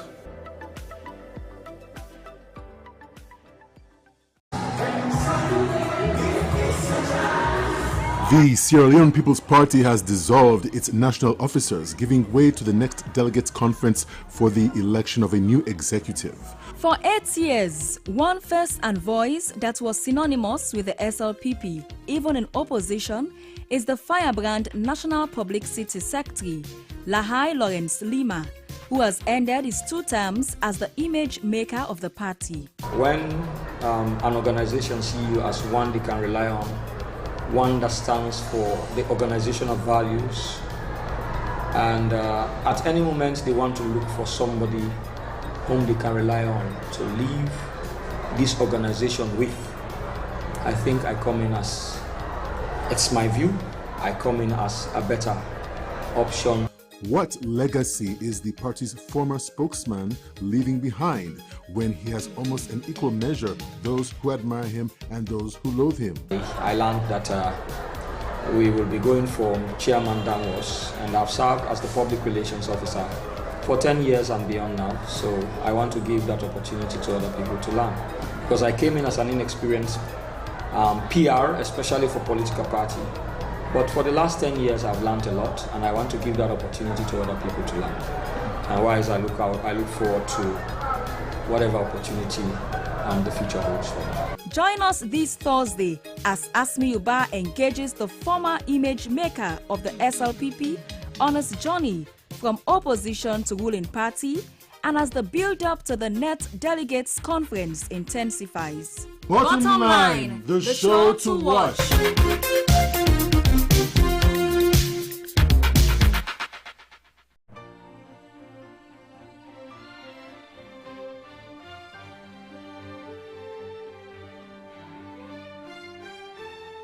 The following is a special presentation of HBO's Sports of the 20th Century.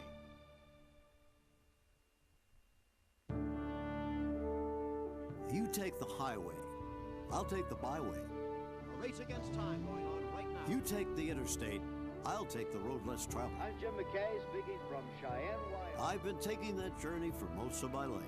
This is Wembley Stadium in London. Somewhere it was decided that there's a thing called time, and that we'll use 2 tools called a clock and a calendar to measure how much of it we have and how we must use it. They are silent tyrants, telling us when to eat and sleep, when to work, and when to play. These, as measured by the clock and calendar, are absolutes, and therein lies their flaw. The clock and the calendar have no emotions. And emotion is what motivates people. It's where the true excitement of sports lies. The greatest 2 minutes in sport. This is a historic performance you're watching right now. What will happen to the games of the 20th Olympiad? None of us know what will happen to the course of world history. Here is Bill Toomey running in the cold in the dark of Mexico City. A.J. Foyt will win the Indianapolis 500. Arnold Palmer breaks the record for the British Open. It's been my good fortune to travel the back roads of life and explore that human side of sports. A search for excellence and an exploration of the human character. A journey of half a century and some 5 million miles.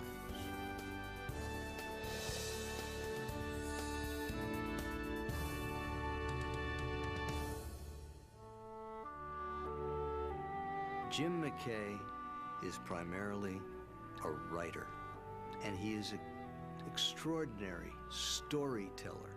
He was always somebody that you appreciated working with because you knew no matter what you did, not only was he going to make it better, but he was going to make it more meaningful.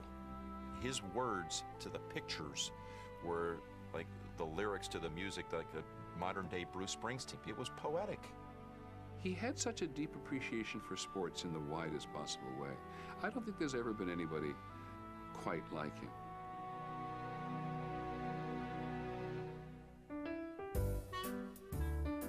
I was born in Philadelphia. That's where my life's journey began. I was surrounded by grandmothers, aunts, uncles, and a gaggle of cousins, all living in a sort of compound of row houses on Jefferson Street. There were Gallaghers, Callahans, and the McManuses. I was a McManus, James Kenneth. As a kid, I followed the exploits of Babe Ruth, Lou Gehrig, and Jimmy Fox. And at the age of 12, I figured out what I wanted to be when I grew up. A sports writer, like my real hero, Philadelphia sports writer Red Smith. The reason my dad wanted to be a reporter for a newspaper is that he loved stories about people.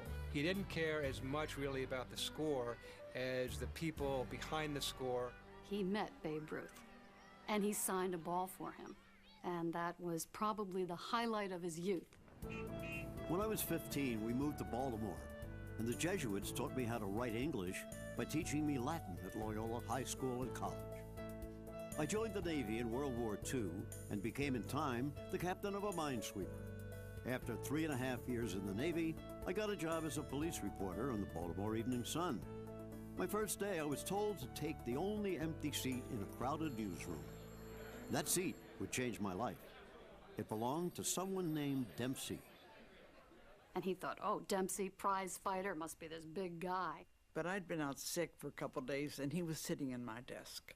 So I just went over and tapped him on the shoulder and said, I'm sorry, but I think you're sitting at my desk. And of course, Jim was all apologetic and jumped up. It took me a year to get up the nerve to ask her for a date. Margaret and I were married a year later. She was my life's love, and newspaper work was my professional love. But after a year and a half, 2 assistant managing editors took 3 of us aside and in hushed whispers told us that the paper was starting a television station and we would be the writers, directors, and talent. Why me? Because I had been president of the Drama Society at Loyola. It was the biggest break of my life. October 30th, 1947, we were on the air. I was doing commentary on 2 horse races from Pimlico. My color man was the paper's turf writer, Joe Kelly. I would say the word was informal. No script, no director. You were sort of winging it. And a workman walked by carrying a stepladder, and he walked right into the scene and across the scene. And Jim and I just kept on talking. And I don't think anyone really cared. The legendary writer H.L. Mencken had viewed the broadcast from our publisher's living room and was totally unimpressed. I wouldn't give a dime for an hour of the stuff, even if it included a massacre, he wrote in his diary. Hi, everybody. This is Jim McManus. I'd like you to meet... The young man doing the talking, he said, was poor at his job. 50 years ago, my father left the county Cork. But I must have done something right, because in the spring of 1949, a traveling executive from New York saw me host a 3-hour daily show called The Sports Parade. And he said, quote, "Hiya, kid. How would you like to do something like this in New York?" She always the same old shillelagh my father brought from Ireland. I was making the big step to network television. There was only one catch. The show was to be called The Real McKay. And divil a bitch should laugh at it, her dad would have a fit. I was Jim McManus, no more. Hello, I'm Jim McKay. The Real McKay was eventually canceled, but I stayed on at CBS, jumping from show to show. In 11 years, I did sports, news, public affairs, and the network's first morning show as reporter and second banana to the host. He primarily did sports. I was the MC and the anchor man of the broadcast. It was all quite informal and a total failure. The verdict is yours. The motion for dismissal has been denied. That means that the defense... Despite the cancellation of the morning show, I stayed plenty busy. Then the assignments dwindled. Good afternoon. This is Jim McKay speaking to you from the Augusta National And in spring of 1961, I was down to my last assignment, hosting the Masters for CBS. A gravelly-voiced golf writer called to me as I walked on the course. "Hey, pal," he said, "there's a call for you in the press room. Some guy named Ron Aldrich." Well, not quite. The caller's name was Roone Arledge. We were about on our last dollar, and he came home and he said, "Roone Arledge called me," and he said, "Would we be interested in this show? It might only be a few months' work." And I said, "Would we not? We don't have a big choice." Roone Arledge was a graduate of Columbia University and got into television at a young age at NBC, and he was a visionary. Roone sees that there are a lot of sports events all over the world that are being run locally and have no television. So he and some other executives go around the world buying up these rights for like $25, you know? A lot of them were not sports that were ever known or heard of in the United States. But if you had an automobile race at Le Mans, for example, and hundreds of thousands of people saw that, obviously there was something to that event that if we could translate for an American audience, that audience would find that event as exciting as the people who were there. And Roone, for his entire history, was a guy who could recognize stars. And he sold Jim on the idea that this would be an incredibly exciting program for him to go around the world and do these international sports events. And there was nobody better suited to it than McKay.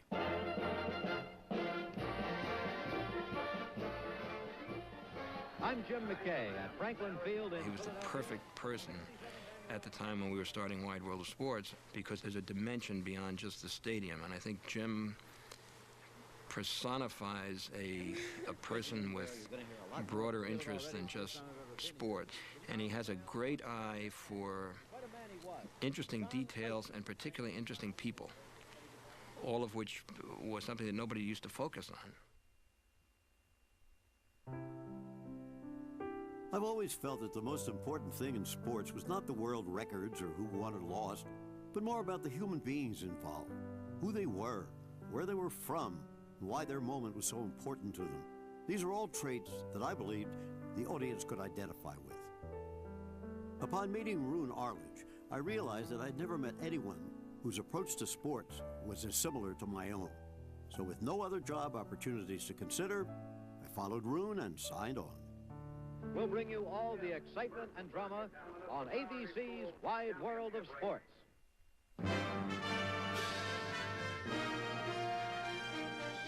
Spanning the globe to bring you the constant variety of sport. The thrill of victory. And the agony of defeat. The human drama of athletic competition. This is ABC's Wide World of Sports. I hear those words and immediately flash back to a time when Roone Arledge and I sat in a tangled engineer's equipment room outside Studio 2 at ABC. As we talked, I wrote about a brand new show of a sort that had not been seen before, about great and small events around the world. Events that would touch your emotions rather than tell you the statistics. It turned out like this. Spanning the globe to bring you the constant The words became part of our American language. the thrill of victory, and the agony of defeat. Used in newspaper headlines across the country. The human drama of athletic competition. On a billboard in Oklahoma, a podiatrist even bragged that he could cure the agony of defeat. This is ABC's Wide World of Sports. It was a sports show, Beautiful! He made it! but for the most part, it was a sports show about events that people didn't know they cared about. Stand by and you're going to see the World Log Rolling Championships. Well, here it'll be the Outdoor Synchronized Swimming Championships, an event of great beauty and precision. Rocketing down a dangerous course of glare ice. Particularly in the 60s, some of the events that we did were very off the wall. We did target diving. How you hit the target would be judged. They weren't very good sports. They were a lot of little rinky-dinky things. The National AAU Outdoor Water Polo Championship. Now, by the way, if you haven't seen this sport before, I think you're in for a surprise. For us, McKay was almost a member of the family in those days because he would sit and tell you It's the whole technique here. about what this crazy event was. Never take your eyes off their feet. Watch every move. And give it some perspective, and you'd find yourself interested in it. She's going fast and slow, stopping, and Virginia goes down. Summertime in the American West can only mean one thing. It's rodeo time. In the beginning, there was a temptation to treat some of these sports and the athletes with tongue-in-cheek, but I learned to respect their efforts and their achievements. Oh, look out! And since those early Wide World days, I've tried to approach all sports, no matter how small or how odd, through the eyes of its competitors. From Grosinger, New York, it's the 15th Annual World Barrel Jumping Championship. And I think you're going to find this a very exciting as well as a very dangerous sport for the competitors. Roone said, Andy, you're going to Grosinger's. I thought that was a department store. I said, no, you schmuck, it's a resort. Well, I remember going to this enormous hotel, sitting outside with my dad for hours and hours and hours and watching grown men with foam rubber stuffed in the back of their ski pants. You can see the quite obvious padding that they use. Skating around this rink, getting up as much speed as they can, and jumping over as many barrels as they can.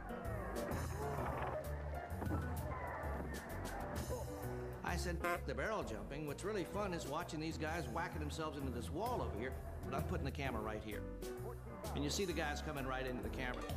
And then you get caught up in it. You suddenly say, well, shit, I think that guy can do 17 barrels. God damn it. Here he comes. Can he do it? 16, 17? Is 17 barrels, is that the record? There is the magic number. No man in history has ever done it. The situation is very simple. One of the LaBelle brothers must break the world record. Jim was able to take that situation and any situation and make it seem as though it was the 7th game of the World Series. That this event was something you can't miss. You've got to see this.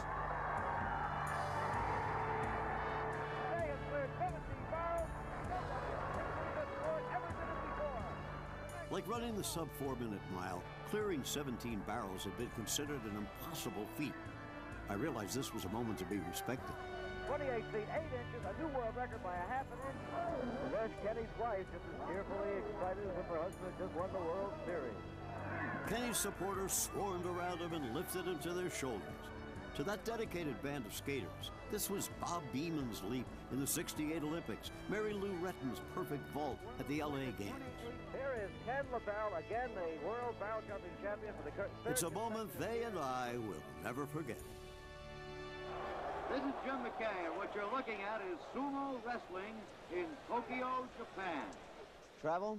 We traveled all right, more than 150,000 miles altogether.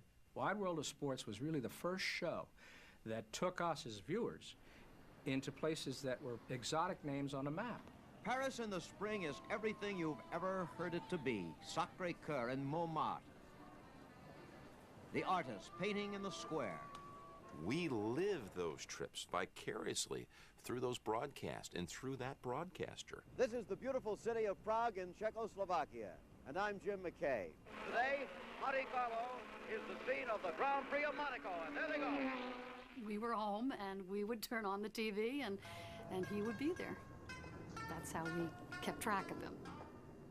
Moscow, or in Australia, or Paris, or Trenton. You know. I'm Jim McKay, speaking to you from Trenton Speedway in Trenton, New Jersey. I had to make my peace with it, but Jim was so happy doing that show. I just could not imagine Jim doing any other thing.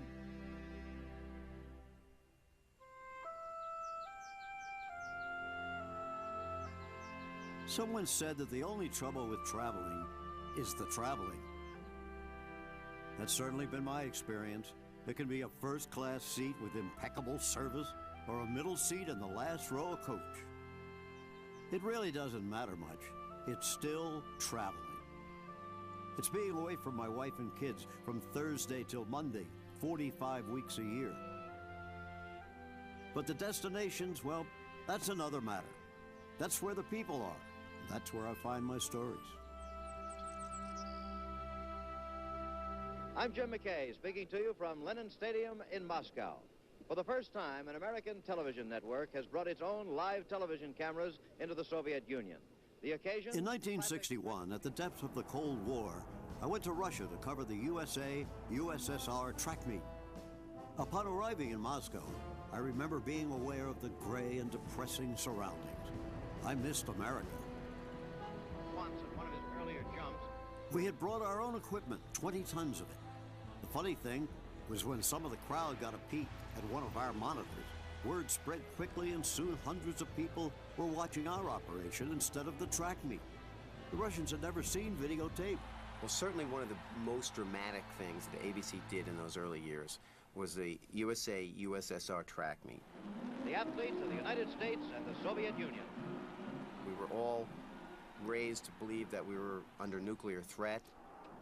And who were the people threatening us? It was these Russians. There they go. It looks like the Soviet Union has a slight lead. So to see them actually on an athletic field humanized as competitors like our competitors, that was an extremely unusual thing. Out in front, and Rudolph giving it everything. everything. Here she comes, Wilma Rudolph, winging her way to the finish line. She's going to make it. We were all rooting for the Americans. It's my recollection that Brumel has not missed at all yet. But we paid attention to the Russian athletes. There it is. Because McKay was able to say, this guy's great. Valerie Brumel of Russia has set a new world record in the high jump. And listen to the Russians roar. Valerie Brumel was the first foreign athlete to achieve popularity in the United States, and was from an enemy nation at that. Brumel was a sign that all was not lost between our two countries, at least not on the field of sport. Down on the field at this moment, the Russian national anthem, as the athletes of both nations walk arm in arm.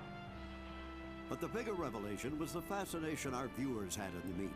Wide World at that point had only been a summer replacement, but with the attention the meet got, we were eventually given a permanent time slot. And that was good news for me.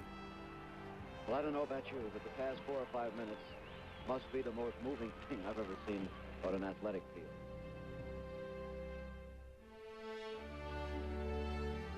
I look back on those Wide World days, and the memories flash by. I was part of the most innovative sports television show ever.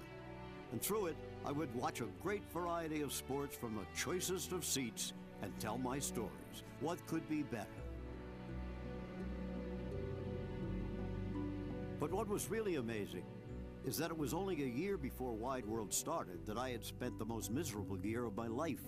The anxiety of worrying about my career had caught up with me. One Sunday morning in the winter of 1960, I couldn't help notice that the New York Times started to shake in my hands. I couldn't stop them from trembling. I knew something was wrong. So did Margaret. Well, I guess he had regular nervous breakdown. He had trouble getting out of bed. He became very tired a lot, lost interest in things that used to give him pleasure, and really began to just isolate and withdraw. Margaret made an appointment for me with a psychiatrist, but on the morning we were scheduled, we awoke to a snowstorm. Good, I said, we can't go. He pulled his blanket up over his head and he said, I'm not going. And I said, oh yes, I'm gonna push you out of bed. And if we have to, we will walk. And I pushed him out of bed, and I sat outside of the doctor's office, you know, and I was shaking, really shaking. I thought, oh, if he doesn't like this man, I don't know where to go next. But, you know, he just loved him from the first, and he was just wonderful for us. Progress would take time, so I had to cancel my CBS assignment to do the Winter Olympics in Squaw Valley. The very thought of riding a ski lift terrified me. I told CBS I had pneumonia. You have to understand, it was 1960. He felt very much that this was something you had to keep very hush-hush. My Olympics was over before it began. There was no sunshine in my mind, just that big, threatening, dark cloud. I think my mom, in a lot of ways, not only kept the family together, but probably kept my dad together also. The therapy worked, and 6 months later, CBS Sports President Bill McKay called. Jim, he said, how would you like to be our host for the 1960 Summer Olympics? Once again, it seemed that somebody up there liked me. I was off on my next journey.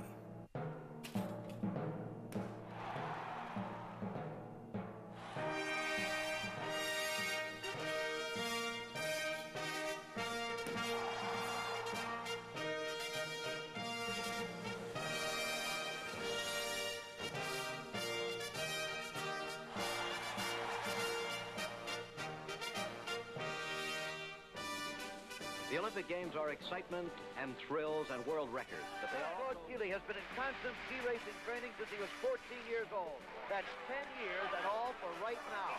Smith has done it with his hands in the air. Each Olympic Games develops eventually its own personality. Olga Corbett, we're going to show you just as much of this little girl tonight as we possibly can. I think he did it! Dave Waller wants to go to medal! I must tell you that it doesn't matter how many Olympics you've been to. This is my 10th. You still get the butterflies in the stomach, the tingle on the flesh, the tremendous sense of anticipation. I would have to say the Olympics today are the biggest international event of any kind, and without Jim McKay, they would not be in anywhere near this level.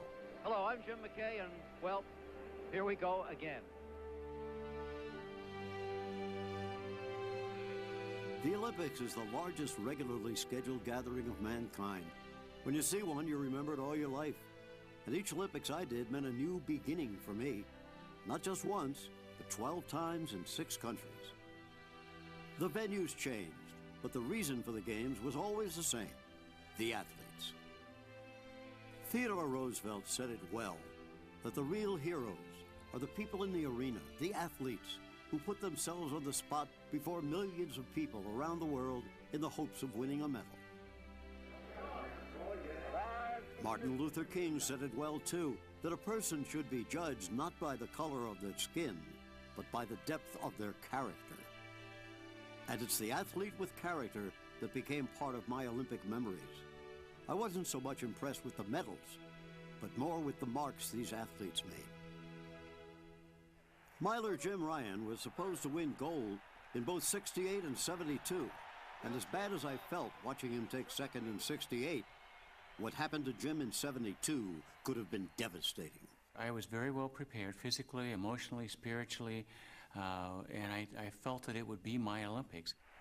On September 8, 1972, I watched a relaxed Jim Ryan settle into position.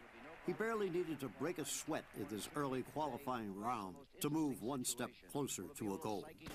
With a race that only required me to be in the top 4 to qualify for the next round, I was conserving as much energy as possible. With a lap and a quarter to go, I recognized that it was time to start moving up in the race. It's still hard to believe what came next. Oh, he fell down. Jim Ryan down the track. His effort may be over. It looked like he was almost unconscious. Will he get up and finish the race? Can he? Jim Ryan limping. The ultimate disaster appears to have occurred, but wait. One of America's greatest milers would never win a gold medal. And yet he's one of my Olympic champions because he handled his misfortune with such grace. When you get to the last page in a chapter, it's time to move on to the next chapter, and that's what happened. One really doesn't know what to say. Outside our studio, I shook his hand and said goodbye. His Olympic career was over. He was on to more important things. I'm the 2nd District Congressman from the state of Kansas, represent 670,000 wonderful people, and it's a privilege to serve here in Washington on their behalf. Olympic character knows no size or nationality. It's in the heart of an upstart gymnast, bucking the system and starting a revolution. Overnight, I became a big star, huge star. I think I don't understand even now how powerful I was for all of the world. Working with us again is our gymnastics expert, Gordon Maddox. I had never heard of Olga Corbett because she was a substitute. I was first alerted to her by listening to Gordon Maddox during the warm-up. I see this little girl with these crazy little pigtails just doing things that you had no idea could even be done. Now watch this, watch this. Back summy right to the other bar. Has that been done before by a girl? Never, not by any human that I know of. This, then, is a historic performance you're watching right now in gymnastics. Oh, my, wow! Olga Corbett, 4 feet 10 inches tall, weighing 85 pounds, became a world celebrity in the course of a performance that lasted 30 seconds. But it takes character to break new ground, and you sometimes pay a price. For Olga, the Russians were not ready for the revolution. They didn't like me because I always been different. They wanted to be the same. I didn't want to. She really scared me. She didn't get in lockstep with the Soviet program, and they didn't like her that much.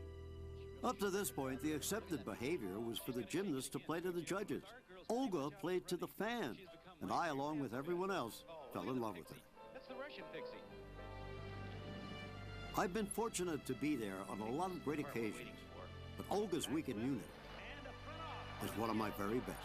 I watched an ancient sport with little popularity overnight become the Olympic top draw, all because one little Russian girl dared to be different. Oh, yeah. Olga Corbett. It became one of those seminal events of the 20th century. Do you remember where you were when the U.S. played the Russians in the '80 Olympics? I do. I was hosting the games from Lake Placid, New York. Maybe it was because of the hopelessness of the times. A hostage crisis in Iran, the economy was in bad shape. America was in trouble. And it appeared that our Olympic hockey team was too. They would be facing the heavily favored Soviet team, winners of the last 4 gold medals. The game was played in the afternoon, but ABC wanted to show it 3 hours later at 8 o'clock Eastern Time.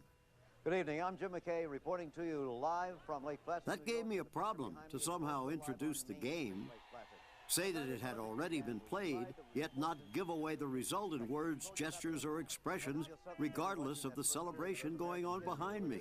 It wasn't easy. And we all remember the call for the agents.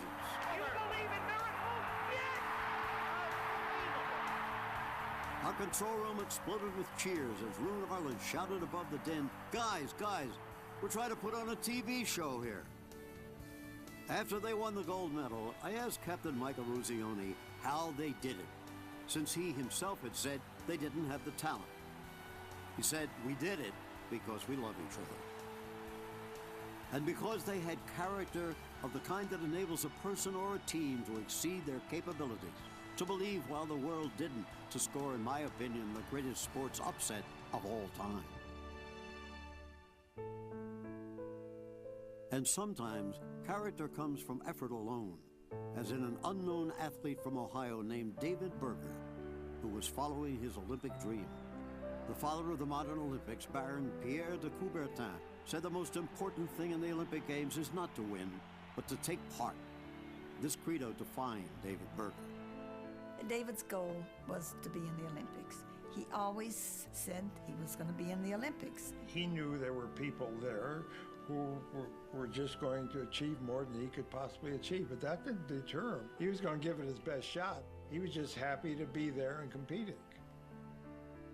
David's passion for weightlifting matched his thirst for learning.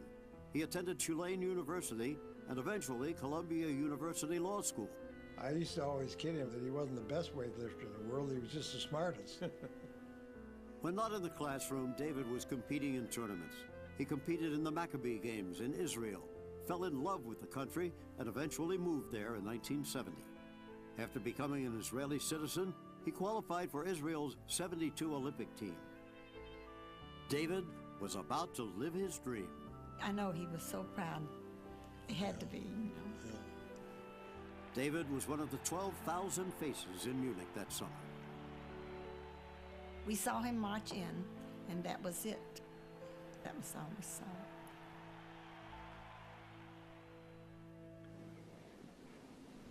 On September 2nd, 180-pound David Berger competed as a light heavyweight.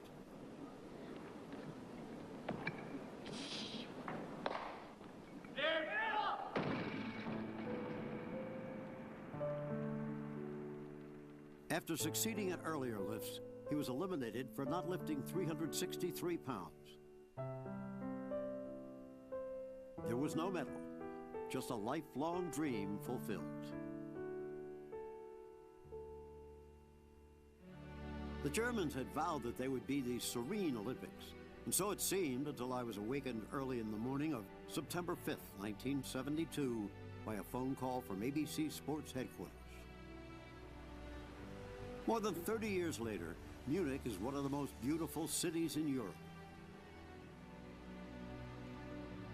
Capital of Bavaria, center of business and tourism, a combination of the old Europe and the new. The Olympic Stadium stands as it did when the athletes of the world came for the greatest sports event of them all. But the Dachau concentration camp still stands too, a chilling reminder of a terrible time for humanity.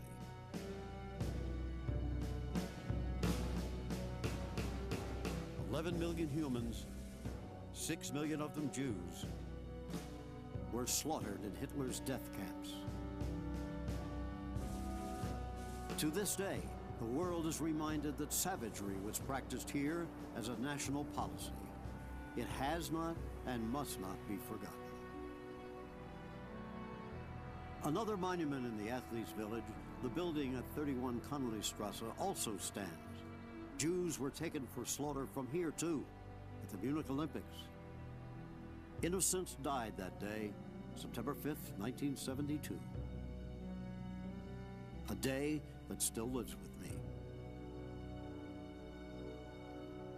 We interrupt this program to bring you a special report from ABC News and ABC Sports.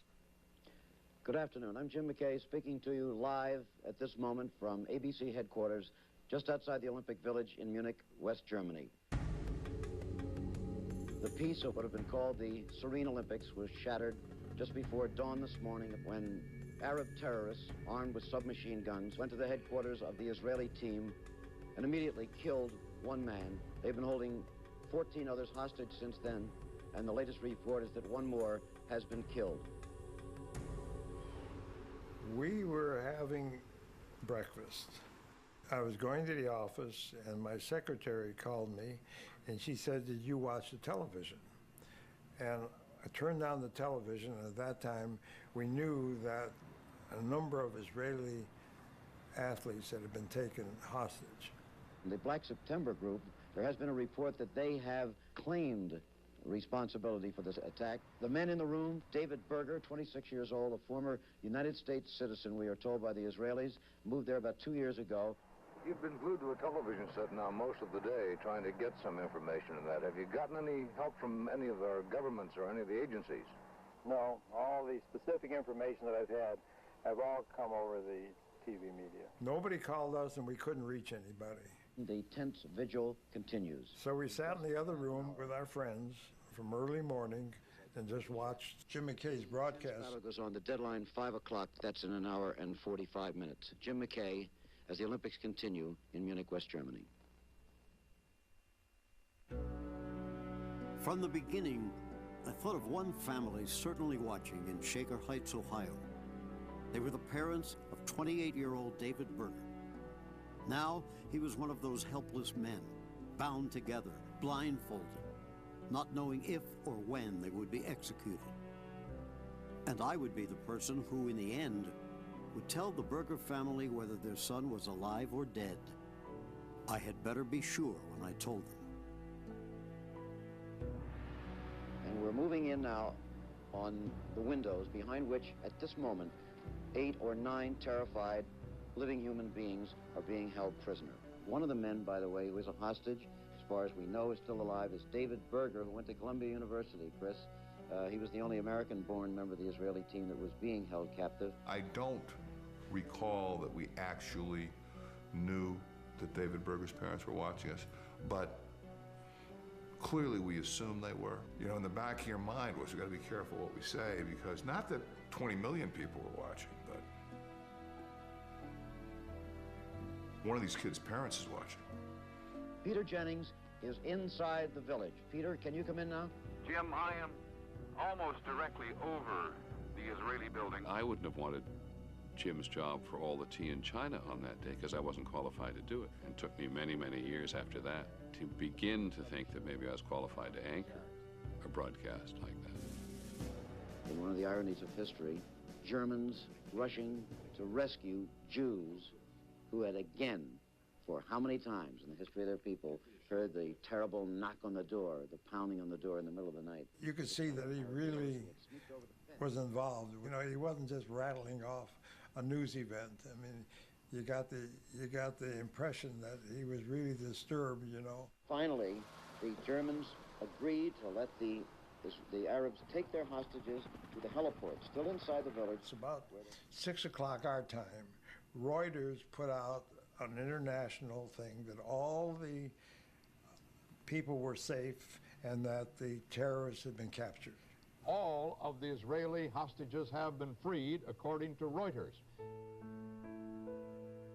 We kept saying, but he hasn't called, he hasn't called.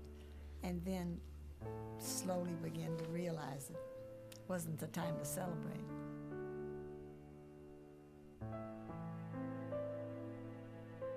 The latest word we get from the airport is that, quote, all hell is broken loose out there, that there is still shooting going on. A helicopter did burn. Still no word, the word we really want, from the hostages. We had it on very good information, eyewitnesses, for almost 2 hours that they were dead. Roon determined we cannot go with this because It wasn't responsible to our viewers, and also part of our viewers were David Berger's family. And this put an incredible amount of pressure on McKay, who was sitting there and who knew for all intents and purposes that they were all dead, or at least we believed. Now, here comes something now. It sounds like the news is as bad as it can be.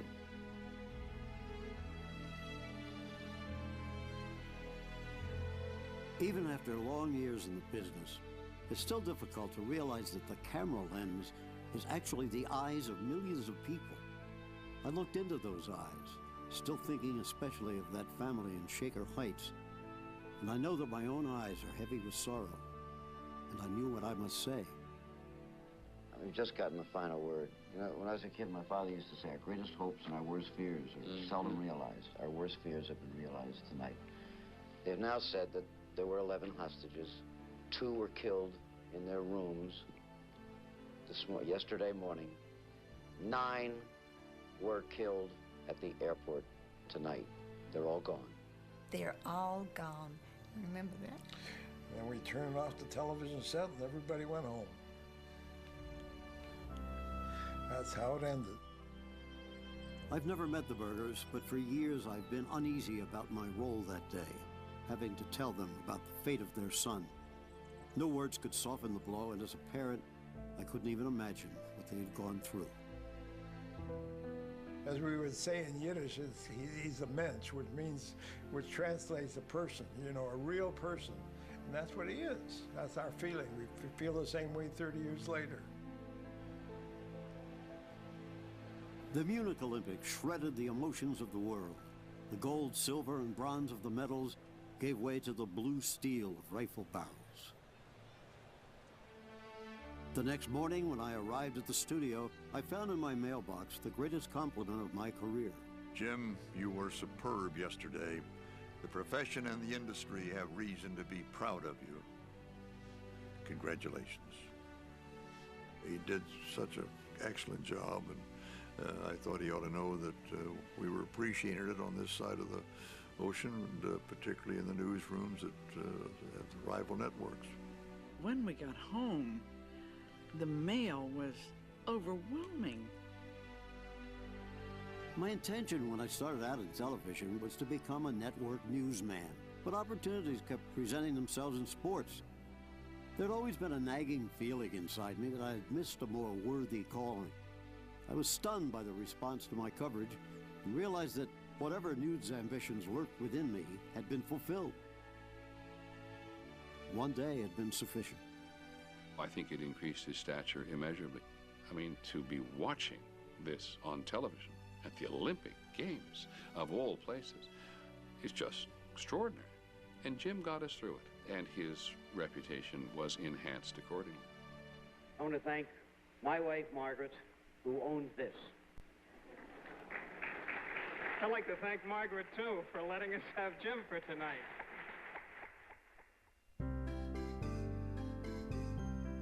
One thing has driven me crazy for more than 50 years about my wife, Margaret. She never, I mean never, puts the cap back on the toothpaste. But I can't think of anything else. She's always taken care of the little things, like where should we live? Where will we find the money? I've always taken care of the big things, like should communist China be admitted to the United Nations? She raised our 2 children, somehow convincing them that we were a normal family, even though I was on the road 45 weekends a year. And time after time, Margaret told the kids to be good because Daddy was just off the plane. She handled my contract negotiations, including one with our son Sean, who had followed me into the television business. I said, Dad, we have the show. We've got $10,000. Do you want to do it? And he says, that sounds great to me. Why don't you talk to your mother? And I said, no, just take the $10,000. He said, why don't you talk to your mom? I said, what is the money, Sean? And he told me a figure. She said to me, are you out of your mind, $10,000? And I said, Sean, you're talking to your mother. It's 15 minimum. I said, Mom, it's a small budget show. And she said, he's not doing the show then. So we upped it a little bit. And I thought, but you rascal trying to gyp your old mother. Margaret was my personal audience and confidant. Ironically enough, my father is not the most secure individual in the world. You need someone to say, you did a good job. My mother would often have to tell him several times, that was very good, Jim. You looked great, Jim. Those words were perfect, Jim. I think that is the job of almost every wife. Inside every man, they want someone to tell them they're just wonderful. Our marriage has certainly been an unusual one, but from the beginning, quite frankly, our love for each other has only grown stronger. Now that I don't travel, we talk from early morning until bedtime about many little ordinary but important things. Her specialties are our kids and grandchildren, minor politics, liberal, democratic, and sports. And still she listens. And her smile, that incredible smile, is still a thing of wonder to me.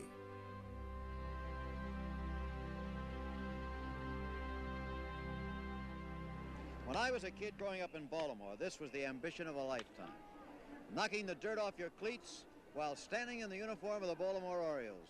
I'm not sure that Jim McKay has ever gotten recognition for what a great sports announcer he is. The irony is that he'll be most remembered for that tragic day in Munich.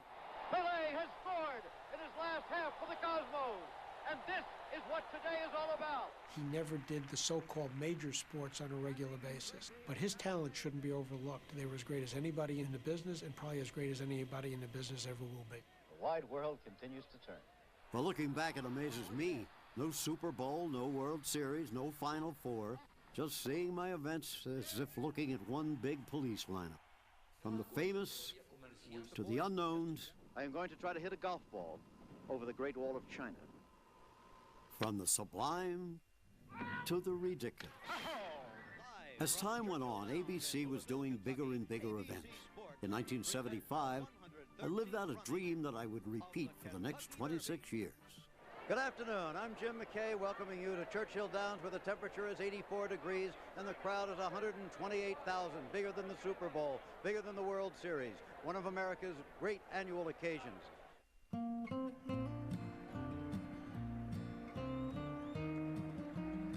Churchill Downs on Derby Day, the twin spires, the spring dresses and big hats on the ladies. Mint julep! The mint juleps hawked like soft drinks at a ball game. And the playing of my old Kentucky home, it touches us all in a way we can't explain. The total picture is an impressive one. So much so that it tends to distract us from the creatures who have drawn us to Louisville in the first place. The thoroughbreds. They fascinate me because they perform with the purest motivation of any athlete. They receive no paycheck. The cheers of the crowd are more frightening than encouraging. They have no choice in the decisions made for them. Yet, they don't run mechanically or without interest. Why do they try so hard?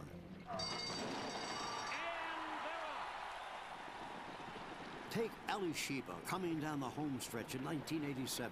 First, there was sheer terror as Ali Sheba clipped the heels of his rival, bet twice, almost going to his knees. Had he fallen, it could have been the most disastrous pileup in Derby history. And down the stretch they come. Bet twice on But from somewhere, the Colts summoned the strength to stand again, Ali Sheba. catch Bet twice, and win the greatest race of all. Ali Sheba wins it by 3 points. It's my favorite Derby moment. Why do these champions do such things? For an extra portion of feed? For a blanket of roses that's placed on their back for a minute, then taken away? Hardly. On the terrible day when the fine filly Go for Wand was fatally injured, trainer Ron McAnally quietly spoke his feelings.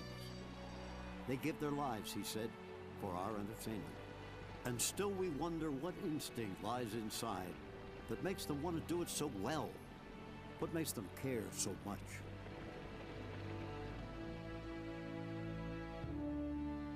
Louisville, Kentucky and Indianapolis, Indiana are only 90 miles apart. Yet two of America's great one-day sports events are contested each year in that small corner of the world. Both events are about speed and pageantry, and both events are crowned with a song. His voice has become an institution at this race. Here to perform, back home again in Indiana, is our good friend, Mr. Jim Neighbors. brag to all my friends. At my last concert, I had 450,000. Of course, I just sing the one song. Back home again in Indiana, and it seems that I can see the gleaming candlelight still burning bright through the sycamores for me. The new mown hay sends out its fragrance through the fields I used to roam. When I dream about the moonlight on the Wabash, how I long for my Indiana home.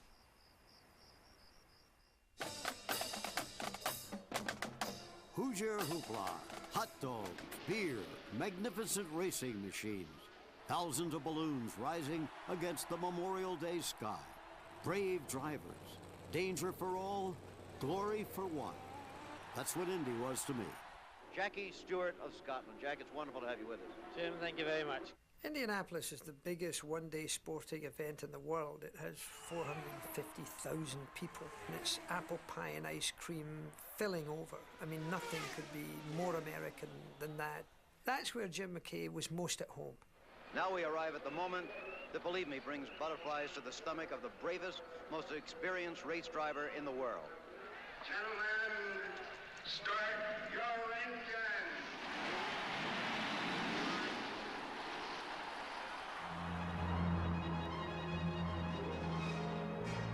I came to motor racing with a preconceived mental picture of laconic mechanics in grease-stained coveralls going round and round in noisy, smoke-throwing monsters.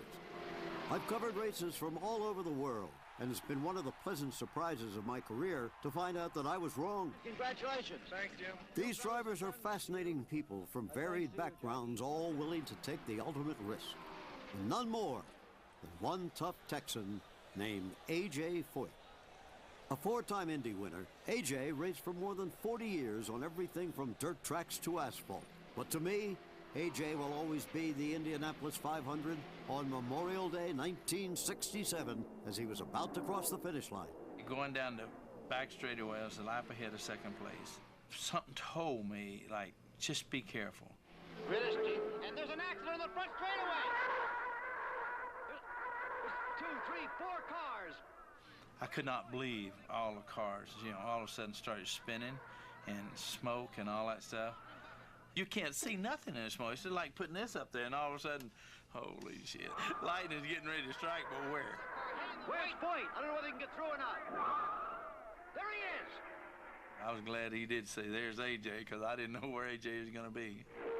A.J. Foyt will win the Indianapolis 500 in an incredible, thrilling finish.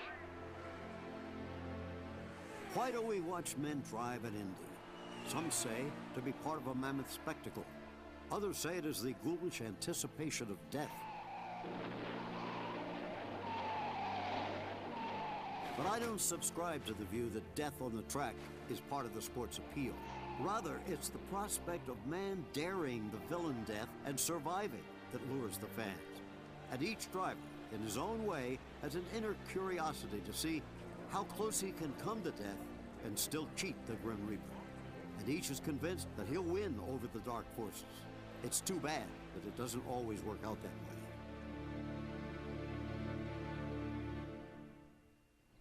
Of the many sports I've covered, there's one that's been a part of me since I started playing it as a kid.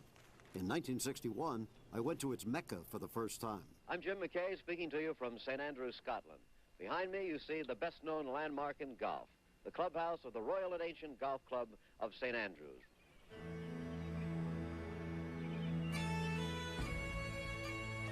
St. Andrews is an old town.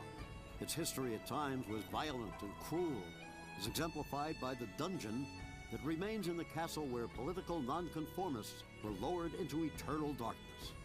But that's not the reason why this ancient town is so famous. That's a home of golf. You know that's where it all began when you go there and you play the golf course, and you look at that town surrounding the 18th hole and the first hole, the clubhouse. It gets so much to the inside of you that it's absolutely gorgeous. Legend says that shepherds played here first, knocking stones into rabbit holes. When did they start? Truly only God knows. But in time, the world's first golf course evolved. And with it, its landmark hazards. Hell bunker. The road hole. Oh, look out. It's the road. Back towards the wall. And the putting green on 18, known as the Valley of Sin.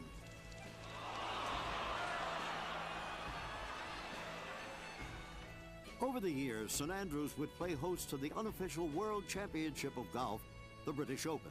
But by the 50s, the Open had fallen on hard times. American pros often shunned the tournament.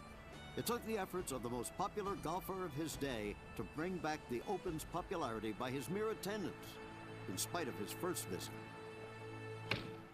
I had read about it and had some idea what it was like, but I suppose there was some shock. I was not very happy, I remember that. But Arnold was not playing alone. With him every step of the way was a man synonymous with the old course, caddy Tip Anderson. I was born just outside St Andrews, just a few miles out, and I've lived here all my life. I'm proud of it too. I've never met anybody that knows more about the old course than I do. Tip was fantastic. There was no question about the fact that if I could hit it where he told me to hit it, that I could play pretty well, and did. Not as well as I wanted to, because I didn't win. 69. Arnie went on to win 2 British Opens, but he never won it at St Andrews. The great Bobby Jones had once commented on the old course, and it had an effect on golf's next legend, Jack Nicklaus. Jones is the one that said a golfer's career is not complete unless you win at St Andrews. And I always remembered Jones' remark to that effect. With 18 majors, including 3 British Opens, 2 won at St Andrews, Jack Nicklaus is the greatest golfer I ever saw. My heart will always have a special place for St Andrews. Through my career, I covered the world's best here. But my most indelible memory was a day in 1997 when I played the course with a 15-year-old boy. Our grandson, James. He shot the best round of his young life on the oldest course in the world at 88. I had 97. That didn't matter. It was one of the best days a grandfather could ever have. I would make my last trip to the old course for the 2000 British Open. I started with Arnold, saw Jack, and now I was covering Tiger, fitting end to a career. I remember visiting with a friend right before the broadcast. I hooked up with him on the course. He said, "Hey, listen, I've got to go back to the room, clean up for the broadcast. Why don't you come back with me?" So I went back to his hotel, the old Ruzak's Hotel. I've watched my whole life Jim McKay from the British Open, and he's about to take the stage for the last time, and I'm back there listening to his final moments in preparation. I mean, I felt like I was backstage in the dressing room with Pavarotti before his last concert. But I tell you, the main thing that was on his mind is he couldn't wait to get home. He got very tearful just talking about how much he missed Margaret. And he just didn't enjoy the travel anymore, but particularly he didn't enjoy being away from home.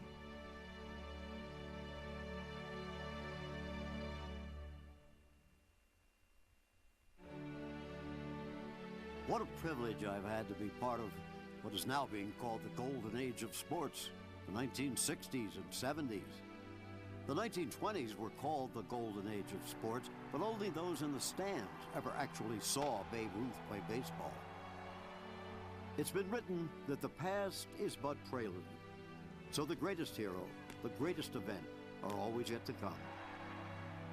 There'll be many more turns in the road I've traveled, and what will sports TV coverage look like? Will there be a bit more dignity and less theatrics? Will we cover athletes' achievements with more interest than the money they make? We don't know any more than I knew what roads I would travel or for how long more than 50 years ago. I'm Jim McKay speaking from... When Wide World of Sports began, we'd been married for 14 years.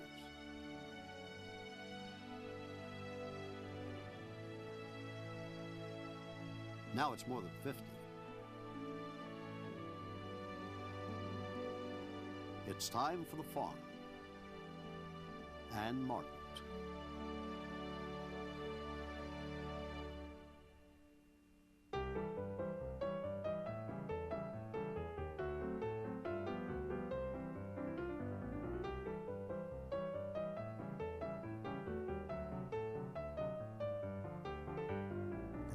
a day with the real McKay. Here's a show just meant for you. We're gonna chase all your blues away. Gonna make you feel just like the real McKay. We've got old songs and new songs, a little conversation too. Now is the time to introduce to you the real McKay.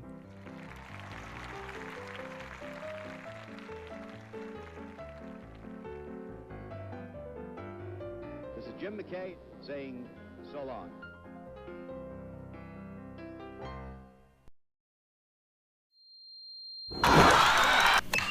Far left side. Swing and a miss. Carver on his way gets a screen from Hillary.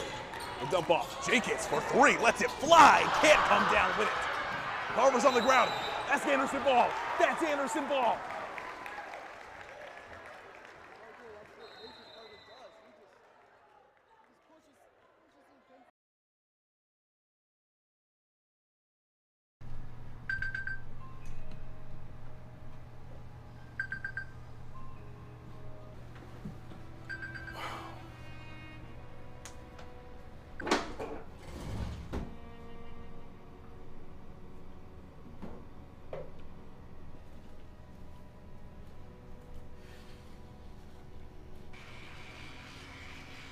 Hey guys, my name's Colin Calvert. I'm 19 years old.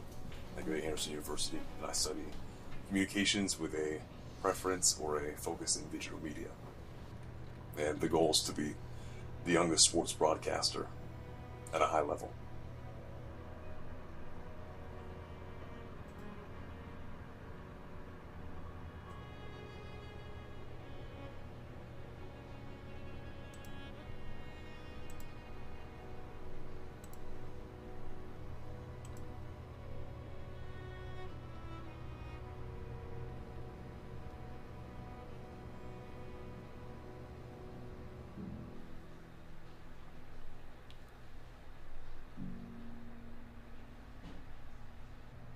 So I got started with broadcasting at a really late age, in all honesty. I was 17. I was at this little flag football game they were having at my high school. And I was like, you know what? I'm not coaching like I did last year. So I'm going to sit there and commentate. So I got a mic attached and I just started commentating. And I was like, man, this is fun. I love this. Why wouldn't I do it for the rest of my life? And then I put the idea aside for a bit, and then I went to work at Chick-fil-A. And Chick-fil-A, all these old ladies, they kept telling me, they're like, you have a radio voice. Sweetie, you have a radio voice. I was like, me? Radio voice? And they kept saying it over and over again.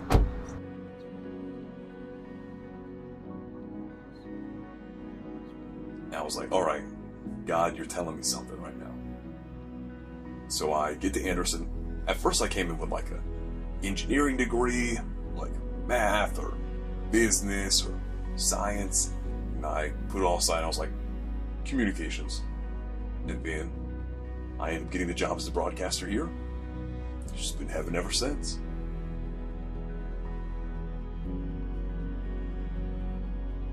So far, it's a lot of work, but work that I enjoy doing.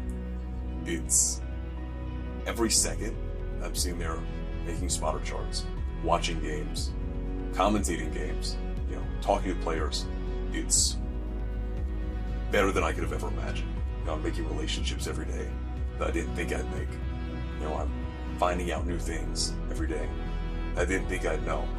And I'm learning and growing as a person and as a commentator every day, and that's by far the most amazing part about it. Right now I'm doing 18 credit hours.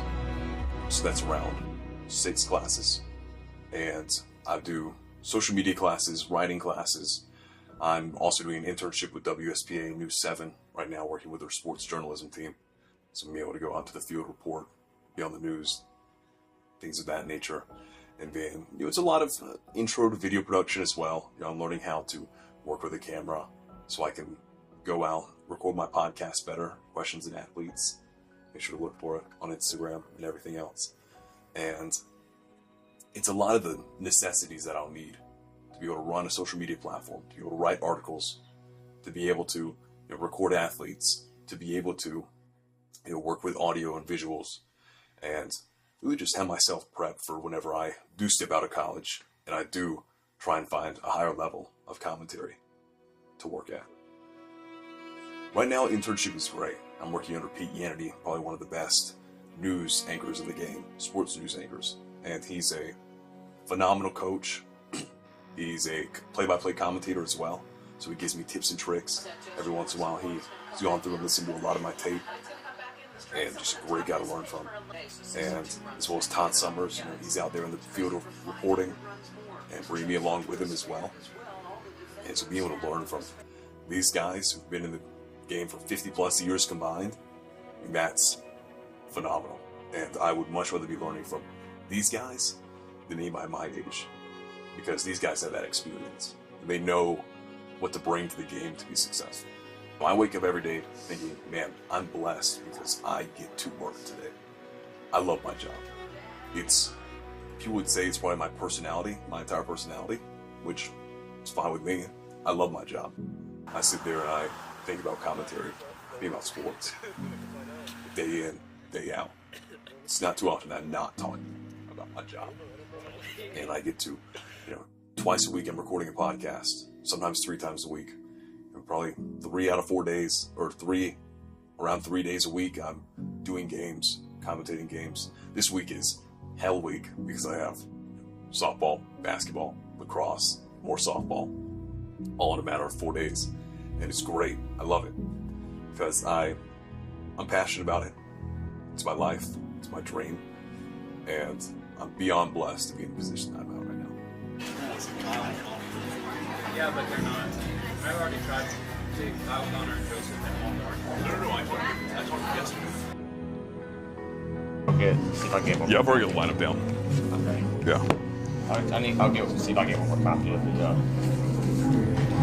A big game today against USC Beaufort. Anderson's only played them twice. Now was in a doubleheader back last February.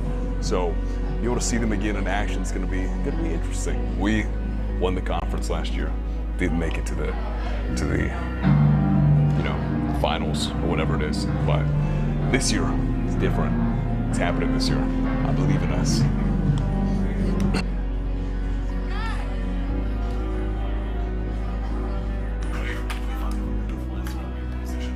Yes, they say leading off, center fielder, getting over.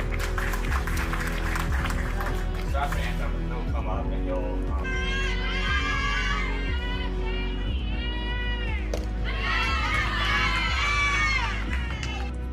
In regards to these games, I've been familiar with a lot of them for my entire life because I either played them, had family that played them, friends that played them, or I was just interested in the sport in general.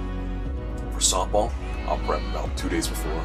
I'll be watching highlights of our team last year, highlights of the team that we're playing. Today we're playing USC Beaufort. And I'll go in, make a little chart, find out stats, info from both teams, find out fun stories to tell, and then overall just envelop myself in information, because that's the way I can provide the best broadcast for those around me, because I work for the people. I don't work for myself in this. I want to provide the best possible broadcast for those watching. 3 transfers, adding 6 good players to the lineup. Going to see a few in action here today.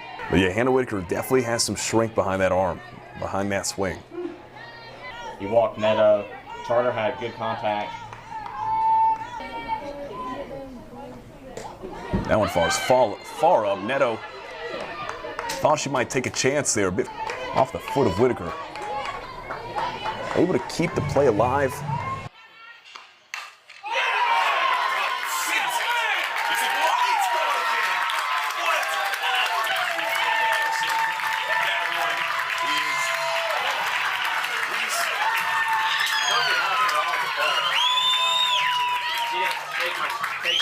What's your favorite sport to broadcast? Ooh, people are going to hate me after I say this.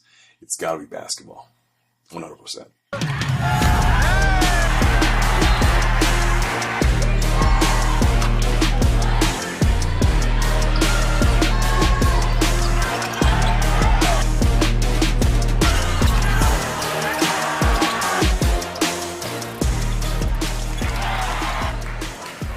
women's team, phenomenal.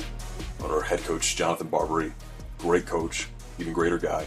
Jimmy Williams on the men's basketball team came in from Furman and has really just led this program on the right path. Culture's changed. He's very media focused, which I would love. And they're all very supportive of what we do. And I love the team that I work with. I love the people that I get to be around every day. And basketball brings me, full circle. I get to be in the Abney Athletic Center, probably one of the best basketball environments in the United States. It's small, but man, it gets loud. There's nothing better. There's not a day I go by that I wish I wasn't at Anderson University. Not a single day. Anderson is my home. I knew whenever I walked on this campus I was going to be here for the next 4 years of my life. And with this job, it's made it 10 times better. I've gotten to really enrich myself in what Anderson is and the amount of spirit that they bring to these games. The amount of support that me and my team get is amazing. And I want nothing more than to be able to give back to these people and to this community and this campus. What would you say to the next commentator coming up, Ray Anderson? Treat these people like family, because they'll treat you the exact same way. It makes me a little bit emotional because I don't want to leave Anderson in the next few years. This is my place. This is my home. And I know one day I'm going to have to part from Anderson. But to whoever does come next, love these people.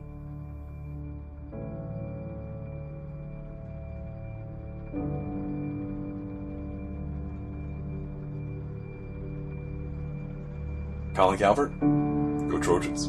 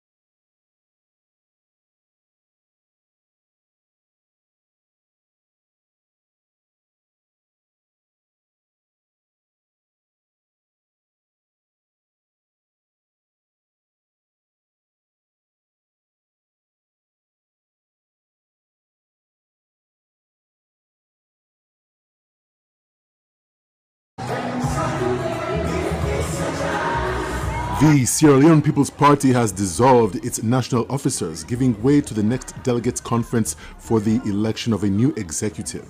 For 8 years, one face and voice that was synonymous with the SLPP, even in opposition, is the firebrand National Publicity Secretary, Lahai Lawrence Lima, who has ended his 2 terms as the image maker of the party. When an organization sees you as one they can rely on, one that stands for the organizational values, and at any moment they want to look for somebody whom they can rely on to leave this organization with, I think I come in as, it's my view, I come in as a better option. What legacy is the party's former spokesman leaving behind when he has almost an equal measure those who admire him and those who loathe him? I learned that we will be going from chairman downwards, and I've served as the public relations officer for 10 years and beyond now, so I want to give that opportunity to other people to learn. Because I came in as an inexperienced PR, especially for political party. But for the last 10 years, I've learned a lot, and I want to give that opportunity to other people to learn. And wise, I look forward to whatever opportunity the future holds for me. Join us this Thursday as Asmi Uba engages the former image maker of the SLPP on his journey from opposition to ruling party, and as the build-up to the next delegates conference intensifies. Bottom line, the show to watch.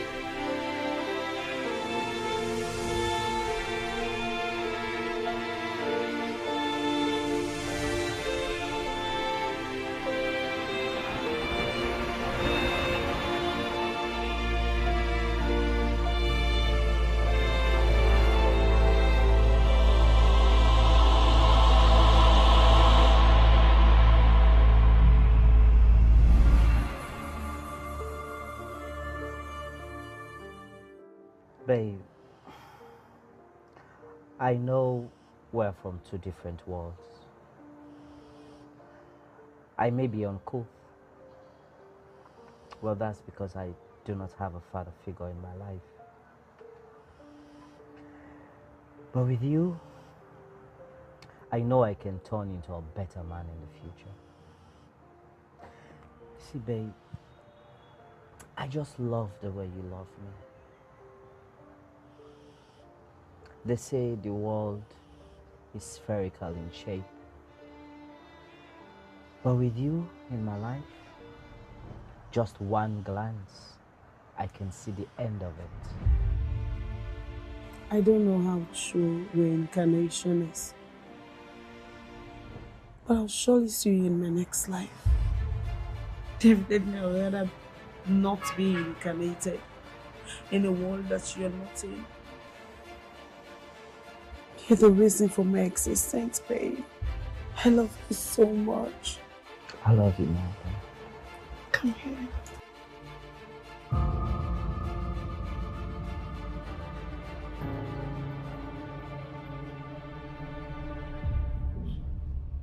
So, Mr. Conte, can you please tell the court what was her state of mind the night of her demise? She was high on drugs. High on drugs? But did you confront her on that? Yes, ma'am.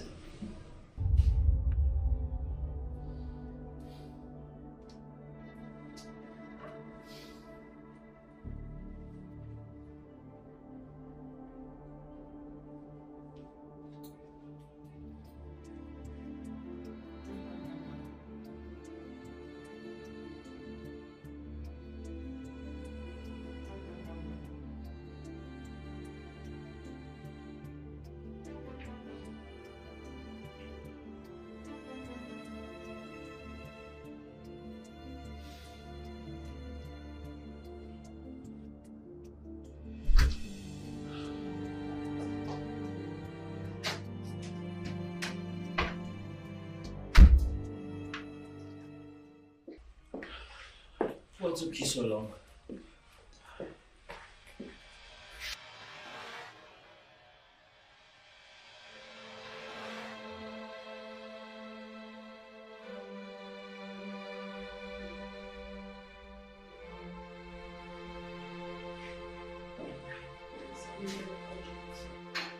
Yeah, I wanted to see you. Is that all? Hey.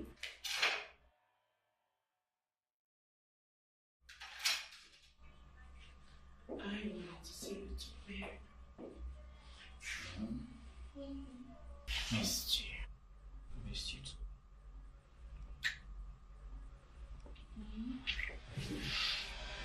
Wait. Are you high? I don't know. I was okay before leaving the house.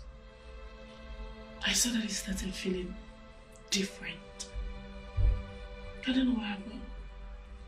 Hey, babe. Something is wrong somewhere.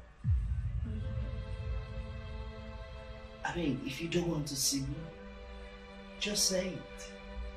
Or stop showing up high on drugs. Hey. I don't know.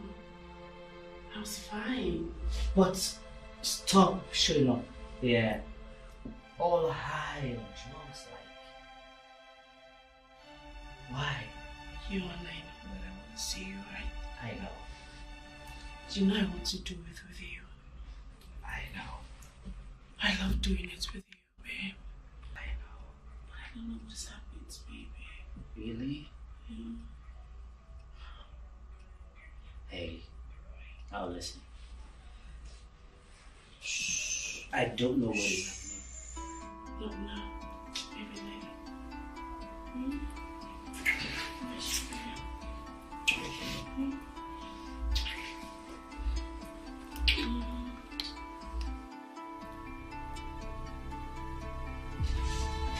Wow, that was quite intense.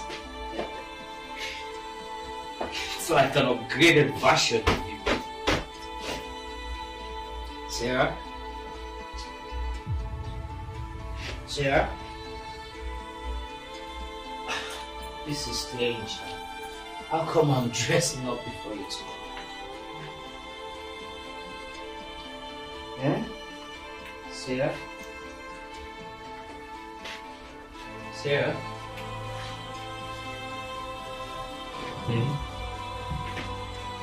Sarah? Sarah? Sarah?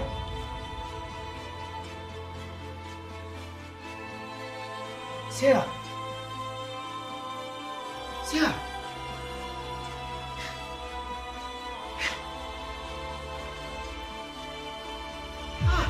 Sarah?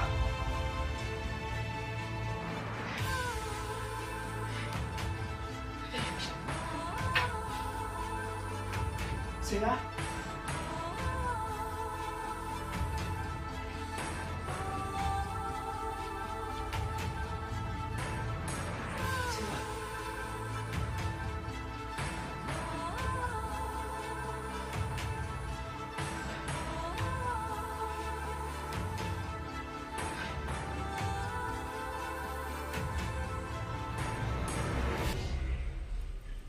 So what was her response? She said she doesn't know how it got into her, and she was also confused. Okay. Thank you, Mr. Emerson Conte. May her soul rest in perfect peace. My lady, this is a situation wherein a cheating wife died in the hotel room of her sugar boy because she was high on drugs. Please. Thank you, Mr. Emerson. My lady, this is an autopsy result for the deceased. Mrs. Sarah Khan. That result, Your Honor, shows that the deceased was high on ecstasy that night before going to the hotel suite of the accused. The autopsy result shows large amount of MDMA in her system, which also means that she was using it on a regular basis. My lady, thank you. So now, my lady, I would like to call Dr. Malcolm to stand, please. Dr. Malcolm? Yes.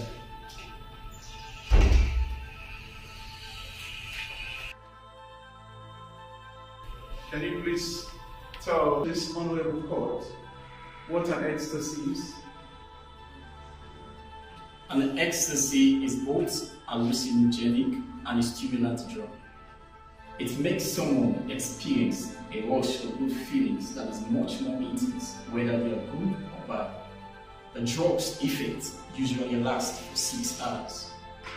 Okay, yeah. Dr. Malcolm, can you please tell this court what are some of the effects this drug has? Ecstasy increases heart rate and can cause dry mouth, clenched teeth, blurred vision, chills, sweating, or nausea. If a person takes ecstasy, his or her body can dangerously overheat during dancing or other physical activities, which can lead to kidney, liver, and heart failure. Usage of ecstasy can lead to brain damage, seizures, and even death. Last question, doctor. Could any of these effects be the cause for the disease demise? Yes, of course. Thank you. I have no further questions for this witness. Counsel, do you wish to cross-examine Dr. Malcolm? No, my lady. I would like to cross-examine the accused. You will take your seat, Dr. Malcolm.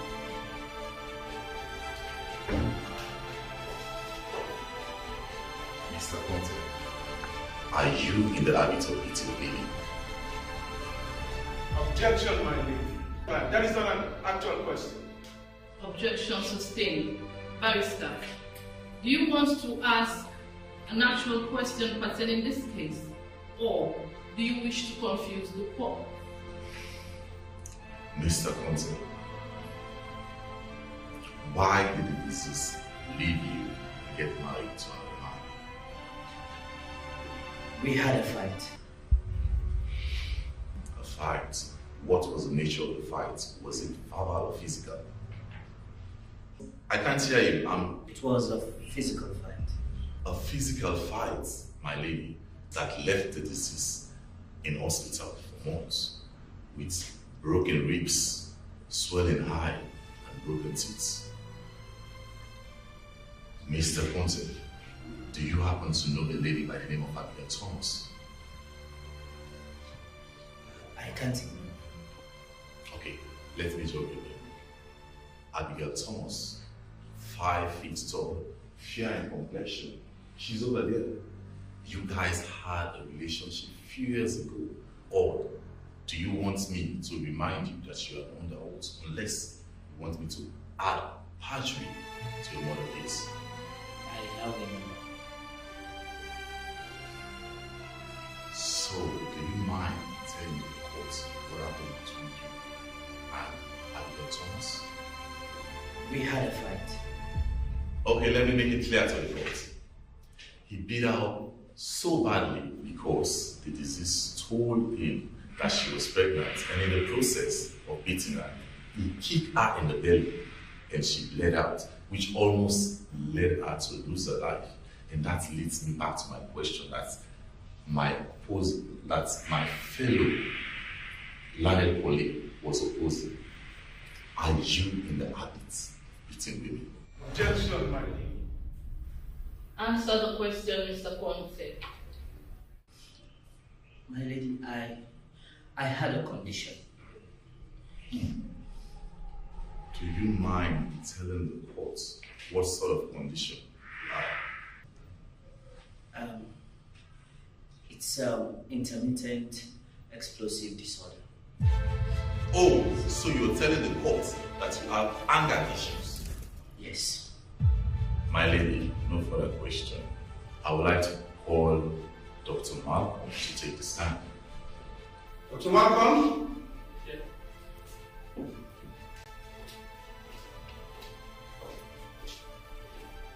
Dr. Malcolm, do you mind explaining to the court what ecstasy does? You said ecstasy is an hallucinogenic drug. Do you mind explaining to the court what hallucinogenic drug does? Hallucinogens are diverse group of drugs that alter a person's awareness of their surroundings as well as their own thoughts and feelings. Hallucinogens drugs can cause hallucination or sensations and images that can seem real, though they are not.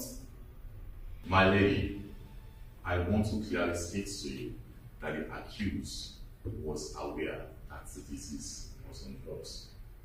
And he used that opportunity to take advantage of her. And also, my lady, we all know we are fighting so hard to eradicate such practice. And opposing counsel here is fighting so hard to free someone as dangerous as the accused to walk free.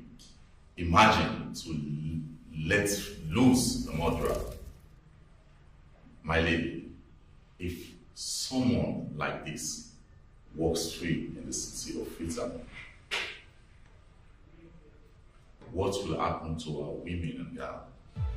Does the defense have anything else to say? Yes, my lady. Since the prosecuting counsel here has no substantial evidence to prove that my client is guilty, I plead that my client be cautioned and this case be discharged immediately. That is not going to happen, counsel. My lady, can my client get a bail at least? I vehemently object to that. Are you out of your mind? How can you expect someone on a murder trial a bail? Counsel, maybe the probably the cigar you have been smoking has eaten the brain cell in you. What are you thinking about? You said it yourself, beyond the trial. My client is not guilty until proven by law. Both of you, to the bench now. Now, I mean now.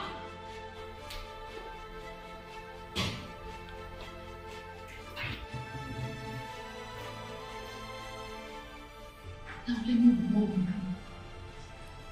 you. If the both of you don't stop behaving like children, I'll throw you out of my court. Apologies, my lady. Apologies, my lady. Accept it.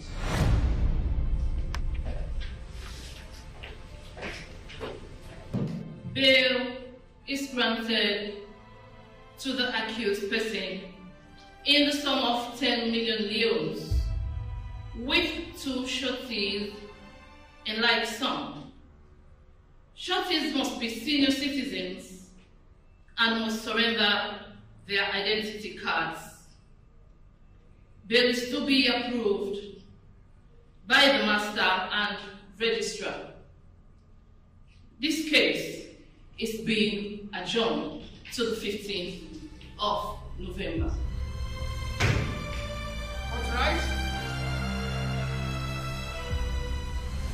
Silence. I don't know if I should drop this case or should I continue being a lawyer working this farm. But what I don't like is looking stupid in court. But Mr. Paul, I am not a lawyer. But trust me, from what I saw today, you did pretty good. Well, maybe you don't know. Good is not enough for me to win this case. I asked you if there's anything I should know concerning this case. You looked me in the eyes and said no.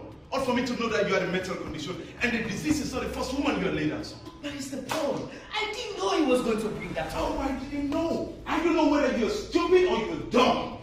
Now let me tell you this. Brian Commander is the best lawyer in this country. In as much as I won't say it to his face, but I might as well say it to you that he is the best lawyer in this country. So you must expect the unexpected when it comes to this case. Now you know something I was supposed to know from the start.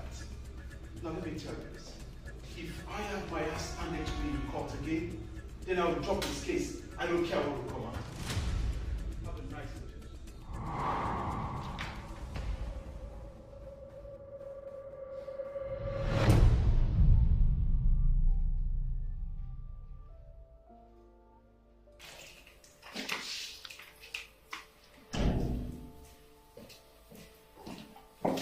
Good evening, everyone. Good evening. Thank you. Thank you. Thank you. So, when is the burial? Next tomorrow. Really? Brian, I think you may need to see this.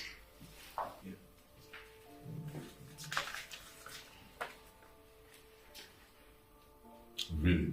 What is it? Mom, you should take a look at it yourself. Your son has delayed the burial, and your husband is doing nothing about it. Watch the serpent in your mouth, son, before you choke on his venom. This is a trial, and if Judge Keita gave him access to delay the burial, maybe she has a valid reason. Your daughter's corpse is lying cold in the morgue, and you are playing God. You have all the power to put an end to this. Bro, you're delaying sister's burial so you can prove that the man that killed her is innocent. I still don't understand why. Lucia, my dear, I am a lawyer. Maybe one day you will be in this similar situation. Only then will you really understand. Now, do you know what Dad told me when I came second in my class? No. Now I'll tell you. Dad asked me this question. Do you know the second person that stepped on the horn? I said no. And he told me that's because no one really cares about the second person. What are you trying to say, bro? He's trying to say he's going up against the best.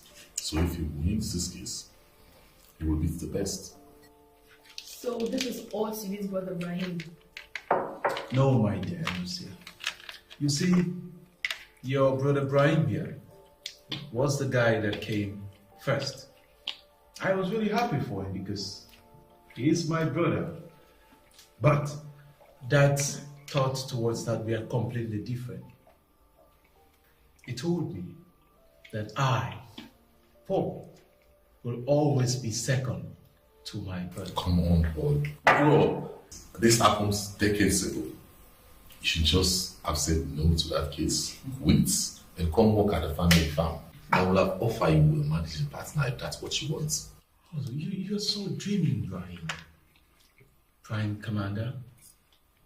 Now, even if I may want to drop this case, do you think Mr. Conte will easily sign off my non-compete towards this case, knowing so well that I, Barrister Paul Commander, is the best lawyer in his firm and also in the country as a whole? Second best to me, right? You could have just said no to this case. Mom, do you think I didn't try? Please enter. It's Sonia. Sir. Please have a seat. Thank you, sir. How are you, Barrister Paul? I'm fine, so are you? I'm fine. I'm doing very well. How may I help you? Barrister Paul, Mr. Conte, the managing director, is out of the country to represent Sierra Leone in the judicial matter. But I know Mr. Conte is out of the jurisdiction. So how about him? Good. He wants you to help him on a personal case. You mean the same way I've been helping his family to win cases that seem impossible to win? Oh, yes. Okay. This one involves one of his primary concerns. I see. And if Mr. Conte wants me to represent him on this case, that simply means this must be very tough. Sure, it is one. He also has an attractive proposal for you if you could bring this one home. There is an agreement for you to be made managing partner if you could win this one. The client's name is Kenema Conte. Here are the files. No need for that. But the name sounds very familiar. Oh, really? Yeah. So tell me, what did he do? He's been accused of killing someone. Yes. What did he? I guess you will find out yourself. Okay.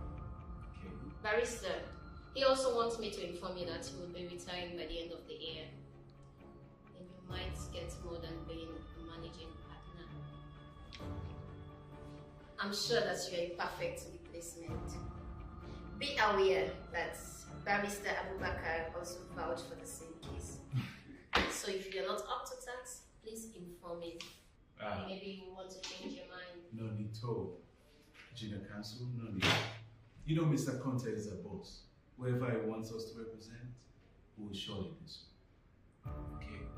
So tell me, Junior Counsel, how's work? Pretty well.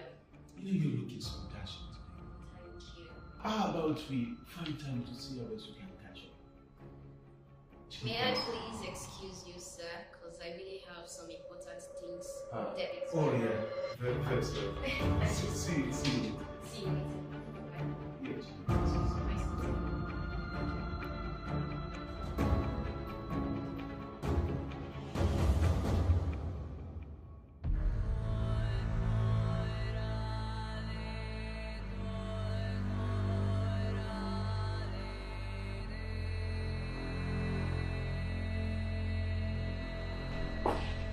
Excuse me, Senior Counsel. It's about Mr. Conte. He has been trying to call you a couple of times. You have not been picking his call. Can you please pick his call? Maybe it's something urgent. Oh, he's calling. He has a call for you, sir. He's your son, and he killed my sister. I guess you did not go through his file. Why didn't you tell me, sir? Would you have taken the case? I believe I have the right to know, sir. Calm down. I did not withhold information from you.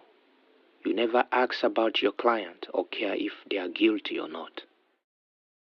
So I just let you do you. Is he guilty? You are his lawyer. You tell me. I want out of this particular case. There are other barristers in this chamber that can take over that case. I am sorry. I can't do that.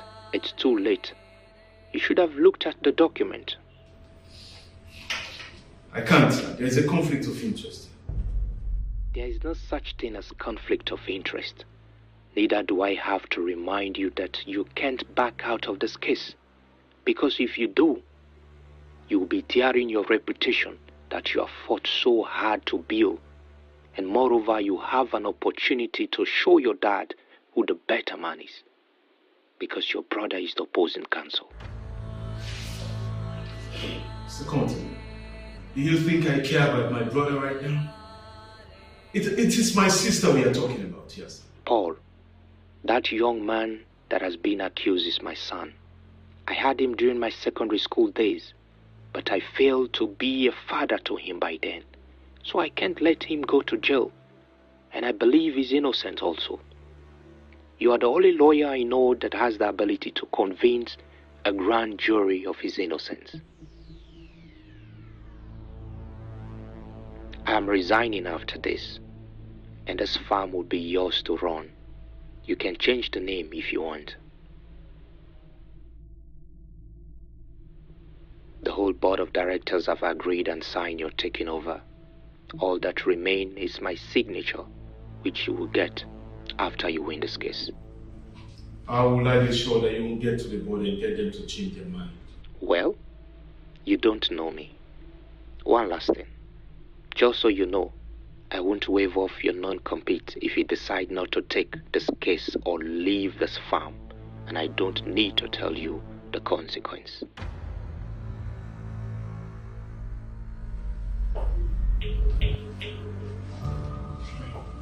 Can I take my leave, sir? Just go. Well, if this is what it takes being a lawyer, then I'd rather not be one. Will you keep quiet, young lady, and eat that food of yours? Listen, from now on, no one should discuss about this case in this house. Am I understood? Yes, sir. Am I clear? Sorry to say, but Paul should respect the fact that Brahim is his elder brother and also the reputation of this family. My dearest Lucia, see, that guy is innocent.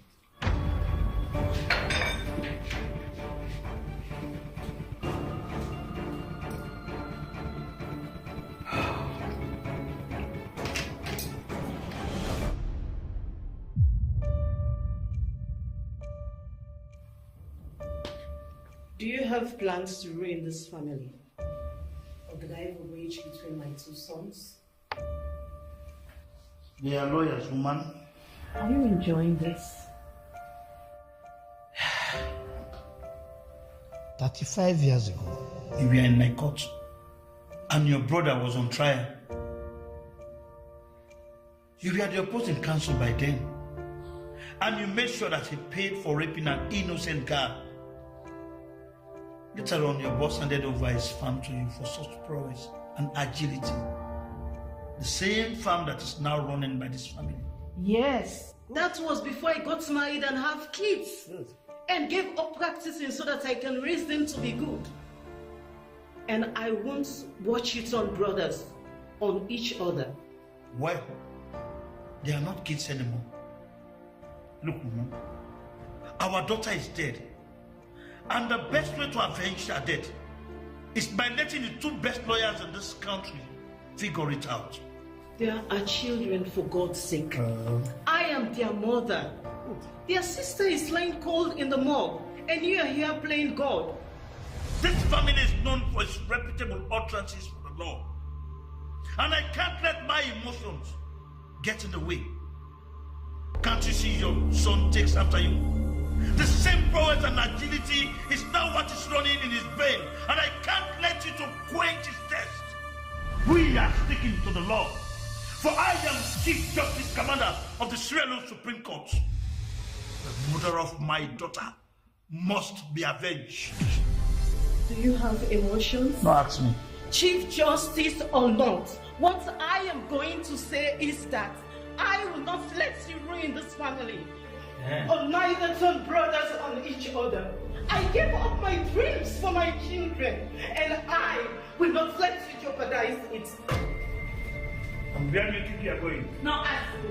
When are you going for sleep day? Now you want to for sleep day?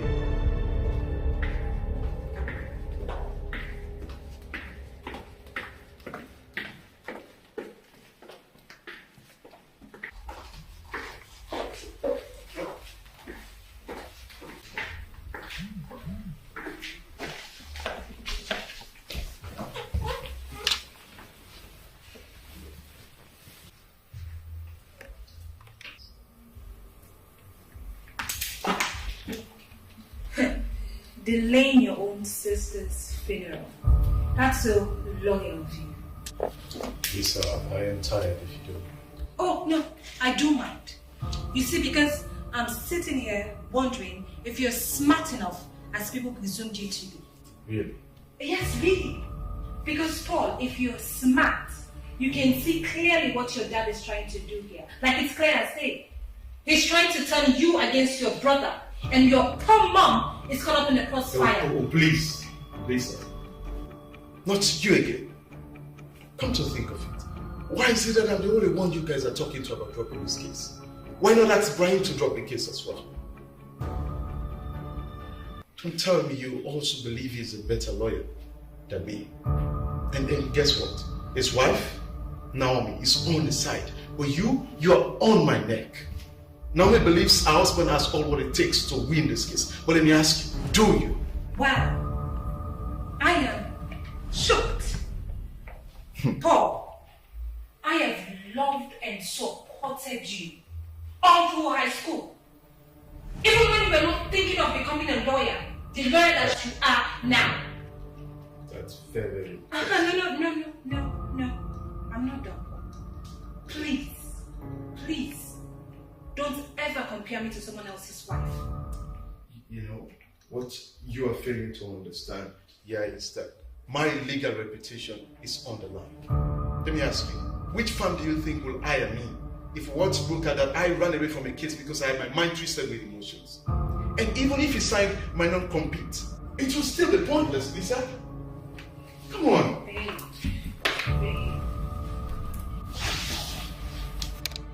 Babe, listen to me.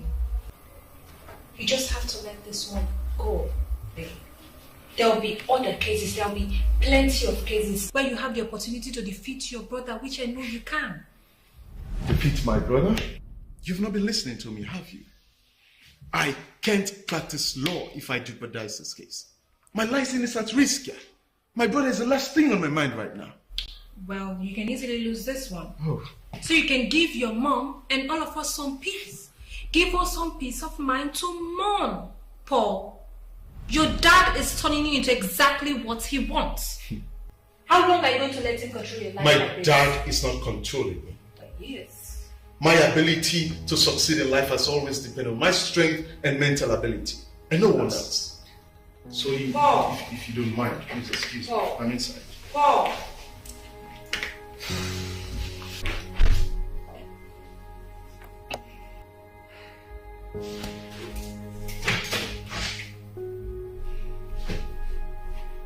Paul?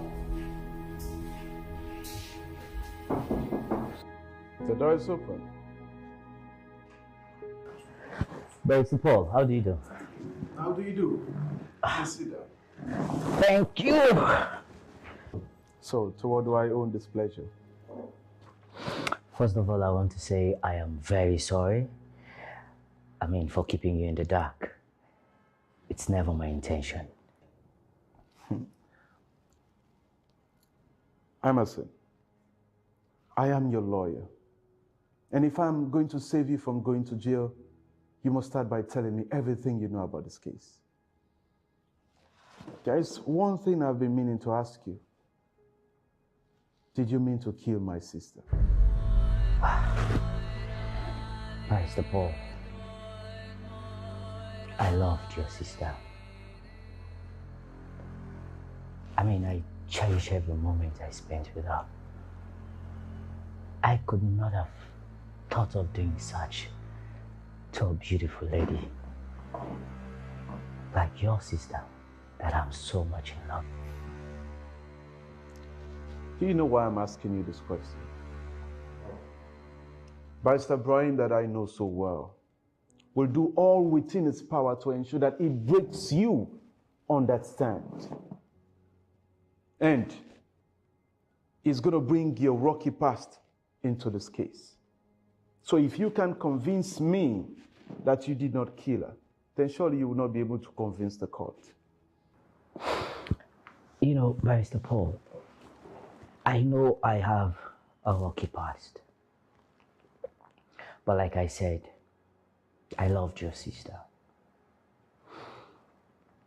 And when we split up, because I got physical with her, I tried my best to make amends with her. I had cause to even visit a therapist who helped me get back on my feet.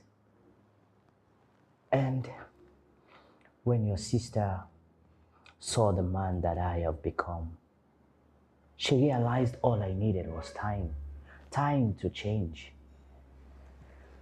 But it was unfortunate she had got married by then.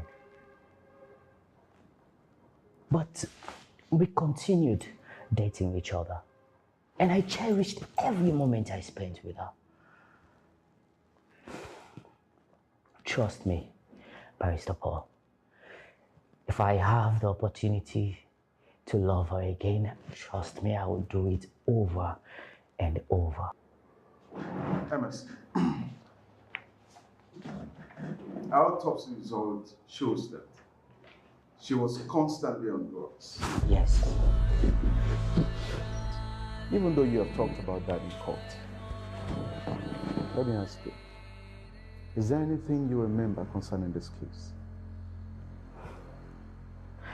I can't say for sure, but on numerous occasions, she showed up like that. So when did all that start? Again, I can't say, but she was never like that with me. And the thing that baffles me the most, she denied taking anything, and I believed her. Really?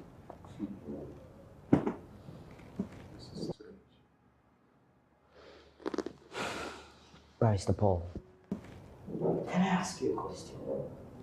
Please do. Why are you doing this? Emerson, I'm a lawyer, and my job is to save innocent people from going to jail. I'm pretty good at it.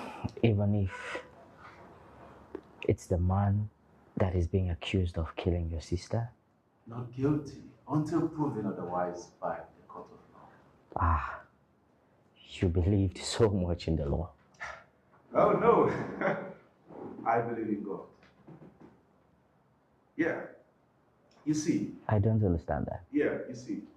All those who sin apart from the law will perish apart from the law. And all those who sin under the law will be judged by the law. Ah, Romans 2 verse 12. Yeah, sure.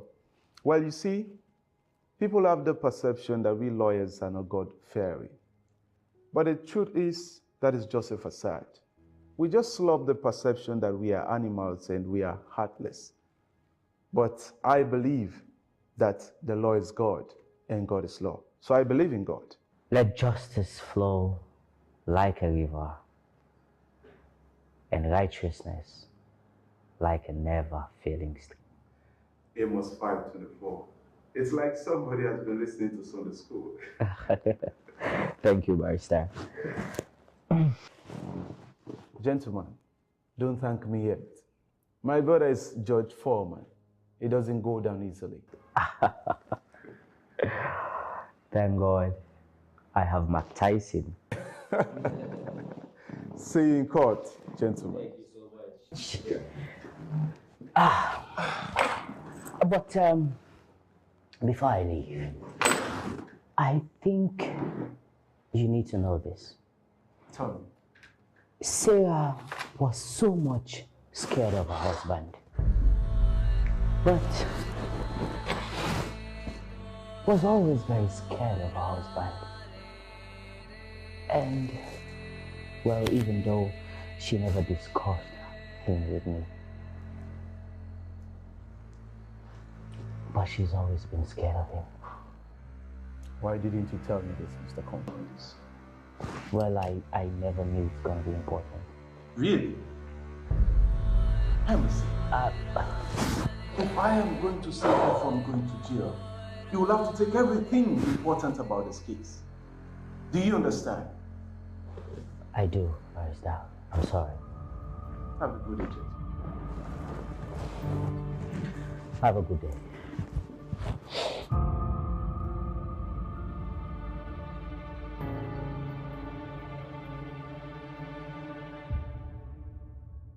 Good afternoon, madam. Hello, good afternoon. Yeah, I'm here to see the hotel room where the young lady was found dead. I was told by the receptionist to talk to you. Okay.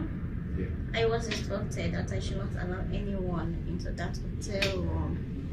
Barrister Paul Commander. Yeah. You don't remember me? I'm not too sure I do. He helped me to gain ownership of this hotel. Really? When my brothers tried to take it away from me. 5 years ago. I remember, Miss Godwin. Even though I could not afford to get an Anthony by then, but you still stood up and tried to help me. Yeah. And I did appreciate that. I could not afford to say thank you by then. Now I do. Thanks a lot. I really appreciate it. Nah, it's nothing. It's my job. I send people to jail and prevent others from going to jail too. So no worries at all. A minute, please. Okay. You can have the access card to the room. Okay. Thank you. Whatever you need, you can ask. Thank you. Thank you so much. Okay. That reminds me. Does this hotel has a CCTV camera? Yes, for sure. Very well. I would like to see the footages when I'm done and also have a word with the reception. Okay, no problem. It's fine. If you don't mind. No, I don't mind. Thank you.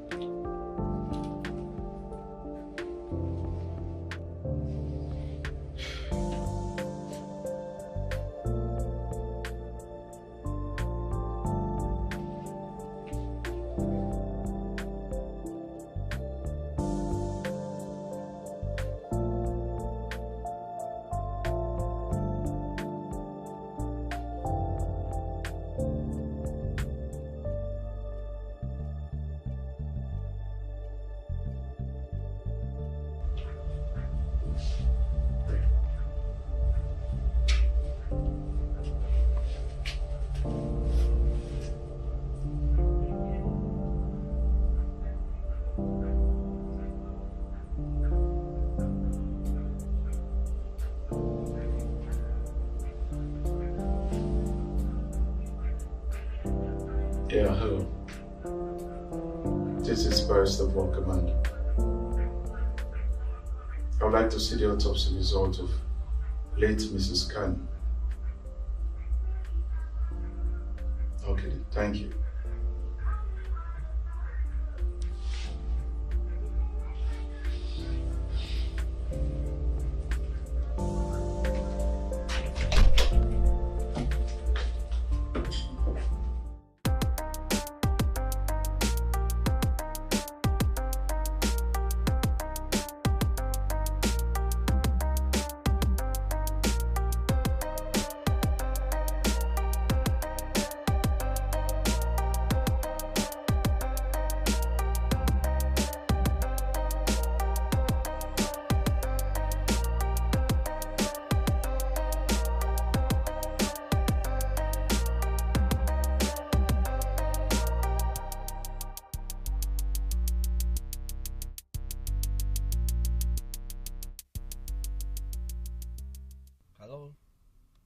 Yes, greetings, Barrister. I just received an urgent call from Barrister Paul, asking he wants to see me urgently, but I don't know what he's up to. That is why I called to inform you, sir. I should meet him at Parliamentary in the restaurant. Yes, sir. Okay, all right. Thank you, sir.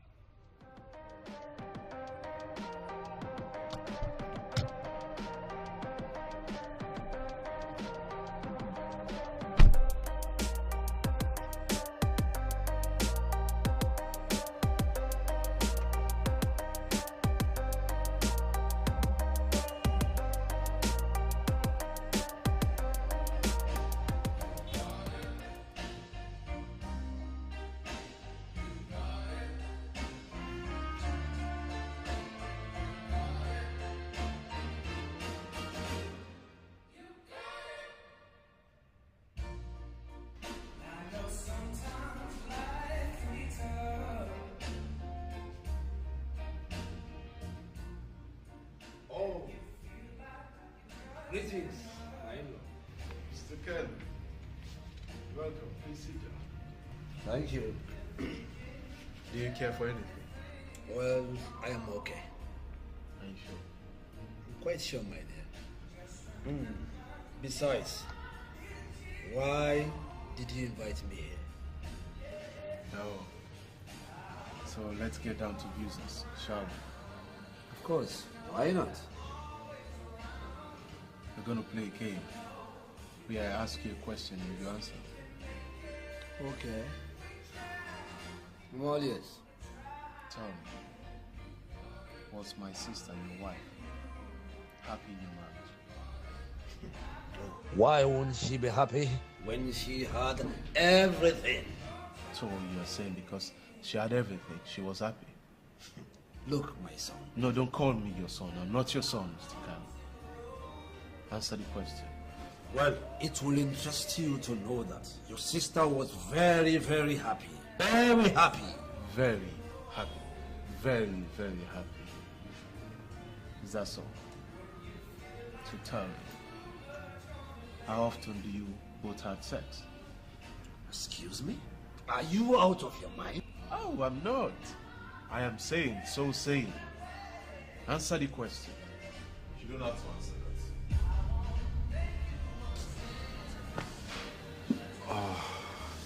Has he read your Miranda rights? No, he didn't. Paul, you're supposed to read him his Miranda rights. He's not supposed to be here. Counsel, his wife died. And I'm here to ask him some few questions. Am I wrong for doing that? You're absolutely wrong. You don't have to question him in the absence of his attorney. No. Mr. Kanu, let's go. Mr. Kanu, lest I forget, Paul should neither question nor should you answer to anything regarding this case. Am I clear? Acknowledge. Now, Mr. Brahim. Let's go.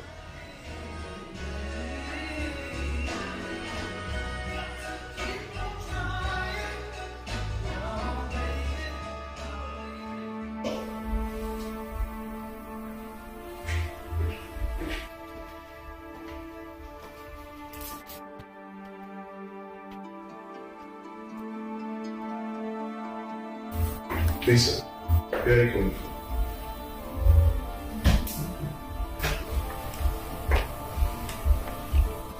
Paul, do you know what happens when someone has a stroke, Paul? Don't answer that. I'll tell you. You see, blood supply to the parts of the brain is interrupted or reduced, preventing brain tissues from getting oxygen and nutrients. Yeah. Then brain cells begins to die in minutes. Imagine that.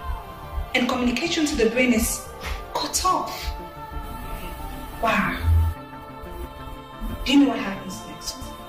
You're a smart man, but I'll still tell you. You see, the mind lets the individual forget how to talk, walk, and even eat. Yeah, I was surprised at that. Do you know I came to learn this, Paul? No. Tell me. Of course you don't know. I have to tell you. Because your mom's doctor told me so. What? Yes. Your mother is in the hospital as we speak. Because she walked into some journalists that were waiting for her outside to eat her up, and they succeeded because she couldn't handle the pressure. So she fainted. Or she fainted right there on the street. Do you know why that is for? Of course you don't know. I have to tell you again. Paul, she was in that courtroom when you called her daughter your own blood sister, Paul, a sugar mommy, a cheating wife, and a whore. Paul, your own blood sister, a whore. I can't with you, I swear. No. You see, we're all in one big drama, performing day after day, and we all know how this is going to end, Paul. Because we all have one purpose in life. That is to wake up, walk, eat, sleep, reproduce, and die, Paul. We are all going to die, but you, Mr. Paul Kamada, you have made it your sole purpose in life to send your mom and all of us to our early graves. Just because of your ego. Paul, your ego. And I hope it's not too late. Because those were there crocodile tears, Paul. I hope it's not too late.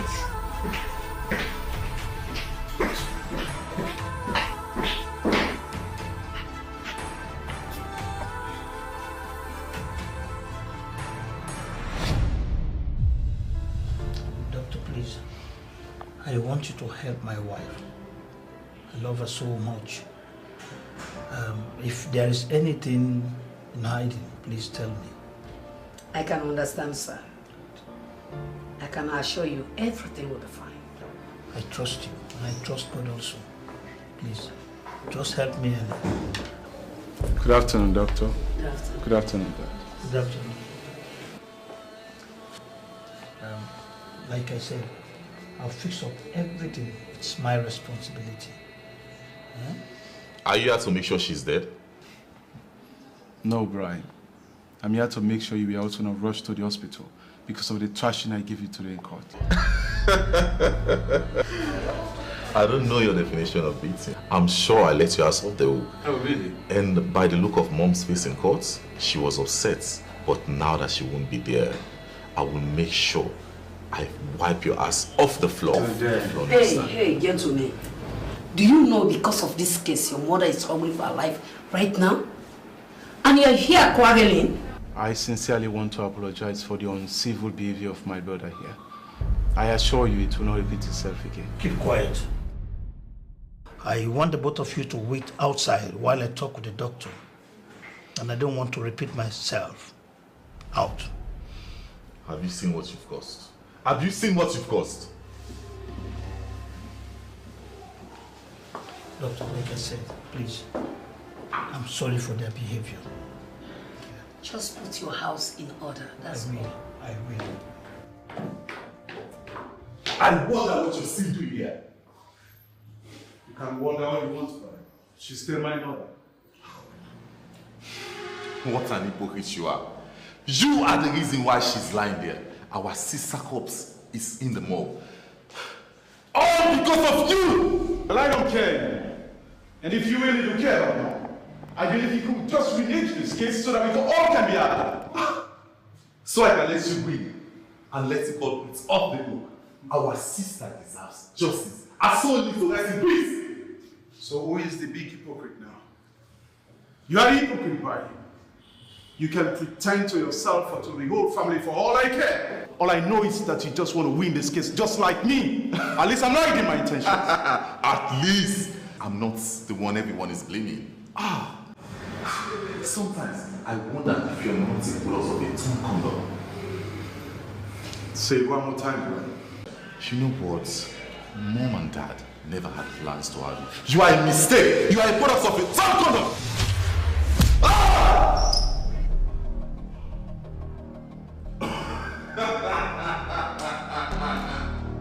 Look at you. My boy, all good up. You will always be second. Sons, back off. Back off. Let's go.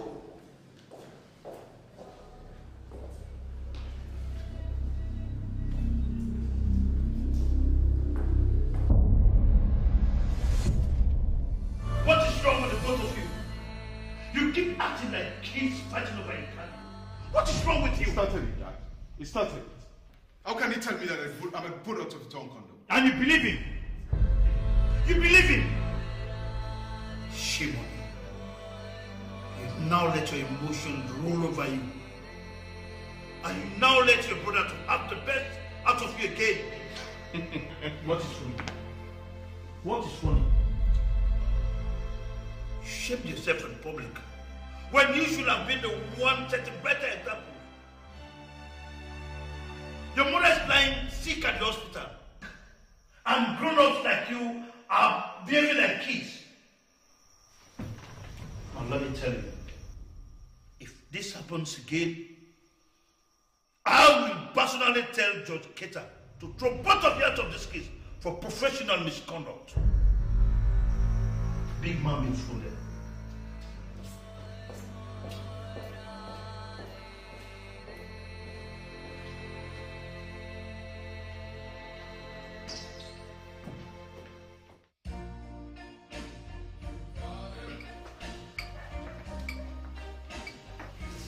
Oh, Barrister Paul. See your head. Good.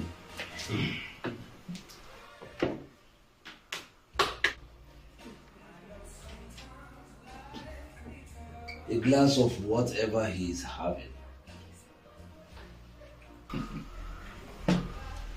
Are you sure you can handle what I'm having? Of course. Why not?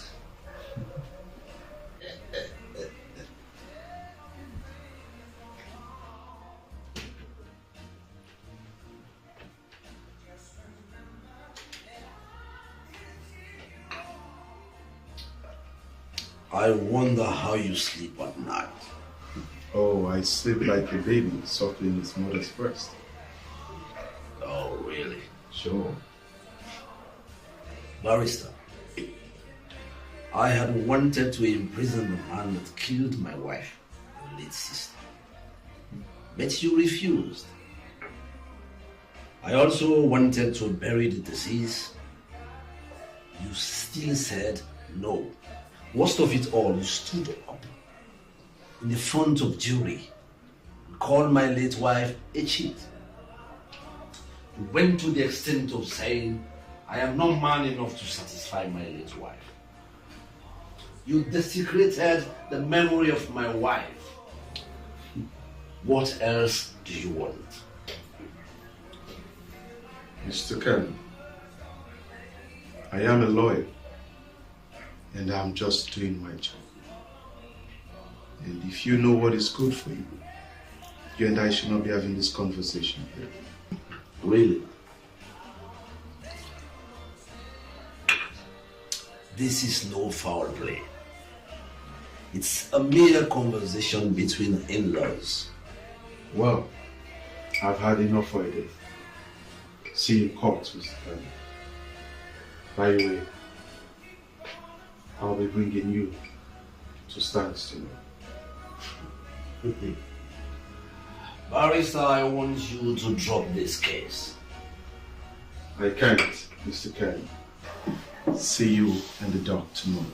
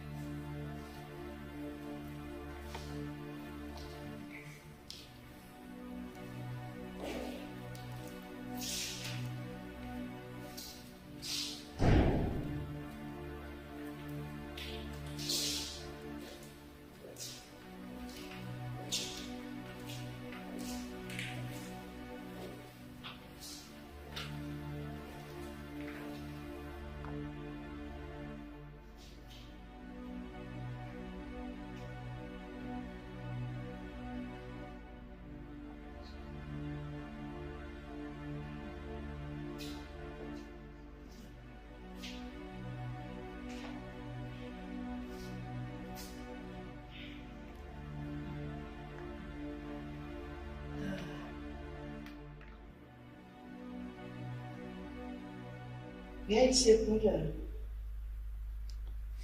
No, that should not be a problem right now. At least you should be concerned about your well-being.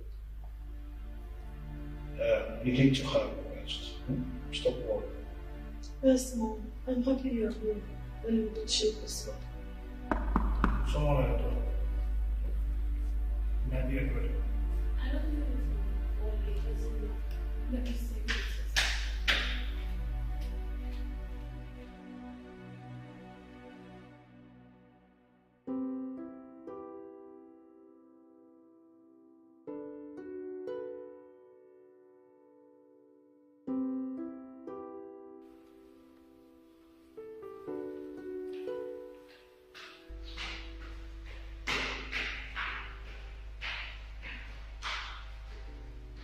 Oh, how are you?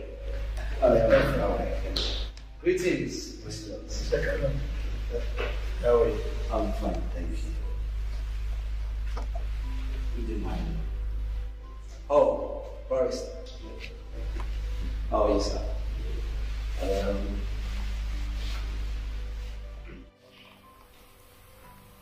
I am sorry for not being in touch with the family all this while. Honestly, it's really noisy. My hands are tied.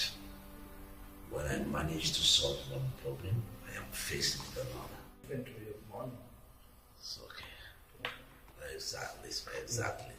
So, my in-law, how are you coping with life? I am getting better. It's just that those journalists get on the end of the show.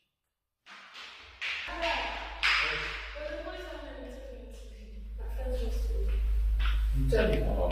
What's channel? Channel 15.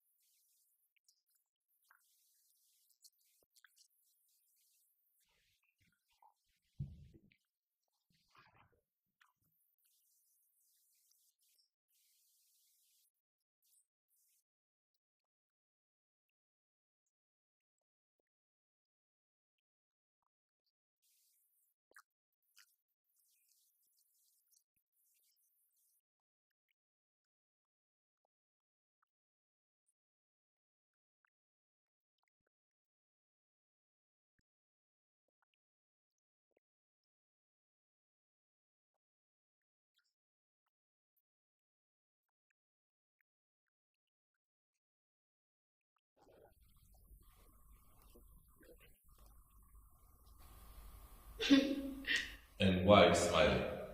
I think I'll change my mind. I want to do law after my last exam. So you mean your brother changed their mind? Yes, Mom. You've managed to collapse this one. Yes, this boy.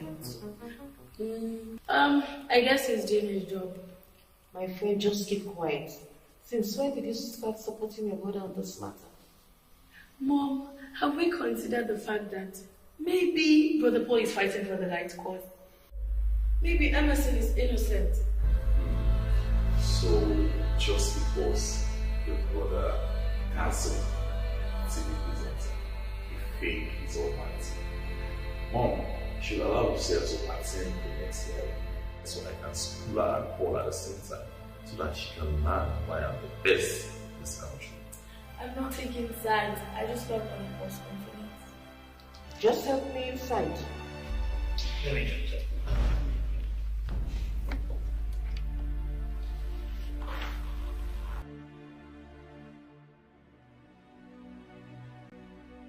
Brother Paul. Lucia, what are you doing here? So where is your brother? He's downstairs. So tell me, is Mama aware that you're here? Yes. Are you sure? Yes. Let me call to me. That's not a good idea. And why is that? Because she's mad at you for not visiting her after she was discharged. And then again, the interview. She's not happy about all of it. But if you insist, my dearest big brother, you can go on. Okay. Anyways, I saw your interview and it was splendid. I love it. But you said you don't want to be a lawyer anymore. I don't remember saying that. Lucia, I can vividly remember you said you don't want to be a lawyer anymore. Brother Paul, it's your own imagination, not mine. So tell me, what made you change your mind? My mind remains the same from the onset. It was never altered, and we are the commanders. Law is our fault. Lucia, who are you? What have you done with my sister? Brother Paul, seriously, I'm proud of you, and I love you. My girl.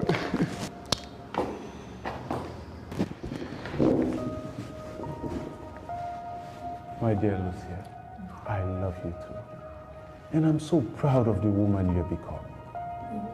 Okay? So just keep it like. Anyways, enough of this. I think I better start going before Mom starts getting worried. Well, Lucia, you said Mommy's aware of your coming here. Yes, she's aware, but you know how she gets whenever I'm not around. Lucia. Bye, boy.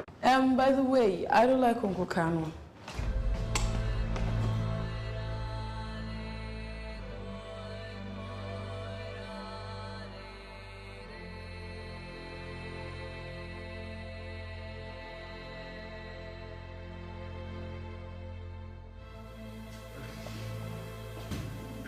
Hey. Hey, Council. Yes. How's it going? Cool. How are you? So, how was the conference yesterday? It was superb, bro. I was like a gladiator at the conference. What? You know Suleiman Shipping Agency, right? Oh, yes. I know that agency. You know, we have been trying so hard to land them in as our client for a very long time now. Their CEO was at the conference. Oh. Man, he was blown away. Really? Oh, yeah.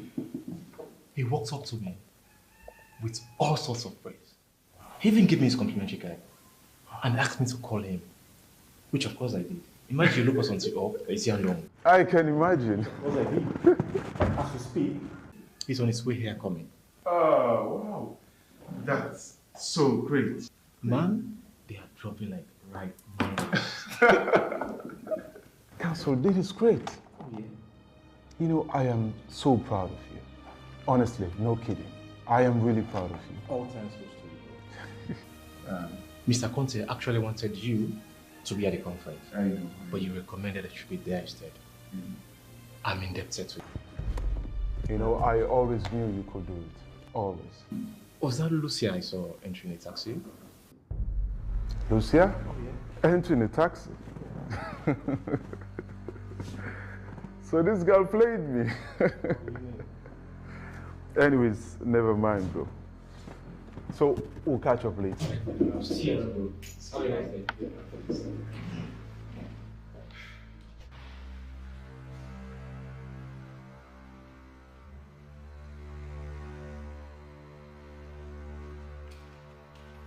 Where are you coming from?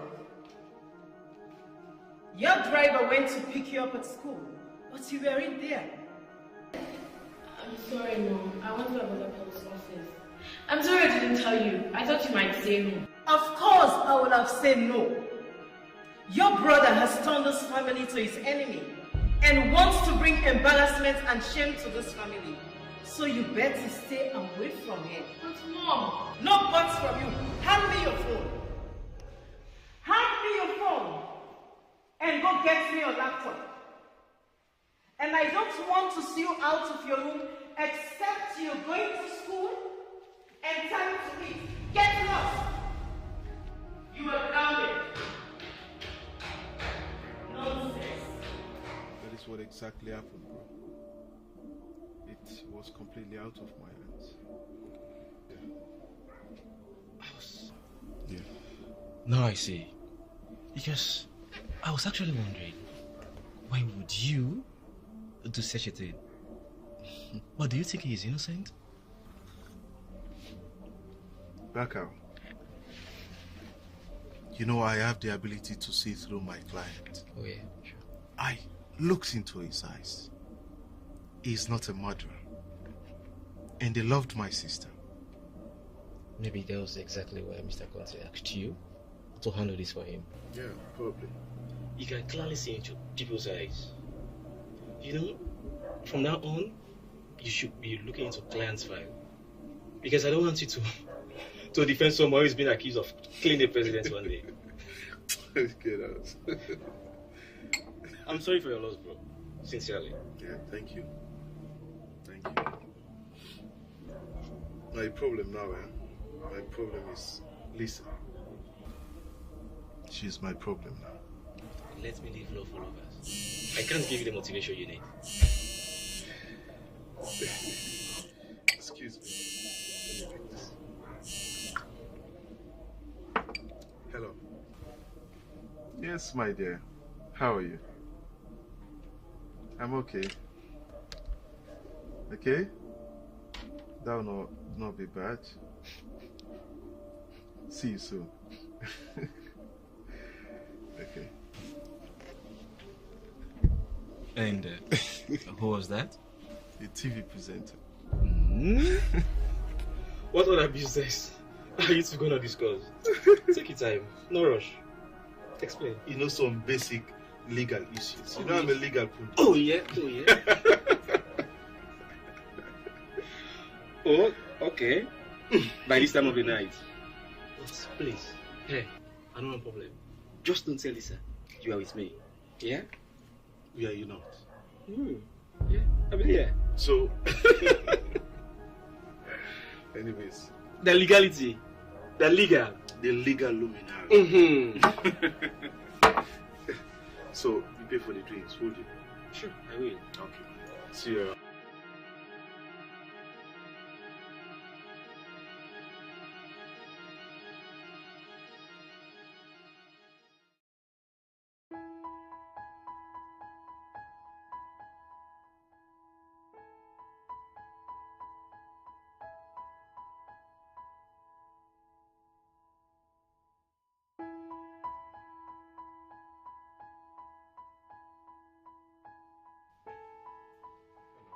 Wow, good evening, Barrister Commander. Good evening, my dear. We have been expecting you. Oh, wow. Really? Yeah, please go to room 206. Thank you. Excuse me, sir. You might want to take this with you. It's on the house. Oh, wow. Oh. Thank you. You're welcome.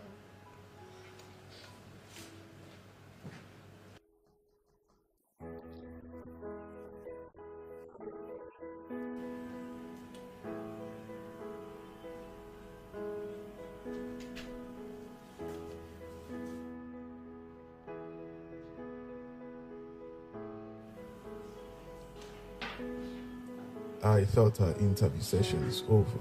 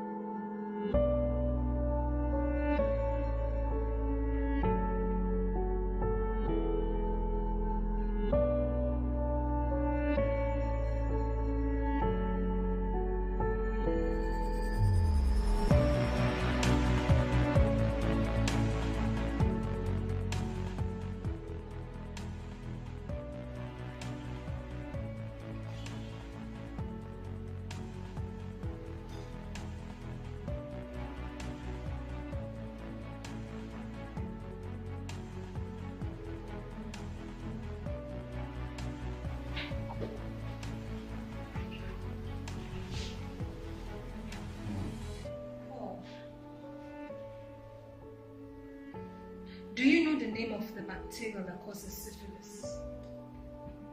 Of course, you don't know, I have to tell you. It's called Kenema pallidum. Yeah, I know, fancy word. It took me hours to learn that. You see, one of its side effects is that it causes infertility in both male and female. Sir, I am not sterile. Either I am. How would I know that? How would I know that? When all you do is go around solving cases in every brothel and hotel, I show you even reach down long step, and we don't have a child. Paul, we don't have a child. Pig, I told you we can start a family at our convenient time. Why are you in a hurry? Why shouldn't I be worried? Tell me, why shouldn't I be worried? When all you do is go around frolicking with women. So what's the meaning of that? I've told you, we can start a family when we get married and plan it well. Plan my foot. I said plan my foot. Your food is in the dining, so you can eat when you... Sir, I'm not hungry. Huh? Huh? No, don't go, please come. Is your what? Wow, Paul. You're a very lucky man. So you slept out, came home in the morning, not hungry. Oh. Come on, please. Huh? I'm not done yet. She must be a keeper. She actually fed you. I was with Becca. He was helping me with the case. You know, this case is a very hard one to crack. I'm sorry. You're a funny man. Because I never knew Becca uses women perfume. Excuse me.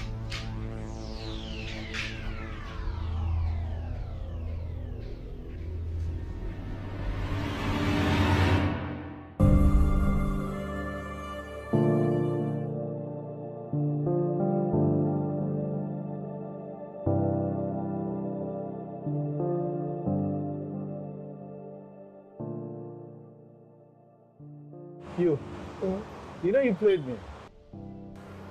So tell me, why did you lie to me that you came along with your driver that day? Because if I had told you I came alone, you would have called Mom, and I would have not had the chance to spend some time with you. You're a smart girl. Of course. I am the younger sister of 2 lawyers. It was my friend, in fact, who told me, so you entering a taxi. I was surprised. Lucia entering a taxi. Which of your friends? The one you met on your way out of my office. He's your friend? Oh, yeah. He is my friend. So why ask? Because I thought he's Uncle Khan's friend. Like, really? I've seen them together on 1 or 2 occasions. Uncle Khan and Baka saw them together? Of course. I'm sure of what I saw. Are you sure? Brother Paul, of course. I'm sure of what I see. Are you really sure? I'm very sure. You know what? Why won't I call your driver so that he'll take you home? But Brother Paul, I haven't finished my milkshake yet. Don't worry. You'll do that on your way going home, okay? I know we have a lot to catch up on. We'll surely do, okay? Yeah. Please speak up, Lucia. We are done. Thank you. That's it. I'm sorry.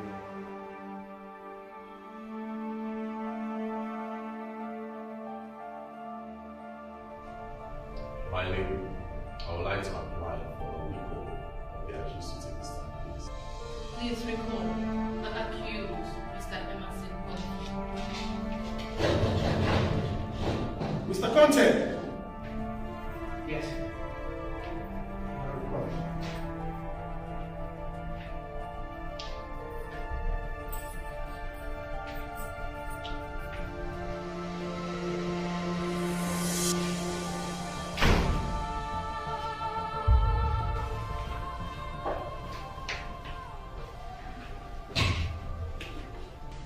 Apologies for coming late, my lady. Mr. Conte, where will you say you were before going to the hotel the night the deceased was murdered? I was with my friends. Mr. Conte, you knew the deceased was on drugs and you took advantage of her. You knew she was married and will never leave her husband. But you decided to kill her, didn't you? Objection, my lady. Councillor is probing my file. Objection sustained. Barrister Commander, pull yourself together.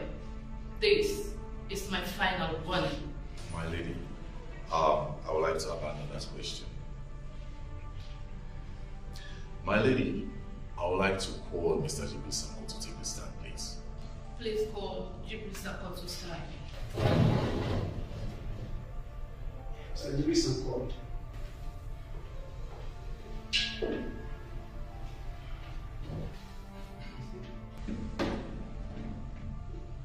Are you a Muslim or a Christian? I am a Christian. Very Christian. Take it. I, Jibril Sanko, solemnly swear that the evidence I shall give in this case is the truth, nothing but the truth. So help me God. Mrs. Sanko, will you mind telling the court what happened that night?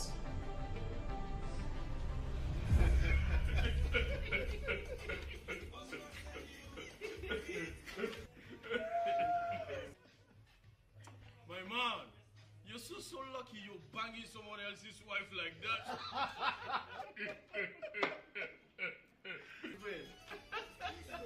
Luck is an understatement, I tell you. To have such a dish has always been my dream. Oh yeah. So what will you do if she decides to stop seeing you and focuses on someone else? Nah, forget, that will never happen. You're so confident. Don't be so sure. My brother, if she tries that nonsense, I'll kill her. What? Oh yeah. In fact, I'm going to text her now to meet me. So go and kill her, right? Yeah, so go and kill her, idiot. And don't forget, I'll work too. My father owns a law firm and he has a battery of lawyers to defend me. Let me get it straight. The accused told you that he would kill the deceased and not lose her to her husband. Yes. And also, he mentioned that he's going to kill the deceased that night and work as a free man because his father owns a law firm that has one of the best attorneys in the country.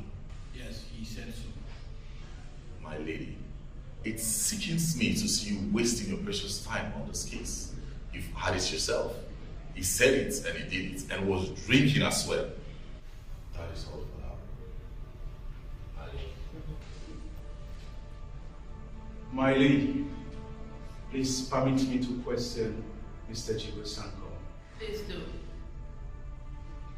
So, Mr. Sanko, how long have you known the accused here? Since college days. Oh, really? Since college days? So, if you have known Mr. Conte here since college days, It simply means you knew Sarah. Yes, of course, I knew Good. Sarah. So, Mr. Sanko, can you please tell this court, can this man, Mr. Conte, kill someone?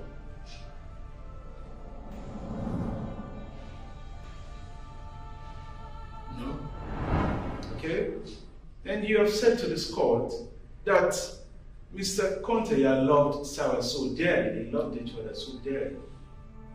Yes, I said so. Good. Can Mr. Conte kill Sarah? Well, I don't know. What do you mean you don't know? Okay, now, let me ask you this question again. Have you ever been involved into a fist fight during college days? Actually, My lady, the witness has been non-responsive. Please answer the question, young man. yes, I had a fight with Emerson because of Sarah. Let me serve this honorable court the time. Mr. Sanko here approached Sarah, his best friend's girlfriend, and when Mr. Conte confronted him on that matter, they had a fist fight. Is that not so, Mr. Sanko? He did not deserve her. He never had. I saw Emerson as the beast he was. He treated Sarah as if Sarah was his property. He never owned her. So, are you trying to tell this court that that is the reason why you are here in this court? To be a false witness against him because you hated him and you wanted what he had and you couldn't have it? Is that not so? Or is it that you are a coward and you are jealous of him? I am not jealous of Oh Emerson. no, you are jealous of him. I'm not a coward. Objection, my lady. Opposing counsel is badging my witness. Objection sustained. Watch yourself, counsel. My lady, I have no further question for this witness. My lady, please permit me to call to the stand Mrs. Commander.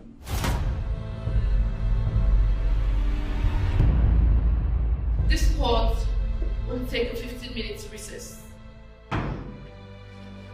What's rise? Hi viewers, it has been brought to our notice that Barrister Paul Commander called his mother, former barrister Mrs. Commander, to the stand for questioning. Upon seeing such, Judge Keita, an old friend of Chief Justice Commander, quickly called the court for a 15-minute recess. We're meant to believe that the judge was also surprised. Stay tuned to KWA TV as we bring you more updates on the trial. I am reporter Ms. V. Mrs. Commander, you are called.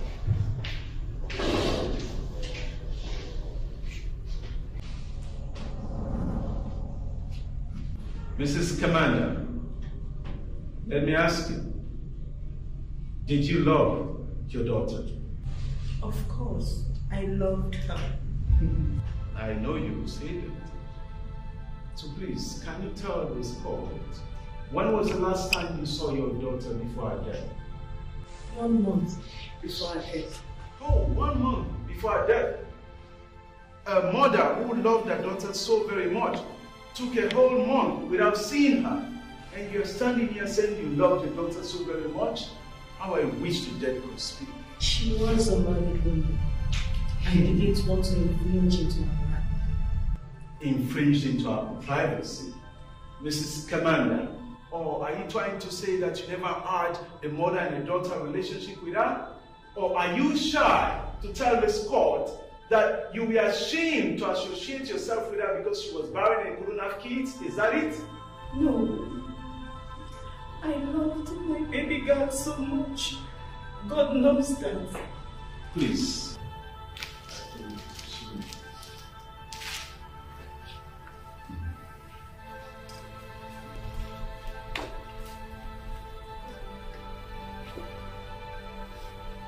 Mrs. Commander, please, I would like you to tell this court, why did your daughter get married to her husband, Mr.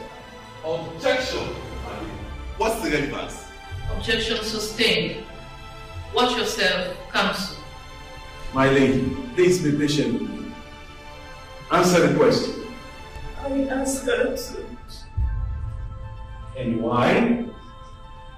Because Mr. Kanu loved my daughter Sarah so much and proposed marriage to her. His relationship with the family is of great importance. This court would love to know how important it was.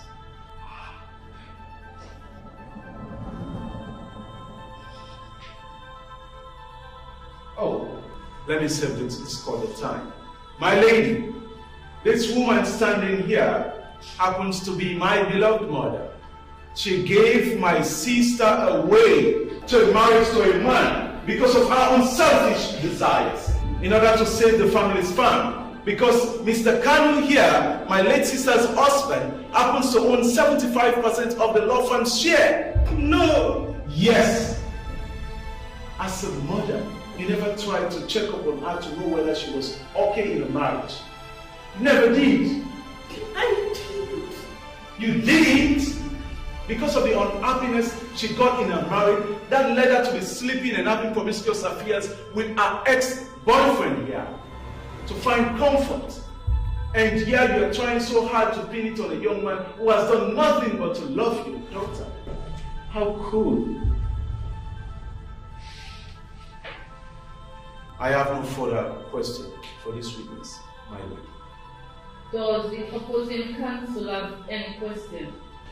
I have no further question, my lady. This court is adjourned to the 20th of November. Court rise.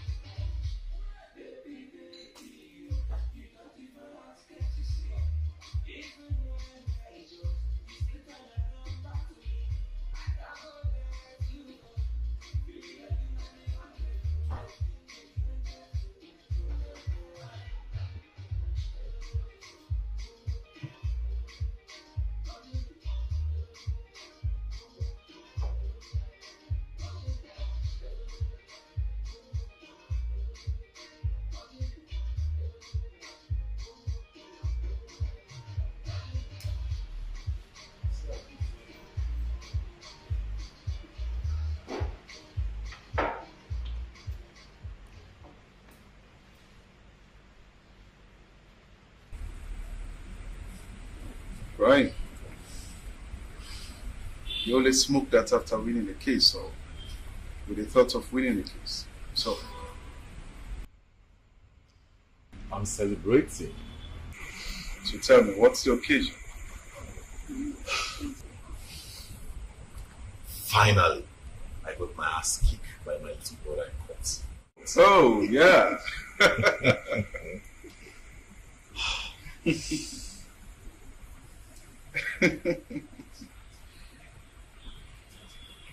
Tell me, how is mom doing? Seriously, you asked me that. Don't you know that she collapsed after the stunt you blew at the court? And with that TV presenter, I must admit, you got me fooled.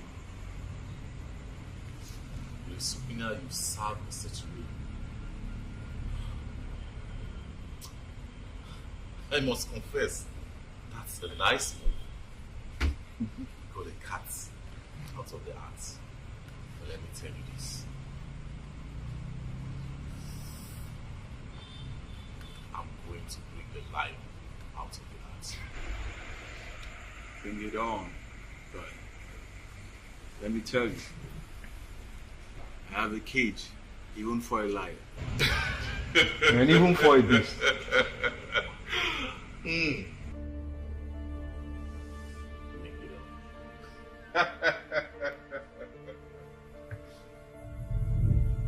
See you in court, man.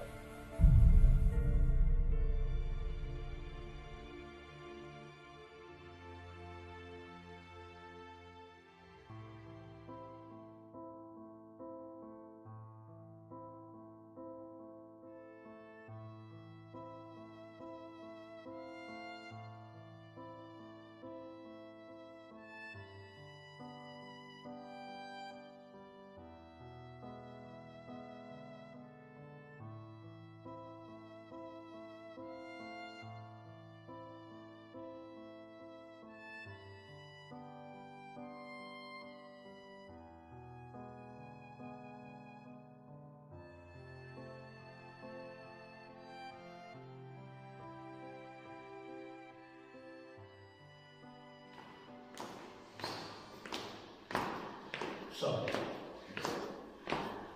I want you to win this case at all costs. At all costs. I'm doing my best. Well, your best is not enough. It seems like you are enjoying your ass being kicked by your brother in court. Your younger brother. What is wrong with you? Dad, I'm going against one of the best lawyers. Paul is an excellent attorney. If my ass is being handled by me, it's because I'm up against one of the best in the business. I thought you want to see more of yourself in him. That's why you're pushing him. I've seen enough. Playtime is over. And you better put off that cigarette when talking to me. Look. This is a matter of the farm's interest, Brian. The farm's interest. Oh, Dad, this is going to be tough. It's like a match between Manchester United and Man City. It's a derby and the result is not decided by the referee. Please, let the game play. It seems Paul is holding all the cards. And to be honest, I don't know what new tricks he got up his sleeves. Brian, you have to win this case. You have to win this case because all I'm seeing right now is as if Manchester City are in a better form than Manchester United right now.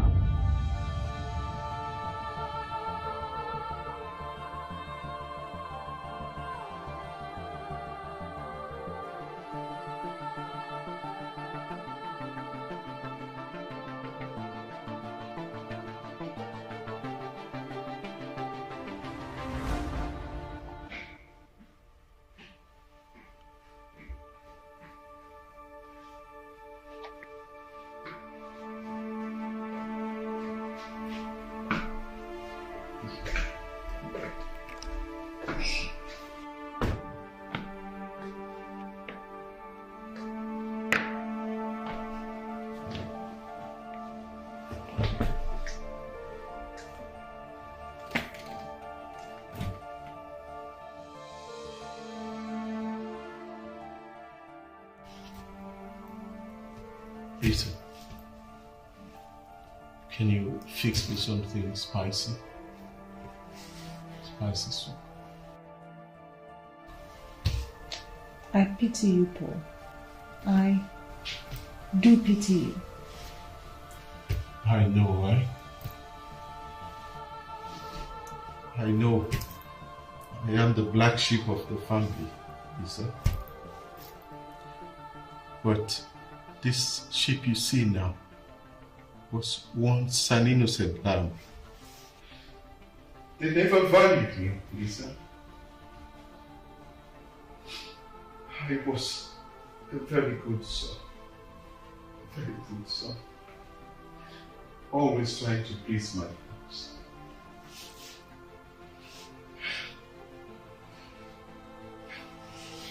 But just this once, prove to them all that they are wrong.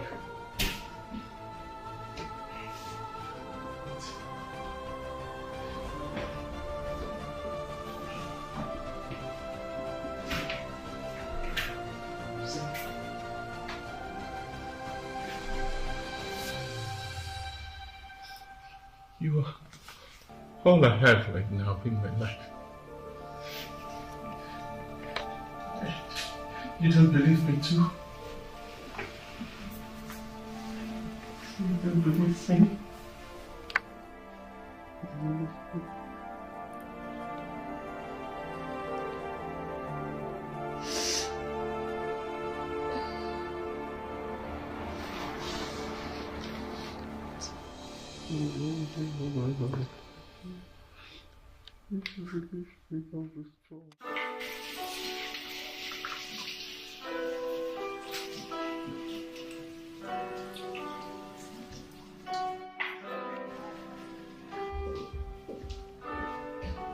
Hey.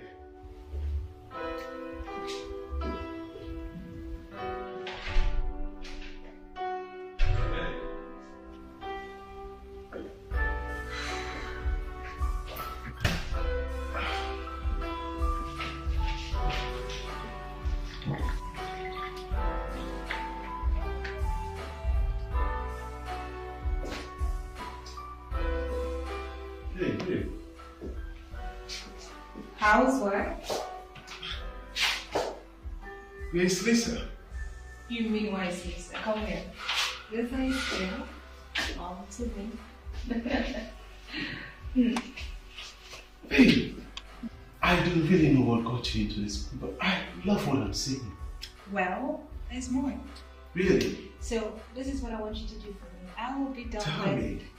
cooking in a bit. Okay. So I want you to take my finance upstairs. Oh, really? Go into the bathroom and I will join you in the shower. I will do some showering, baby. After we can have dinner. Okay. You'll be served twice, if you know what I mean. I really do. Yes, stop. The biggest. Now, upstairs. I will be waiting for you. Uh-huh. Yeah, baby. Be quick, you know what you're missing. I will be waiting, baby.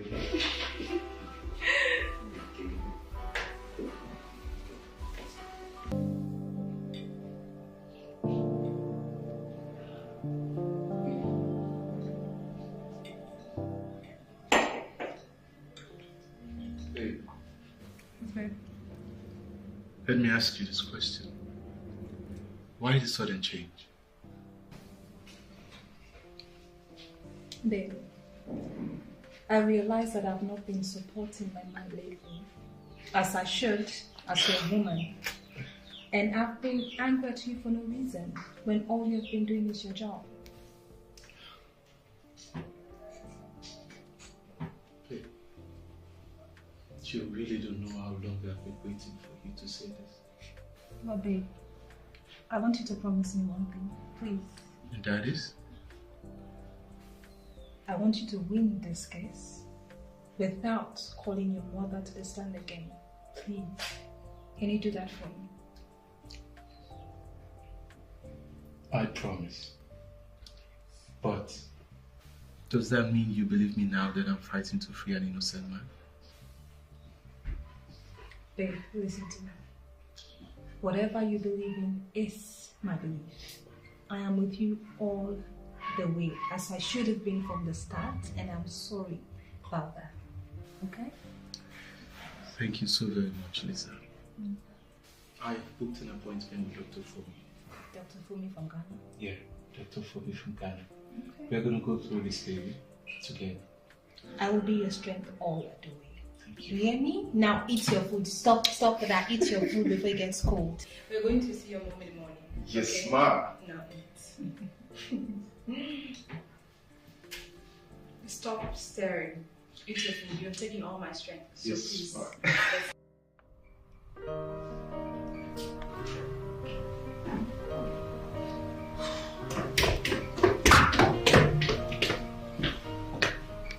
Babe, what are you doing? What does it look like I'm doing? You know we have to drop routes to school and pass by the hospital, and you're busy here designing your face. Yes, and so? You know what? I'm tired of this attitude of yours. And what do you want to do about it?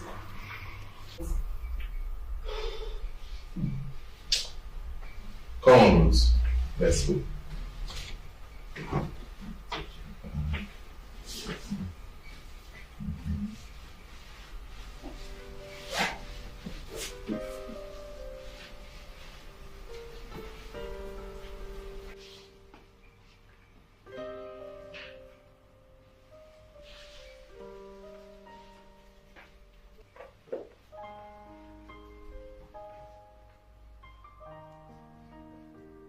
Thank you for visiting my daughter. Sure. How are you doing? I'm doing fine. I'm okay. How are you feeling now? Better. Mom.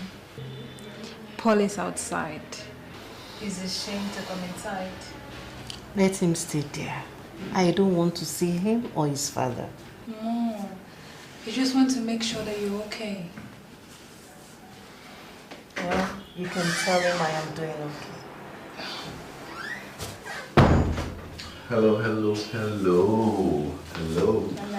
Hello. Hi, Mom. Hello, Lisa. Hi. How are you? I'm fine. How are you doing? I'm fine, thank you. Okay. I saw Paul when coming inside. Oh. He's afraid to confess, Mom. Where is my granddaughter? Mom, I just dropped Ruth off to school. She'll be coming to see you in the afternoon, okay? It's been a while I haven't seen her. Mom, you should let Paul in.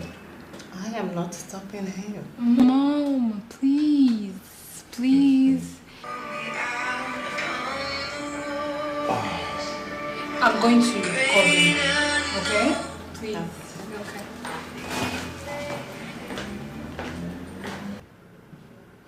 Hello? Commander, Yes, Mrs. Kamara. would you please come to the school ground? It's about Ruth. She fainted. What? When? Few hours after you left. I'm coming, I'm on my way. Brian, Yes, is Mom. everything okay? Mom, it's just a minor issue at Ruth School. I'm coming, I'll be back in a minute, okay? You take care, okay?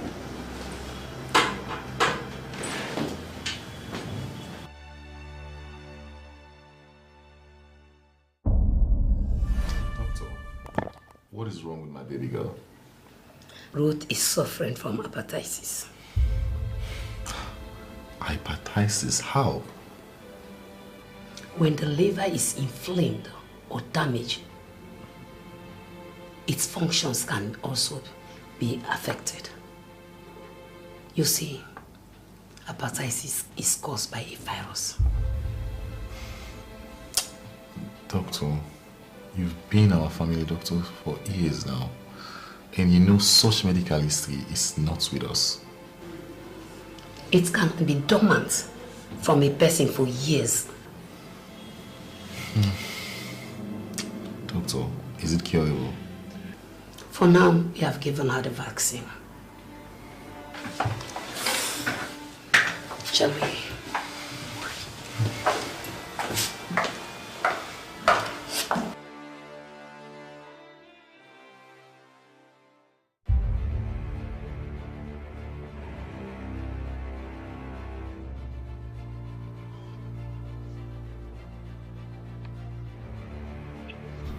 Yeah. Where's my daughter?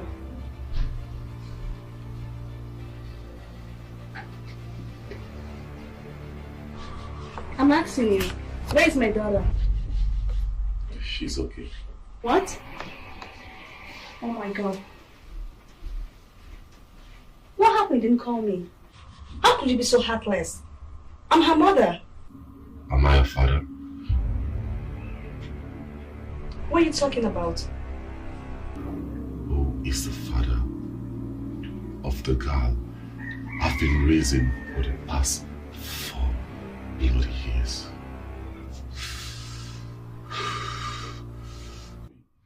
Who here is the father? Oh, I see. You got yourself pregnant by another man, and you let me raise the child. Babe. I'll explain. Ah.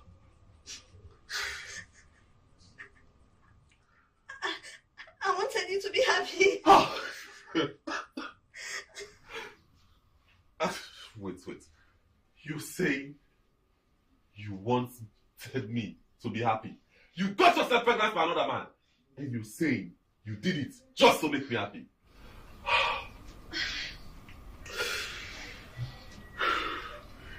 You took the love I have for you as my weakness. And you let me believe she's mine.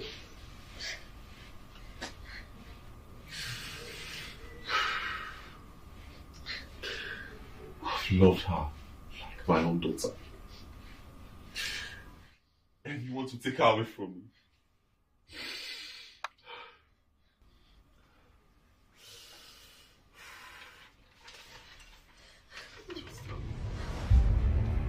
Who is the father? Who is the father? I'm sorry. I promise. I won't kill you. I'm sorry. Your son. Who is the father? I'll explain. I'm sorry. I can't tell you. I'm sorry. I promise. I promise. I promise. I won't kill you. I'm sorry. I'm sorry. Ah. I can't tell you.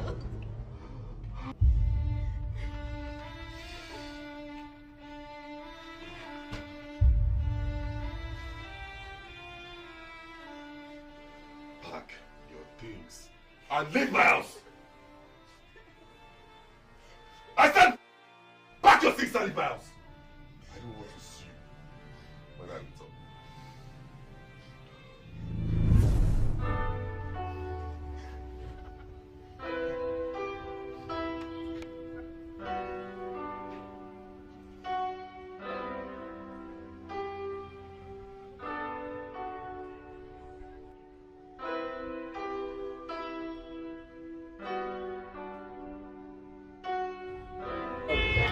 Excuse me? Are you married? Excuse me? Oh, never mind. You see, no hard feelings, my dear. Just want you to know that this young man here can't kill my wife. He has always been patient for people's wives. Can you imagine? What? Baby, is that true? Yes, you regret everything. It's a lie. Baby. It's a lie, okay? Just relax. No, I can't take this. Rachel, you're Mr. Kano, right? Now listen to me and listen very well. I did not kill your wife, okay? What I did was to do a better job than you. Oh, yes. I see this as a challenge. And when sure, I will make sure that you rot in jail. And that is never going to happen. You know why?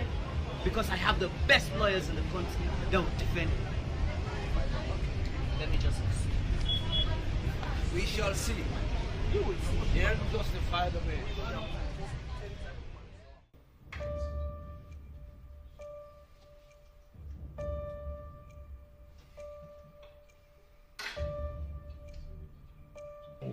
Tell me, what do you do today in school?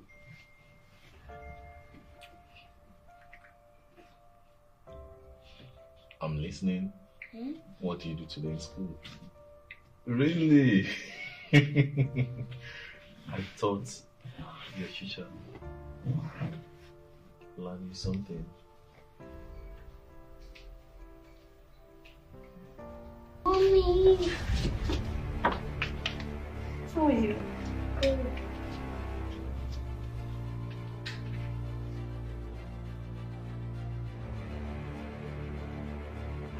Nancy? Nancy?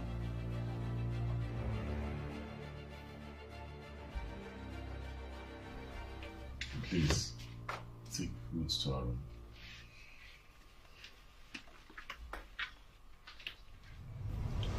What are you doing here? Have you come to take her away from me? No, Brian. I see who she knows as a father. I will not take that away from her.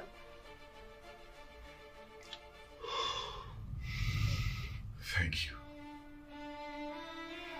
Even though she's another man's daughter, I've loved her like she's mine. And that will never change. Now back to my question. What are you doing here? Ever since then, I couldn't stand being close to you. That's why I normally get hungry. You have been a perfect husband. And there, I was a desperate wife. shared her body with another man. Just in the name of having a child. I have violated the first rule of marriage. I'm a disgrace to you. I want you to forgive me. And please allow me to keep seeing my baby girl. I can even be a nanny in the house. As you can see, I'm very tired now. Please, Brian. I beg of you. You can stay outside in the guest room. I don't want to see you in the house when I'm off from work.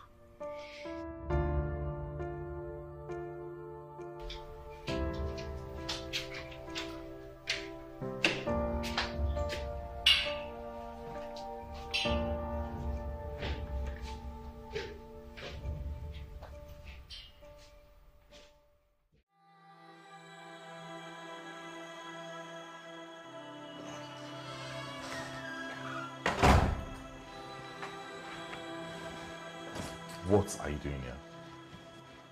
I thought I told you I don't want to see you in my house at night.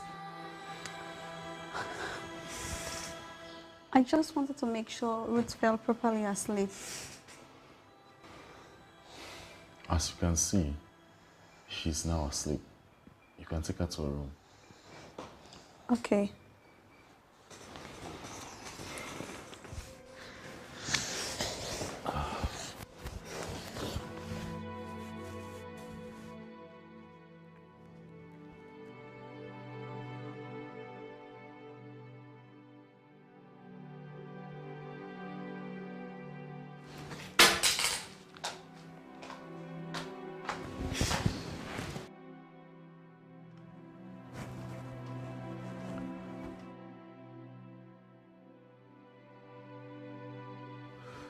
Babe, what are you doing?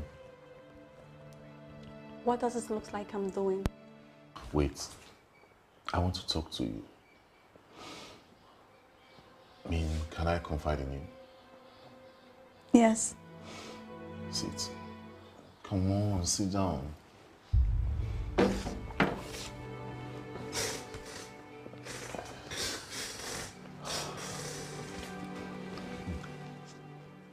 What do you want to talk to me about?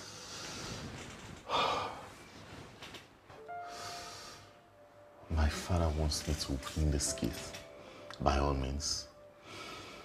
And somehow, it seems I feel like I'm going to lose. Because Paul all the cards.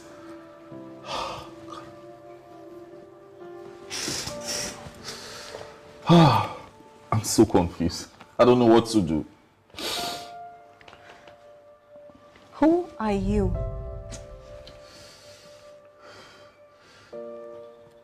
Brian, Commander. I didn't ask you what your name is. I asked you, who are you? Maybe you have forgotten. You are the best Anthony this country has ever had. You have brought honor and prestige to the commander's name. And I have never seen you lose before. And it's not going to start now.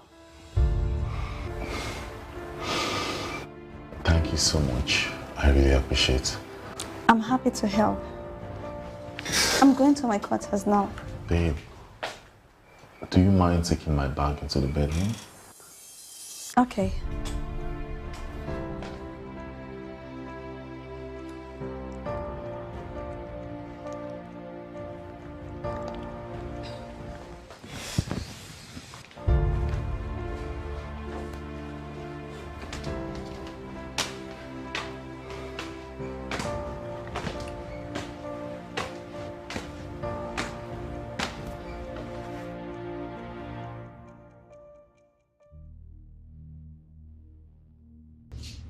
Hey, Qcell. I wonder what brings you to my office. Barrister Commander. Please have a seat.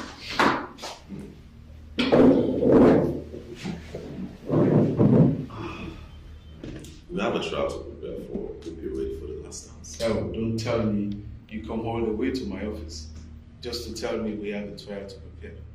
I know you, so spill it. I am only going to tell you this because you're my little brother.